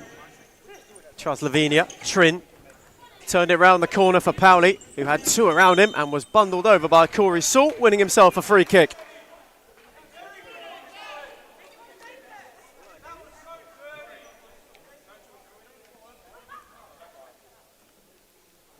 I'm sure you can hear what Costa Giamatopoulos made of that. Perhaps exaggerating it a touch. Thornbury have a free kick. Maybe a set-piece opportunity to get themselves on terms. Pauli got it back, fisted across, what a save, Aaron Yu. Well, Jerry now on the break. Peluso's on the charge, Saul's up with him. Tried to steer it into Corey Saul's feet. What a magnificent save from the Australian international. Had to be done. He's known for that. It's part of his game. And week in, week out, he'll look to rise to the occasion to keep his place as the nation's best. As Transylvania just had a bit too much of Rogan's shirt. The Tigers come away with the ball following a free kick. Rogan, Peluso. Back to the captain. Nearly lost possession. Yu. Just lurking forward. Trying to get some meterage. Swool. Rogan took it first time. Peluso arrived at the back stick for Taya with his presence again. Pauli. Here's Lee. Trin. Not around Peluso. Numbers favour Fitzroy. The pass questionable in the centre. Pauli had the flick for Trin. Slovenia falls towards him. That could have been the moment. They really just ferociously chip away at a half opportunity to Thornbury. And they're getting closer and closer to perhaps taking one. Like squeezing blood from a stone. It was just relentless the way that they kept going. Trying to forge something out, and the opportunity came. Slovenia desperately unlucky not to turn it goalwards, but the warning signs are there. Saul switch for Waljarin. That's a brilliant ball over the top. Saul went for Teakane, went the chip, and had it just over the bar. But a smashing ball from Saka Waljarin on return. And Saul nearly steered it in for a second. Slovenia tried to turn it for Trin, or Lee, but he split them both, found neither. It was too heavy.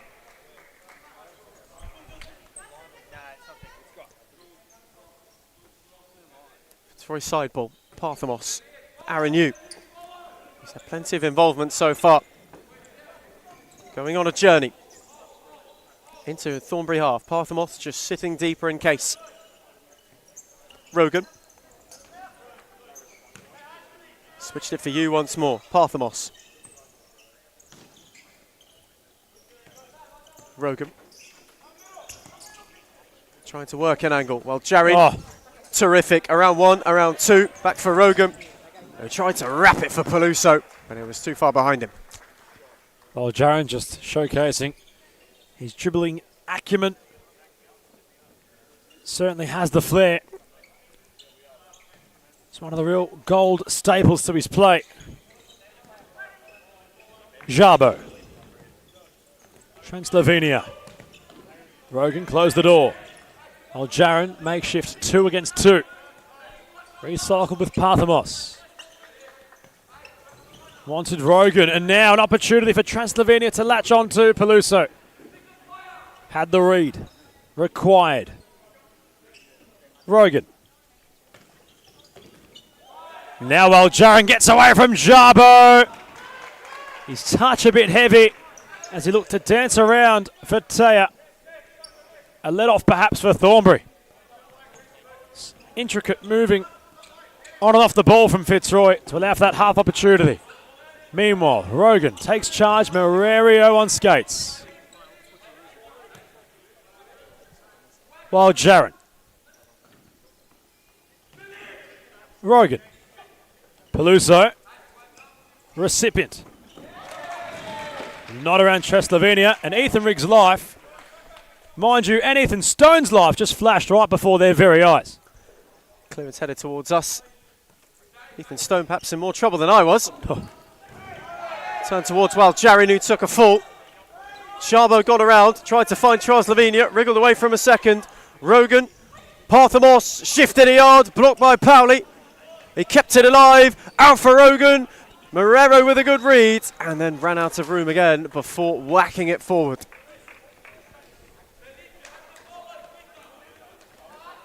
Thornbury still hanging in there, waiting for an opportunity. Fitzroy with a couple of looks, perhaps wasteful. And you just never know where that leaves you. Rogan. Allen. Lovely 1-2 with Rogan. Got around Jabo. Tried to drill it back for Chu. They were crowded out. Jabo now wants to go the other way. Chu and Rogan slowed him up. Morero cleared it hurriedly. And Parthamos will see it out of play. They look compact to Thornbury. It's not been easy for Fitzroy to find positions to let fly, although Rogan shifts onto his left. Herrera makes the block, although Slovenia was there to do much of the same. Bodies behind the ball, and that's been the big thing for Thornbury tonight. It's where they've been able to just keep themselves compact, limit the amount of work that Moe Fatea has had to do, because the bodies are just being thrown at it every chance they get. Chu with the corner. Jabo is tracking the run of Parthamos. Bounces back to Aranyu. It's patient. Chu. Rogan. Aranyu, makeshift fifth man. Allen, bouncing with the keeper. Brogan. You tried the flick. Jabo got in the way.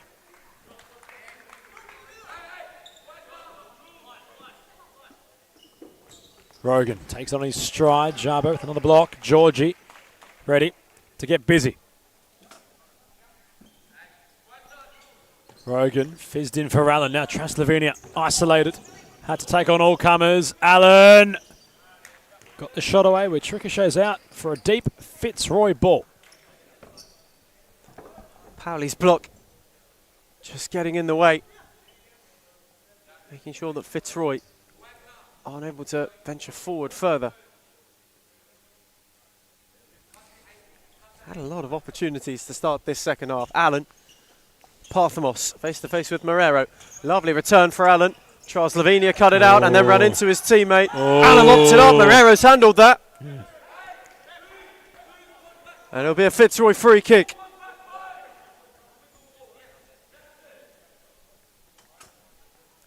Jimmy Soufis has a word with Jose Filio.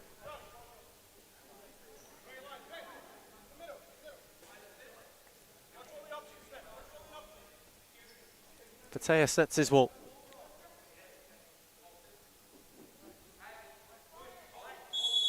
Three hounds protecting the kennel. Filio, Chu, somehow doesn't turn it in. It was a scramble. Fitzroy have a corner. Georgie got the final touch. Chu's take. Filio with Fizz. Georgie on the block and Marrero. Once again, perhaps rather rushed. Had more time than he realised.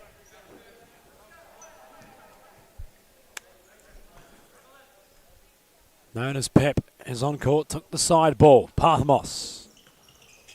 Allen holding things up.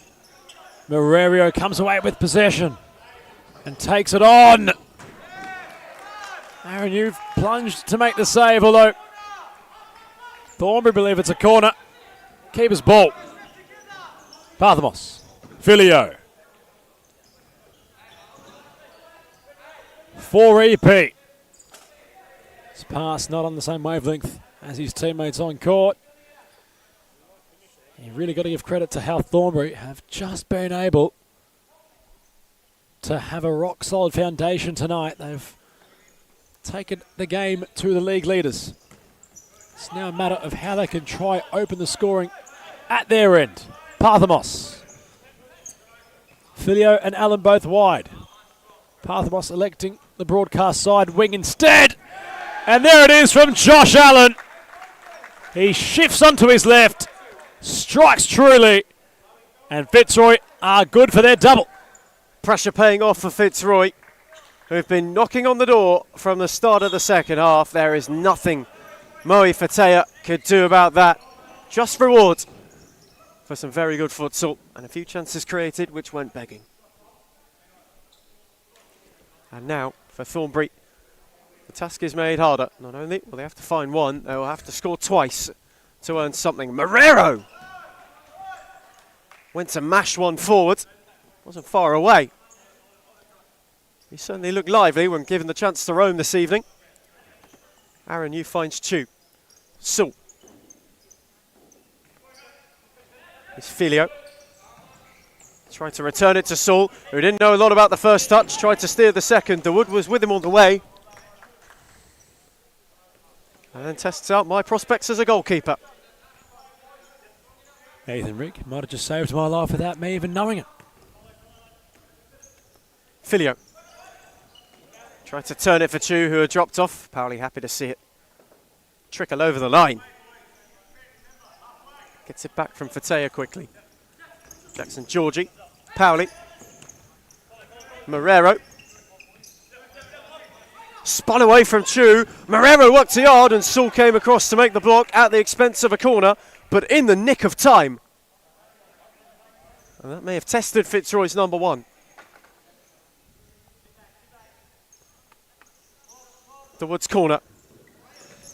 Marrero worked hard and found the side netting. He wasn't far away at all. Might have just kissed the post before the side netting. Having half opportunity still are the Lily Whites. Of course, chasing a 2-goal deficit, but out of this one conclusively yet as Swall running towards that of Georgie. The overlap from Filio. Swall stuttering. Filio dispatching Fateh. Had no idea where the ball had gone. It was hit with such pace. Hits the keeper's near post and goes out of play. Fateh look long. Salt nodded down for wicket. Filio. Corey Saul once more. Tried to steer one over the top. Russo made it work. Dropped it back for Filio. In for wicket, who was waiting on a run that never came. And all of a sudden, Lee's released Georgie. Rolled it back for the Wood, who did well to get out of a tricky situation. Georgie tried to thread it for him. Filio cut it out. Russo. Back with Pep Filio. Fitzroy, just take the sting out of it. Wicket. Saul. Filio, and Dawood did well. Lee driving as Russo got enough of a touch to steer it back for Aaron Yu, who's released Corey Saul, driving at Georgie, skipping beyond him, and Moe Fatea got out quickly and made another good save. He's best of the lot, in my opinion, tonight from Fatea. Spall really just connecting well. The sort of boot to ball, no nonsense. Almost toe poke you'd call it, but let's say laces. And the keeper had to react promptly. Thornbury want timeout, have Filio turn that down the line. Fitzroy found their second to start the second half, and they lead the Hounds by 2-0.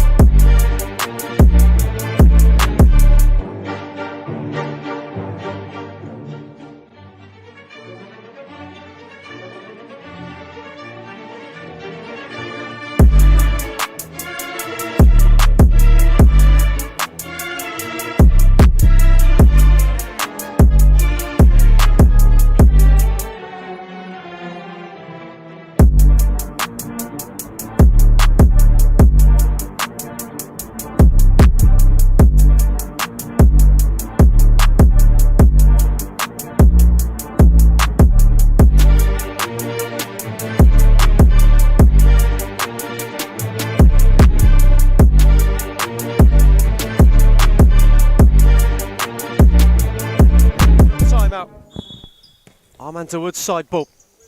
Quickly on for Justin Lee. Thornbury needing 2. Fitzroy now with some breathing room and perhaps the opportunity to stretch their legs a touch. Georgie with a nice return. The Wood's flick only found the hands of Aaron Yu. Of course, Chavar Nepomuceno just conversing with Trevor Sesmakula, Noel Soma, and Hamza Swade. Hume with the bye this week.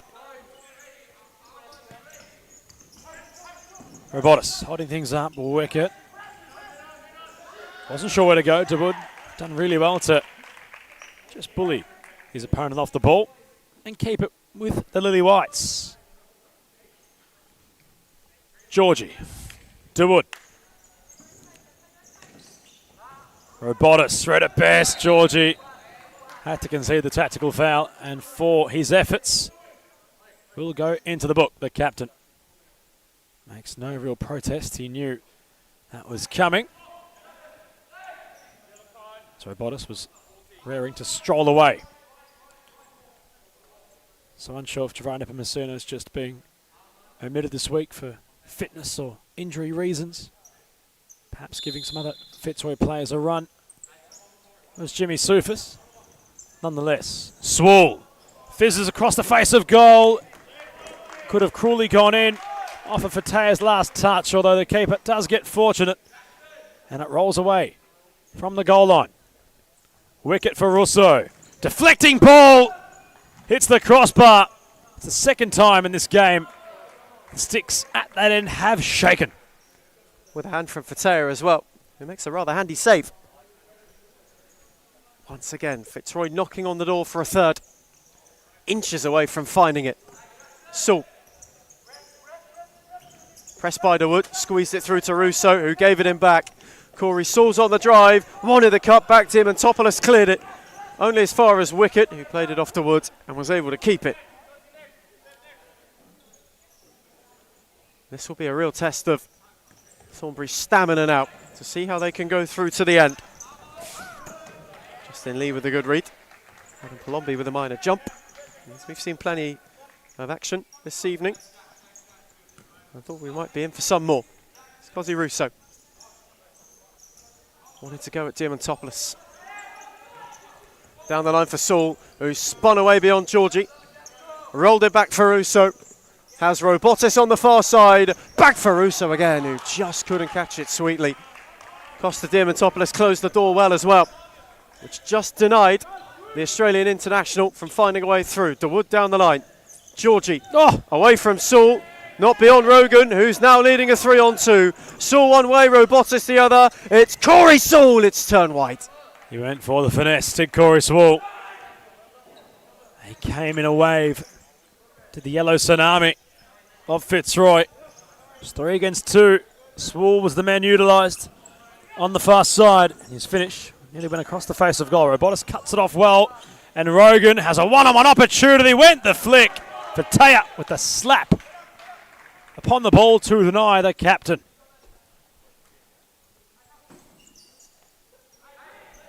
Rogan's corner, back for Parthamos. Allen now has the fly kit on. Fitzroy want more goals. There's no denying that. Parthamos. Allen. Rogan. Fitzroy will remain methodical. They'll take their time.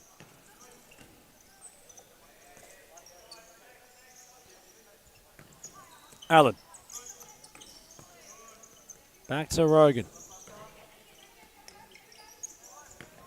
Thornbury just tucking in, trying to absorb and wait for the mistake. Wicket was involved somehow. In fact, no, he wasn't. It was Corey Saul at the back post to turn it home. It was Robotis with the pass across the face of goal. It's 3 of the best for the Tigers, and they're now starting to latch away. Superbly done again. Worked it wonderfully on the 5th. Credit to Elias Parthamos, who just kept things ticking over. Moved it on quickly. And made sure that Thornbury weren't able to set. Saul again at the back stick, as he was for the first. Finds a way, and they're in again. Rogan, Saul, hat-trick hunting, hat-trick getting. In glorious fashion. 3 of the best for him. And he's made Thornbury pay. Brilliantly rounded out. And Fitzroy have opened the floodgates. And what was lily white resistance is now well and truly lily white floodwater. Chabo spun around Parthamos, who, to his bewilderment, gives away a free kick. Well, within a quick flurry, Fitzroy finding a couple of goals. The resistance was there from Thornbury, although the league leader's finding a way to just stretch away his wicket and over the top. Set pieces.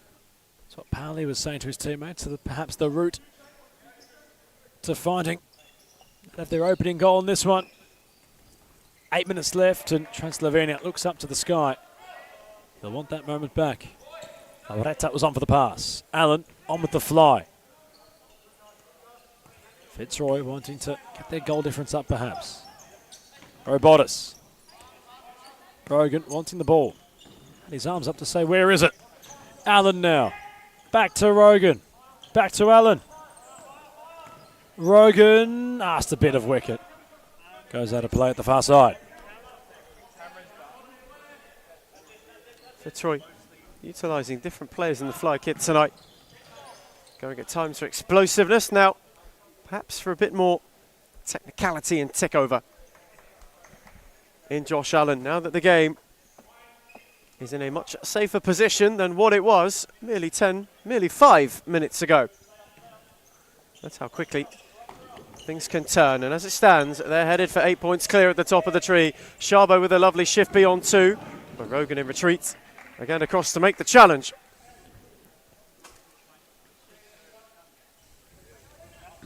Behind Slovenia. Let it run all the way back for Moe Fatea. Pauli. Went the clip. Sharbo's touch was tidy, but it allowed Rogan to win it. Wicket then lost out to Loretta. Rogan, Russo. Back with Rogan, who's gone beyond Sharbo. Rogan fancies one of his own and stabbed it into the arms of Fatea, who was quickly on for Pauli, who went first time for the spectacular. But he wasn't catching Aaron Yu out from there. Don't mind that from Pauli. You might as well. You're not going to know unless you try. And you can't knock him for doing so. Peluso trying to get around Jarbo. Parthamos deep with Pauli. The cannon trying to take the game on. Wicket. Loretta on his tail. Peluso had to get back up. Well, Jarbo and Peluso coming together. Wasn't happy, the number 9, claiming it was in his back. Jarbo for Transylvania. Pauli. Which way is he going to turn? Loretta. Wanted Jarbo. Player just fizzles out. Well, Ethan, as we start to do the round recap, Northern Phoenix could not weather the Aku storm. It was a nice performance from Kuimu's men, which was the first outing of round 5. What were your key makings of that game? Northern Phoenix had their opportunities, certainly in the first half, to get themselves closer in that game, but overall it was a disciplined and a very mature performance from Melbourne Aku as well. A game where last season they might have dropped points on that occasion, as they potentially could have crumbled late. However, it shows a side that have shown a lot of steel, have grown up in a lot of ways, and have matured in the way that they play, and on this occasion were able to grind out 3 very important points. Well, the game of Fernandez was certainly calculated, as was that pass from Parthamos. And now Fatea. There was nobody home in the Fitzroy goal. And Fatea thought, well, why not? Let's go for it. That's exactly what Ark had done this evening, though. Certainly went for it, as at the back post, Peluso. Unmarked, storms in, embraces wicket. Fitzroy embracing their 5th, and that's their number 9. The poachers finish inside the D. Tidily done from Christian Peluso. All on his own to turn in and round out a 5-star evening from a team playing 5-star futsal on a night where the lead goes from 5 points to 8. Terrific. Stretching away. Now the Tigers got a test coming up on 3rd of October. Still some time before then. We'll recap the round shortly, but as we have a look at next week's fixtures, might have a glimpse of what's happening this Sunday in the world of SFV. The Ravenhall Raptors face Melbourne Aku. FC Carlton Heart lock horns with Heidelberg's women's side. Eastern 1-0 round out the show with Fitzroy at 8 p.m. Have a look at the championship, which is also on Sunday. Footscray take on the Melbourne Orions. Kensington lock horns with Carlton Heart, and the Vic Lions play Northcote. That's all on Sunday to unfold. As for this round, Ethan, Arky with the 3 points. Pascoe Vale prevailing against the champions. What was a well-rounded performance from start to finish, defensively especially from Ritzio Novak's men. Certainly was. It was possibly the most disciplined performance of Pascoe Vale's season so far. They were fantastic in the way that they were able to keep their defensive shape, keep their defensive cool, and for Moreland, a very uncharacteristic head loss, it's safe to say. Well, there might be claims there from the Blues that felt hard done by from the officials.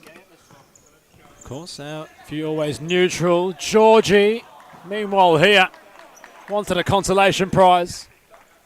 Fitzroy left the door open. Aaron Hughes' clean sheet remains alive for now.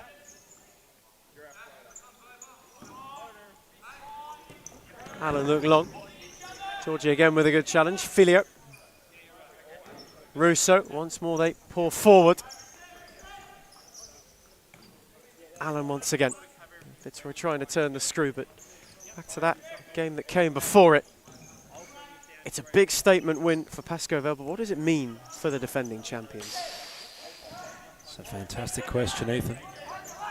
And well, when you think about how it's going to perhaps impede of their title defence, it was Aku who shared the points with the Blues, which made things rather difficult for them. It meant that they'd have to get results against both Fitzroy and Pascoe Vale each time they were to lock horns.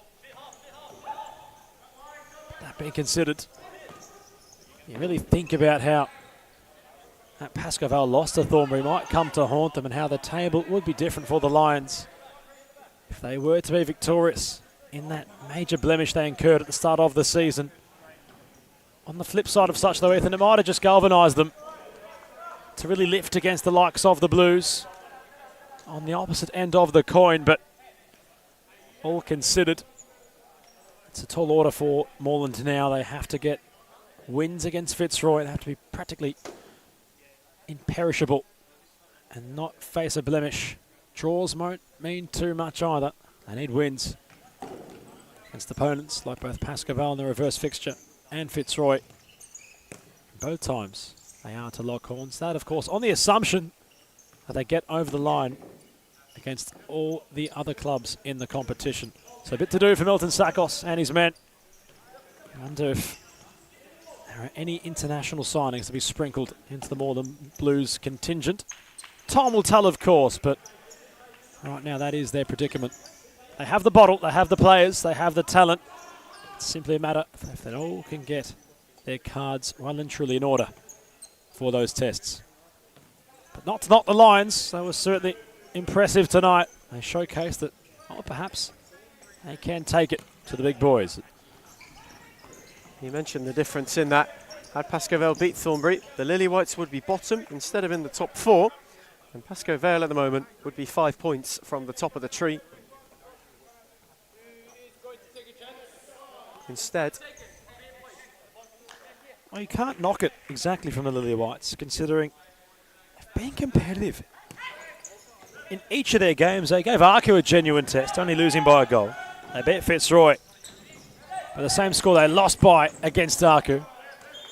They have a 5-4 victory where Georgie was tremendous. Round 3, they had narrowly lost to Hume, so it's been a trio of 5-4 games. 2 out of their favour, 1 in their favour. They had the bye, of course, in round 4, but they haven't exactly rocked up and been poor. Much to the contrary of what everybody's belief was. absolutely. Thornbury have made a very, very positive start to life in the top flight. It merely would have been on points alone. If they didn't beat Pascoe Vale, they would have come into a bottom. Not on performance. They've been superb so far. This the first test of one of the big boys they faced outside of the opening night. And this really also not a poor performance. Defensively, they were determined throughout a lot of it. However, it just came undone when you're up against the side who are top of the table and currently find themselves in the form that Fitzroy do. So not a night to forget by any stretch of the imagination. There's a lot of positives, but one which they will also wish to get over in a hurry. Thornbury lock horns with Maund next week. That'll kickstart out of round 6. Fitzroy will have the bye. Aku and Hume will then be followed by Pascoe Vale and Northern Phoenix to round out the show, and that might just be the top of the billing, considering how Northern Phoenix will be heading into that match following a loss. 2 losses in successive weeks. They really pushed Fitzroy this time last week. They were level with 50 seconds left on the stop clock in what was a real introduction to what Subpoena can do in Darebin. But otherwise, the 3rd of October, the opening weekend of the month, out of round 7, it's got everybody licking their lips. Maund face the Tigers for the first time this season. Human Pascoe Vale reacquaint. We know the rivalry they've developed in recent years. And Thornbury and Phoenix reignite their championship rivalry on the SFE men's court. So that's how we're looking. We're going to have a week off of the action as we head towards that of the public holiday late in September. October will kickstart Hearts quickly. We're deep in this one. The die's been cast for some time. Price getting a bit of a run out late in it. Fitzroy strolling to 3 points and a clean sheet, which Thornbury are trying to unravel with 1 minute and 16 seconds left. They weren't far away. Powley with a good drive. Morero's corner. Lee peeled away, blocked by Robotis. Powley. For Trin, who's lost out, and Parthamos is in. Choose with him. Fatea made a good save, and now Trin could go the other way. Powley. Back for Justine Lee. Morero. Thornbury just calm it down. Parthamos cut it out with a hand from Chu. Morero quickly across into the final minute of the night. Well, they haven't conceded more than 5 goals in all their appearances so far, Thornbury. Something in which other clubs below them can't say they've had the luxury of. So credit to the newly promoted side. If they can find a consolation prize, it would be fitting considering they have been worthy of a goal potentially tonight. Well, they've got 41 seconds on the stop clock to try and find themselves one for the road. Fatea wanted to spear it. Chu in ahead of Giamantopoulos, who's quickly on for Morero. Pressed by Robotis. Trin, Powley, flicked it for Morero, who got in ahead of Al Jarin and forced Price into a good save at the expense of a corner. The question is, Jimmy Soufis is looking at the clock. Will he issue a timeout? Never wastes one, is all I'll say. Jimmy Soufis, a man who never wastes a timeout or an opportunity. He might not have the clock with him tonight. 19 seconds left. Wants to round out the performance. Parthamos goes long. Robotis flicks it away momentarily from Trin. As Dimakopoulos on for the pass. Morerio. Is there a consolation prize? Stumbling at the final knockings was the number 15. It was an opportunity maybe. But it goes a begging for Thornbury. Might have been a microcosm of their evening. Oh, what? Dimakopoulos tried the flicking move. Chu, can he have one last effort on goal? Fatea was lopsided, but still made the save. And that will be that. We conclude round 5 with a 5-goal win for Fitzroy. Thornbury weren't to score as the full-time score in Darebin for the final time tonight. Fitzroy 5, Thornbury 0. Ethan Rigg, Adam Palombi signing off. We thank you for joining us. And until Sunday, we'll see you for SFE Women's and the Championship. Have a nice weekend and good night.